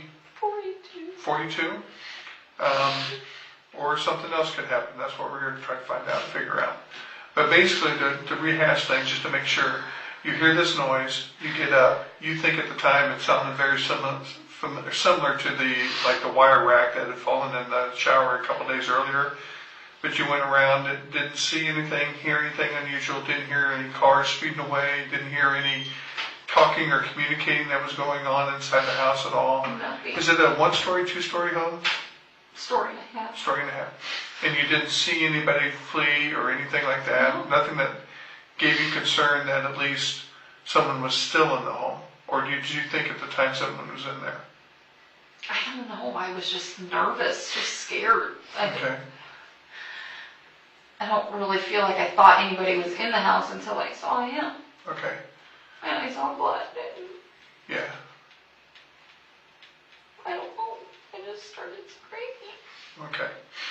All right. Well, let's give us a couple of minutes here. We'll be back. Okay. You sure you don't need anything?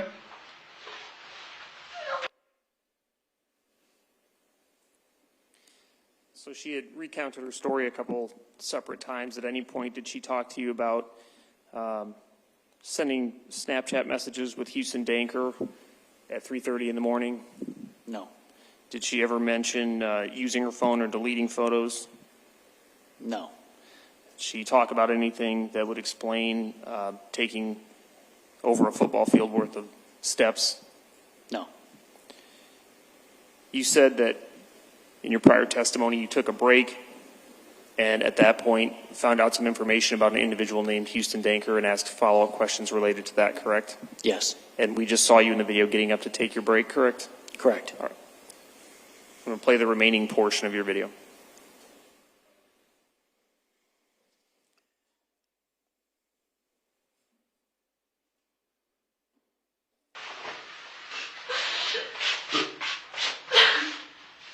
As Rick said earlier, we don't know what happened. Like he said, we don't know if this is a medical thing. We don't know if something bad happened or if something did something to Ryan. And that's obviously what we're trying to figure out. One of the questions I have is, do you know anyone that would have any reason to hurt him? No.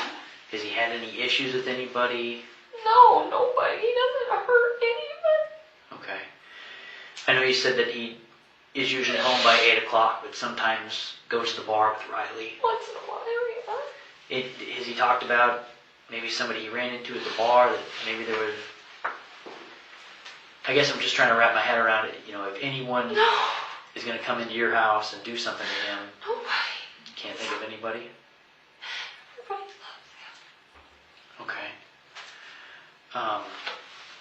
He just works all the time and comes home. What can you tell me about your relationship with Houston? Danker? Yeah. My friend? Okay. And I'm going to be blunt with you and be forward with you. The only reason we ask is Aaron made mention about maybe Ryan seeing something on your Snapchat. Not that that was Houston, but maybe there was something with your Snapchat. Last fall, there was a Snapchat that wasn't even meant for me. Okay, tell me about that. Supposedly. Ryan saw it, not me. And he told me about it. It was something about a married woman and naked, seeing her naked or something like that. Okay. And Ryan saw it and confronted me, and I confronted Houston, who were friends on Snapchat, and that's it. So And he swore up and down to both of us that it wasn't intended for me. And that was the end of it. So Houston sent us... I guess I'm not familiar with Snapchat. I don't use it. Not a picture, Ryan took a picture of the, message that he sent through Snapchat about something about being a married woman or something. I barely even saw it because I didn't know what the hell it was. Okay. And he swore up and down it wasn't meant for me. Houston. And we had snapped each other earlier in the day that day because he got some product from my salon. Okay. So he said that he sent it to the wrong person. So, I guess... This is dumb. Well, we're trying to get to the bottom of dumb. Oh my God. We're just making sure that all the questions are answered. So, and correct me if I'm wrong, is it a situation where Houston sends a snap to you that's not supposed to go to you? Supposedly. That, He did send a snap to me, yes. that is about you being a married woman or naked with a married woman? Don't know. You don't know. Well, what does Ryan say about that? We've talked about it since then. We've talked about it with friends. That's how non-issue it became after we talked about it. That said something about, remember, I've seen you naked, and something about a married woman. Has Houston seen you naked? No! God, no! Okay. He's 22 years old. Oh, No! to each their own. I'm just... Stupid town and their rumors. No! Okay. I cut his hair. Okay. I watched his kids a couple times when his babysitter flaked. Okay. Oh my God. We don't know unless we ask. Right?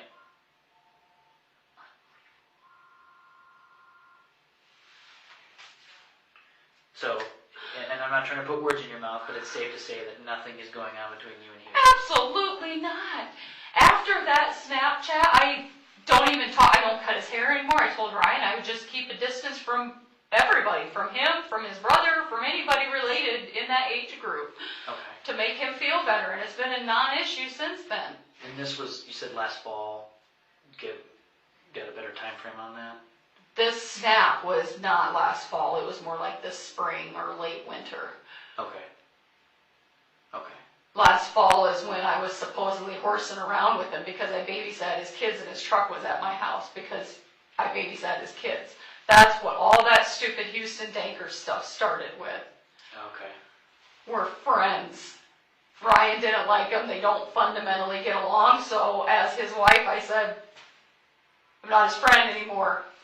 Or cutting his hair, just keep a distance. And it was over. It was done. Okay. When's the last time you socially interacted with Houston? Or cut his hair or anything like that? Last fall.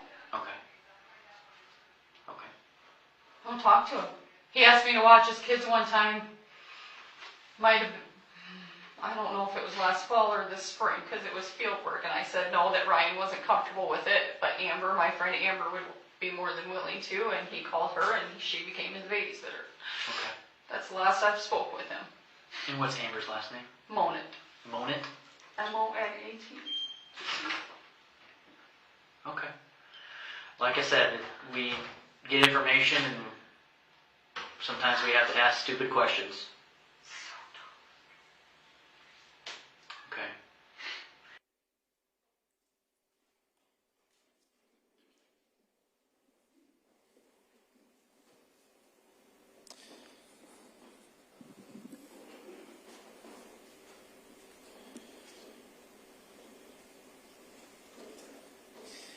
So that interview took place, as you said, it started approximately 5 hours after that phone call to Karina Cooper, which was at 4:30 a.m. You also stated then that you conducted an additional interview the following day on June 19th of 2021? Yes. What was the purpose of that second interview? To try to get more information from Karina. The autopsy had been completed on Ryan, and we had completed our search of the house and processing of the house. So I had some follow-up questions for Karina that following day.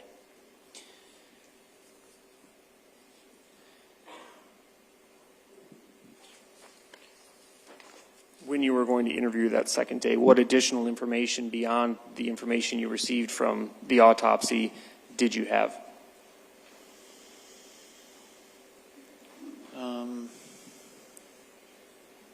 Well, we had processed the house, so there were some questions that related to what we found at the house. I guess I don't know specifically what you're asking. Certainly. So you had said that the house had been processed. Did you participate in what you called processing that house? I did, yes. And when you say process the house, what do you mean? Oh, in this particular case, we utilized the DCI crime scene team. And so the crime scene team came and they did the majority of the processing. But in this particular case, I assisted with looking through. There was a couple of outbuildings on the property as well as some vehicles away from the residence, the actual home. And so I helped photograph and look through both those vehicles and some of the outbuildings on the north side of the property. And briefly and just generally, what types of things were you looking for? Just anything, firearms, any information. We weren't sure at that time whether this was maybe a break-in or attempted robbery or something like that. So we were trying to see if there was anything of value that would have been around the property that was maybe missing, as well as anything evidentiary involved in the case, just blood or anything that was out of place. Did you locate any signs of forced entry during the processing of the scene? No. Did you locate any missing valuables, or did you locate valuables that were still present at the scene? We did. I was able to locate a firearm in one of the pickups on the property, and in a separate vehicle, I located a envelope with $600 in cash and checkbooks. I believe the checkbooks were for the Cooper Farm Incorporated, their LLC or their company that they have. Those were in I would call it an older farm truck, not the nice shiny new one. So, All right. Why was that important or relevant to your investigation? it just showed that, if the intent was to come in and steal things, they didn't look very hard, because the unlocked pickup truck next to their house had a pretty good haul in it. All right. So you have that information, not full details, but generally what did you learn from the autopsy? That the cause and manner of death was gunshot wounds of the head, and that it was manner of death was manner of death was homicide. And you said gunshot wounds. Do you remember how many? 2. How did that information influence or affect your subsequent interview? It took out the theory of, is this a medical problem? Is this a suicide? It made it clear that something had happened and that this was a homicide. With that in mind, was part of the nature of your questioning involving, again, not only developing a timeline, but also scene security, or essentially the security of the home itself? Yes. Had you learned information about, and we've heard some previous testimony about the fact that there was a family dog? Yes, they have a Rottweiler at that time. His name was Ransom, and that he was present in the residence. It was explained to us that Ransom barked at everything. Ransom was a very protective dog, as Rottweilers tend to be. He slept in the house most nights. When it was cooler out, he would sleep outside, but in this particular evening, he was in the residence, and in fact, in the bedroom with Karina and the 2 younger children. And she provided you with that information? Yes. With regard to the security of the home, did you ask her questions about the door that was located behind the recliner Ryan Cooper was found in? Yes. Generally speaking, was the house typically locked? Were doors always locked? Who locked them? She indicated that Ryan was always kind of the last one in the house in most of the time, and that he would make sure things were locked up, and that they were more focused on locking the shop because there's typically more valuables in the shop as opposed to the residence. She specifically said that she was 99% sure that door behind Ryan was locked, and that she had been doing some painting, and through the course of that, she had made sure that that door was locked as she finished her painting.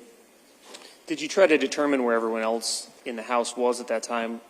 We've heard testimony at this point that at the time she finds her husband, Ryan Cooper, there were 3 children in the home as well. Did you try to make a determination of where everyone was sleeping that night? Yes.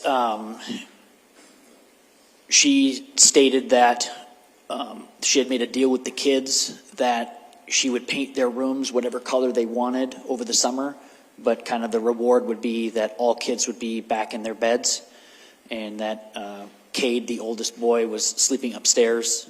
He would sleep on the sofa with his dad and watch TV. The last few evenings he was going to his room, and that the 2 younger children were, by the end of summer, before school started, supposed to be back in their rooms, but on that particular night they were sleeping with Karina in her bedroom.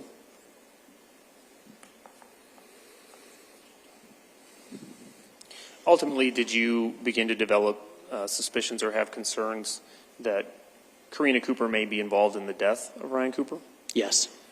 And during this interview, did you confront her with that suspicion? Yes, I did. And what did she tell you? I believe she said it was ridiculous. She made comments about Houston Danker, and that made comments about Ryan's, because Ryan sleeps in the other room, or that they maybe don't get along all the time, that why would that be a reason for her to kill him? Something to that effect. Did she say she was sleeping? Yes, she was sleeping at the time. She stated that when this happened, she was sleeping and she woke up from the loud noise. And did you conduct this interview by yourself, or was there another agent present? Agent Trent Villada was also present during that time. And similar to the last recording, or the last interview that you did, was that recorded, the interview Yeah. that you completed on the 19th? Yes.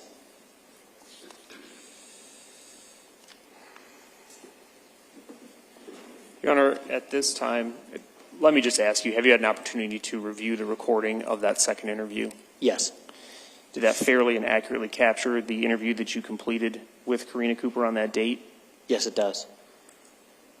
This time, the state would move to admit and publish State's Exhibit number 301. Any objection? None, Your Honor.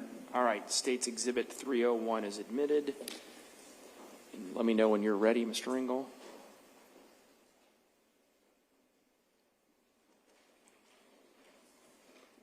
And again, this isn't the full interview. These are portions of the interview that you completed. And initially, or at least during a portion of this interview, you spoke with her about the dog Ransom, correct?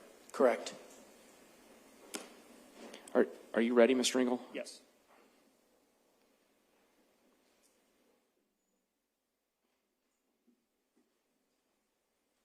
What about the dog? I noticed I stepped in a couple piles of dog poop. And somebody said you guys have maybe a Rottweiler. We have a Rottweiler. Okay. Where's the dog? Where's the dog now? He's with some friends of ours that watch him when we go on vacation. Where was the dog on Thursday night? He was in the bedroom with me. Okay. And he barks at everything. Okay. And he woke up when I woke up to the noise and let out a little oof. To the loud noises. Yeah, okay. but he's usually upstairs with Cade, but since we took the carpet out, he's afraid of the wood on the steps. So I tripped over him leaving my bedroom. That's what we just talked about today, that if somebody was in the house, he would have been raising hell, I would think. Mm-hmm. He barks at everything. Okay. But he's in the house every night. Either he kind of wanders around the house. Okay. Do you typically leave your bedroom door open? Yes. So he's, for the lack of a better term, he's a free-range dog. Yes. We have two cockapoos that if you let them in the carpet, the minute they see carpet, they're going to pee on it. And they've been potty trained for 3 years. They're cats. Yeah. Cats pee on everything. As soon as they see carpet, it's pee time. So we seclude them in a little thing at night, but they have free range of the He's upstairs. all over the house. Okay. You could probably leave him in the house for 2 days and he wouldn't go to the bathroom. He just Okay. goes everywhere in the yard. Okay. But he's almost, this time of year, if it's a nice cool night, he likes to lay on the patio furniture and he might not come in. Okay. But when it's hot like it has been, he's in the In the house. house. So it's not uncommon to let him in the house. Like he No, lives- almost every night. I prefer he be in the house just because we lost a few dogs to the highway, so we try to Oh, keep him yeah. inside at night. What's his name? Ransom. Right. Oh, it's a good dog name. I went with Doug. Which I think is Also a good name. It's a good dog name. Okay. So Ransom's in the house. He doesn't make much noise other than the kind of the. Oof. Just a real low, like he When does you- that if Ryan gets up to go to the bathroom, or Okay. Okay. he full on barks if he hears something outside or in the house. Okay. Well, that kind of takes me into my next question. You get up at 3 a.m. to go to the bathroom? Around there usually is when I do. Okay. Kind of take me back through that. I know you said that you thought you went to bed about midnight. I think I finally fell asleep about midnight. Cortland was kind of up and down, not up, but crying in her sleep or something all night. I know I got up to go to the bathroom. The TV was off because it was on before. It's right there in front of the doorway, so I glance, and a lot of times if it's still on, I'll go in and shut it off. So it's off at 3 a.m. It was off. And did you look at the clock? Do you know that it's 3 a.m.? No, I just know that that's usually about the time that I wake up and go to the bathroom. And it's because you take the water pills?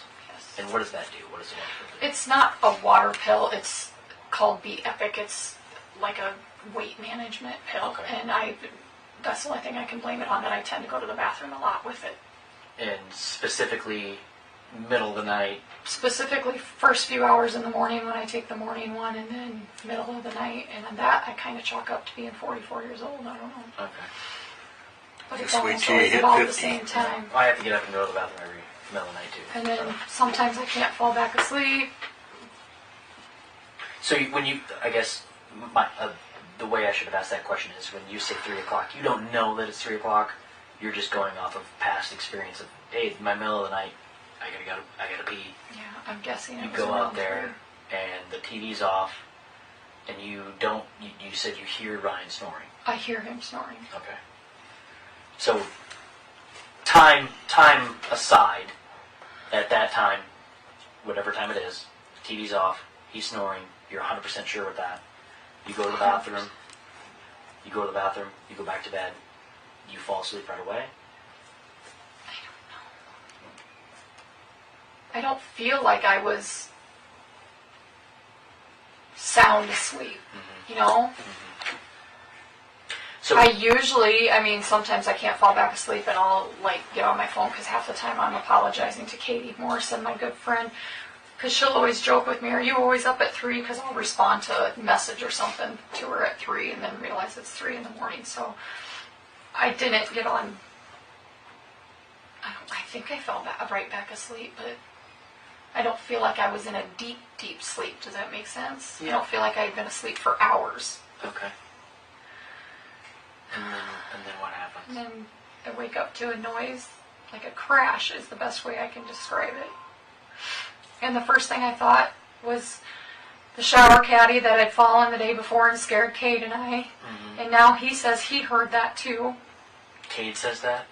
Yeah, but he's heard me talking for a day and I don't know what to take. And he's upstairs, right? He's upstairs. So I got up and I know that I glanced at the living room, see his foot. Mm-hmm. Went to the bathroom, flipped on the light. That thing wasn't down. Flipped off the light, went to the kitchen and looked out over the sink. Mm-hmm. And then I was pissed because he wasn't up. Usually he gets up too, and we're like, what was that noise? And he went in the living room and said his name, and there was no answer, and I swear I heard him snore. From the kitchen is where I swear I heard him snore. And I turned on the table lamp, and just glancing at him, adjusting my eyes, it looked like he was laying there sleeping. And then there was blood. Okay. A lot of it. A lot of blood. And I just heard him screaming. I thought somebody was there.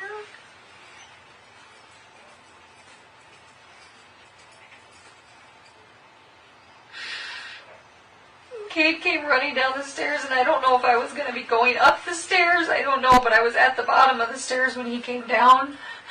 And I think I scared him because he turned around and started running back up. And I said, no, come down here and get in the bedroom. And I put him in the bedroom with the other two, and I said, lock the door. And I think I locked myself in there too when I called Aaron. I think I was in the bedroom when I called Aaron. And then I told them to stay in the bedroom no matter what and don't answer for anybody but me or Aaron. And I went out and tried to wake him up. And did the kids listen to you? Did they stay in there? Cade came out and came running and he slipped in the blood that was on the floor.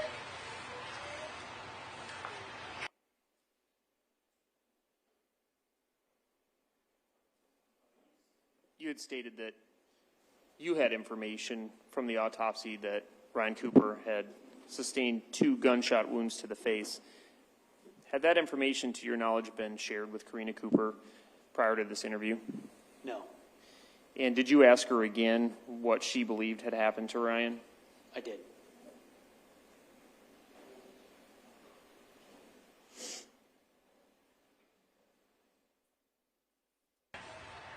What did you think about, how's this blood? What? I didn't. I don't know. I was looking all over him trying to find a cut, a shot, a bump. I was just looking, trying to figure out where the blood came from, and I couldn't find anything. You couldn't find it? Okay. Nothing stood out to you? No simple marks? Which one eye was open? That was the only thing that I Okay. keep remembering. mine. It seemed like it was all around his face, though, and his neck. Okay. I didn't pull the blanket back. I just kept grabbing his face.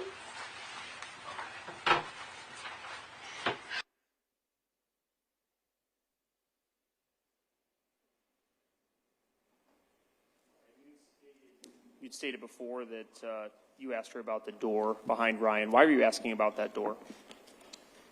After processing the scene, we found what at that time would appear to be blood on the steps and the stairwell behind that door, and we were wondering if someone had come in that door, come out that door, if that door was locked, if it was open when she found Ryan, or if it was closed when she found Ryan, or what was the status of that door when she discovers Ryan.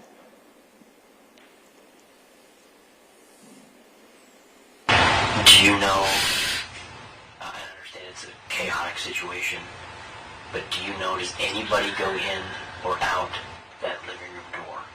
I don't think so. I know Cade was next to that living room door because that's where he slipped. Mm-hmm.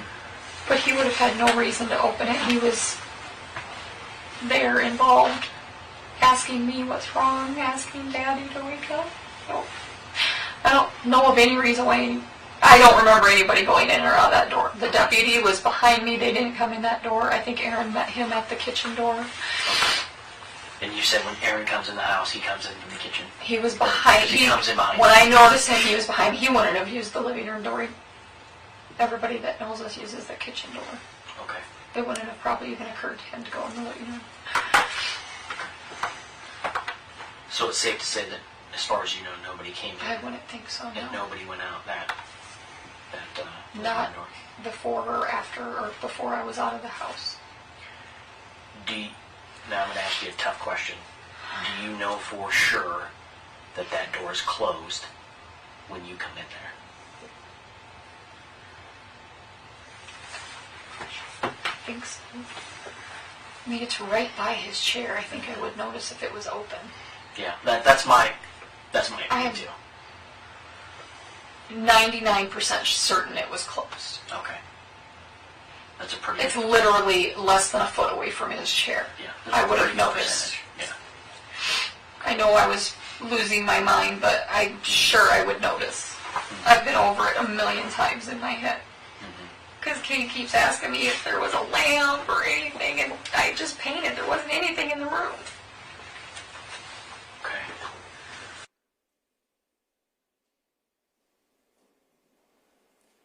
She had described to you during the first interview hearing a crashing sound. Did you follow up on that crashing sound? Yes. For what purpose? We wanted to see if something had in fact fallen off the wall or fallen off a shelf or something in the house to see if there was a reason why she heard a crash. Did you or Agent Valletta also make an attempt to determine, again, a timeline? She stated that she was in bed between when she heard that crash and when she got up.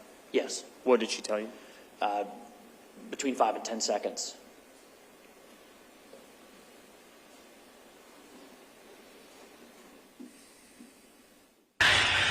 Going over it in my head after, I wonder if something that I had stacked up, to put back up on the walls, but all that stuff is in my bedroom. And it didn't sound like it was in my bedroom. It sounded like it was basement, kitchen, all those sounds sound distant. Sounded distant. Okay. But it sounded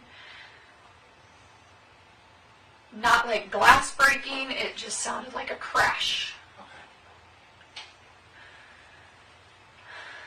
Sounded like something falling off a shelf. Yes. Or falling Yes.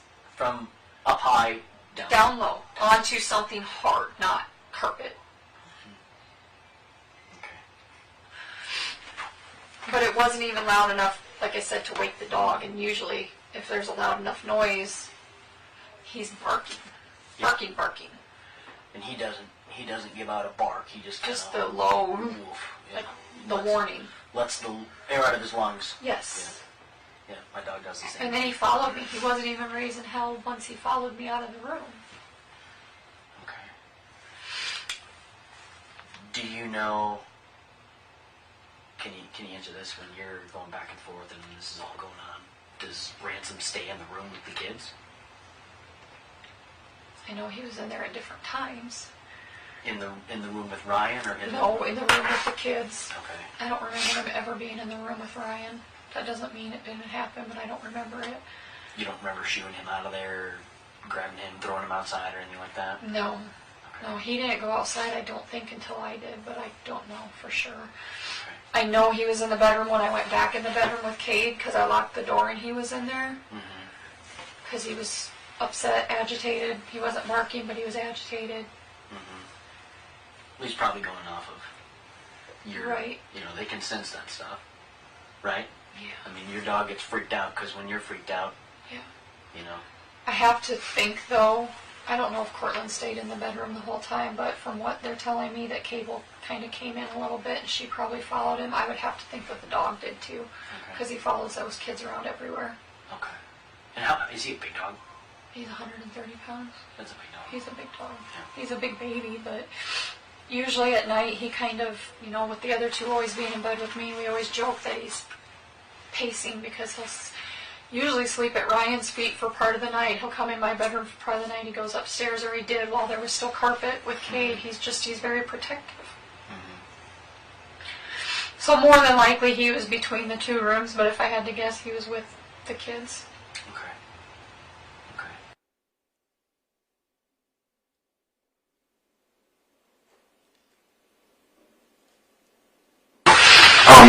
We were talking about nightly routines, lights on in the house at night. I can't see crap in the dark, so I have to leave like a kitchen light on. Sometimes I fall asleep on the couch, or sometimes when I snore, I get kicked in the spare bedroom. So I have little lights everywhere. Is that kind of, with little kids, is that how you guys operate? It's not so much lights, it's me and my decorating that, yes, we have usually quite a few small, like, I call them nightlight light bulbs, but they're in a decorative thing. The kitchen is usually pretty well lit. Got one similar to that in the living room and the dining room, but neither one are plugged in because I just painted and I haven't put everything back. But the house, I would say, is lit decently. My bedroom is very, very dark. The yard light comes through in the living room. That's how I can usually peek in on Ryan. And that was the other thing we always forget to ask, every case I ever do, the outside lights. So that you have the outside driveway light that's always on. Yeah, that's you have the a yard motion light. light too by the door. I can't remember if I saw one. We have can lights that are new That's since we okay. got the house sited, and they're never on because we've never had them before. We always Right, forget. always forget. But we would turn, the few times that I've left those on, like when he was combining or something, until he got home, he shuts those off at But like with most farms, the driveway is at least lit. The yard light is quite bright, and it shines right in that living room because I figured he was going to have a fit because I hadn't put curtains or anything back up yet, so it was going to be light while Right. he was sleeping. Okay, yeah. And I always forget to ask that, and I have to call you at some point. You know, like my wife, when you hear a noise at night, my wife, especially when the kids were little, we have this big fat cat in our house. He's like 10 times as big as he should be, and he always jumps up on stuff, and it sounds like a bowling ball hitting things, right? So every time Henry would jump on something, my wife would be like, oh shit, and she'd roll out and be on her feet into the hallway. Is that kind of like you, where you're... Yes, when the kids were really little. Yeah. I think I'm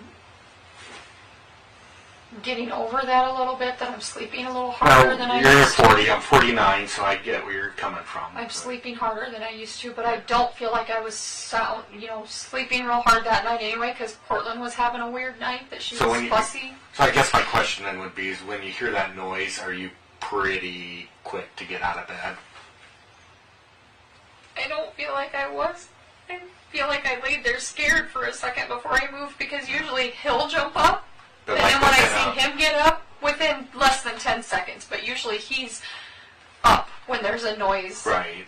And then I get up because I'm not. And usually my wife has to wake me up and say, go look, because I don't hear anything, so. So I probably laid there for what now feels like probably too long, but at the time probably 5-10 seconds, and he didn't get up, so that's why I would have peeked in the living room to see if he was sleeping.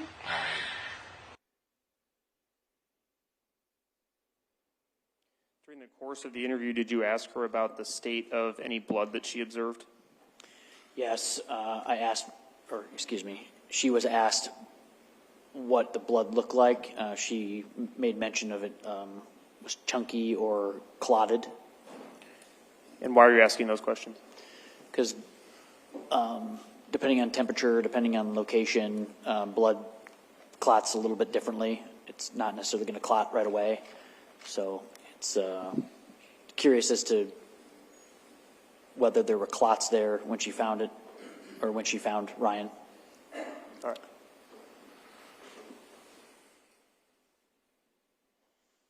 And you said when you went out there, you saw a lot of blood. Can you kind of tell, because I had to, did you see any behind him on the floor? Anywhere else? Not at first? After, when I was kind of pulling at his shirt and looking around more, I saw, and maybe it was when Kate slid, because I remember looking down and freaking out because he slid in blood, and I remember seeing splatters on the floor beside the chair. I don't remember anything. Did it look like pools, or did it look just like... It looked like I remember seeing dots. Right. But it had to have been more if Kate slipped. If he slipped, right. I don't remember seeing any behind him. I remember his favorite blanket that his sister made him that was on him. There was like chunks of blood. Does it make sense? Yeah.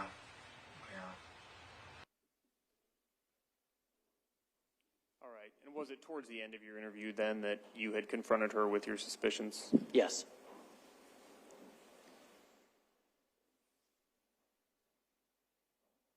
I think that this is a permanent solution to a temporary problem.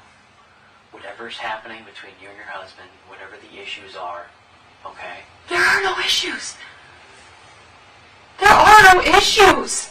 Because my husband sleeps in a chair in the living room? I'm not saying that. Because rumors flew last fall that I was sleeping with some kid that he even said was ridiculous and apologized to me for. Because as a married couple, we had a few months that we weren't communicating very well because we dealt with his mom's death hard. We've been fine. Never once did either one of us ever say that we were going to leave. Never once did we doubt our marriage, our kids, our family. We have plans.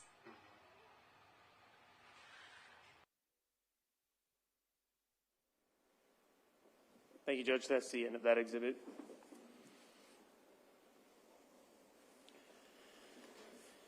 Again, at any point during the second interview, did she talk to you about being awake at 3:30 in the morning and sending Snapchat messages with Houston Danker? No. Or deleting photos? No. Did she ever talk about the fact that she was having an affair with Houston Danker? No. And did she ever state that Houston Danker was a threat to Ryan in any way? No. No further questions. Mr. Hawbaker? No cross, Your Honor. All right, thank you. You may step down.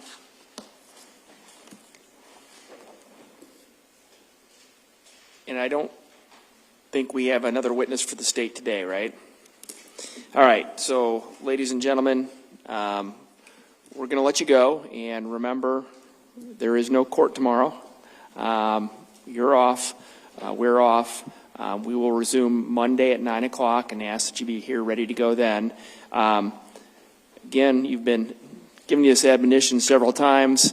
It's especially important. I mean, it's always important, but you have more chances to maybe call it to mind over the long break. I don't know if you're getting together with friends and family over the 4th, over the weekend. People are going to want to know what you've been doing, what you're up to, may have questions. It's going to be tempting to talk to people about this. Don't. So again, keep an open mind. Don't discuss this case with anybody. Don't communicate with anybody about this case, and don't let them speak to you about this case or communicate with you about this case or anything related to this case. Don't do any sort of investigation or research on your own, via social media, internet searches or otherwise. And keep an open mind. There's still more to go. So with that, I hope you all have a good 4th and a good long weekend, and we will see you on Monday.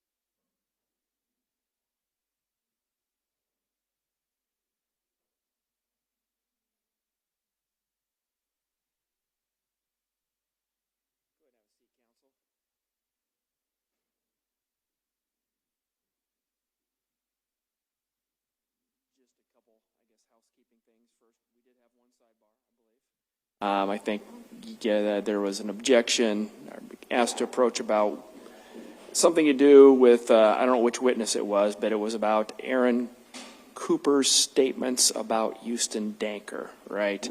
And anyway, the state simply rephrased the question and addressed it. Anybody want to add to that? No, Your Honor. All right. Then one other thing, I think we have state's exhibits that now have become defendant's exhibits A and B. You'll just need to remember to upload those so I can admit them at some point via EDMS. I think that, and so that's all I had on the record. Anybody, anything on the record for the state? The only other thing I had is the admissibility or the state's decision on the admission of Miss Lord's exhibit that the state had offered. Yep, I'll do that first thing Monday morning. Like I said, I don't have no hurry for me. So anything you want to address on the record? No. All right, then we can go off the record.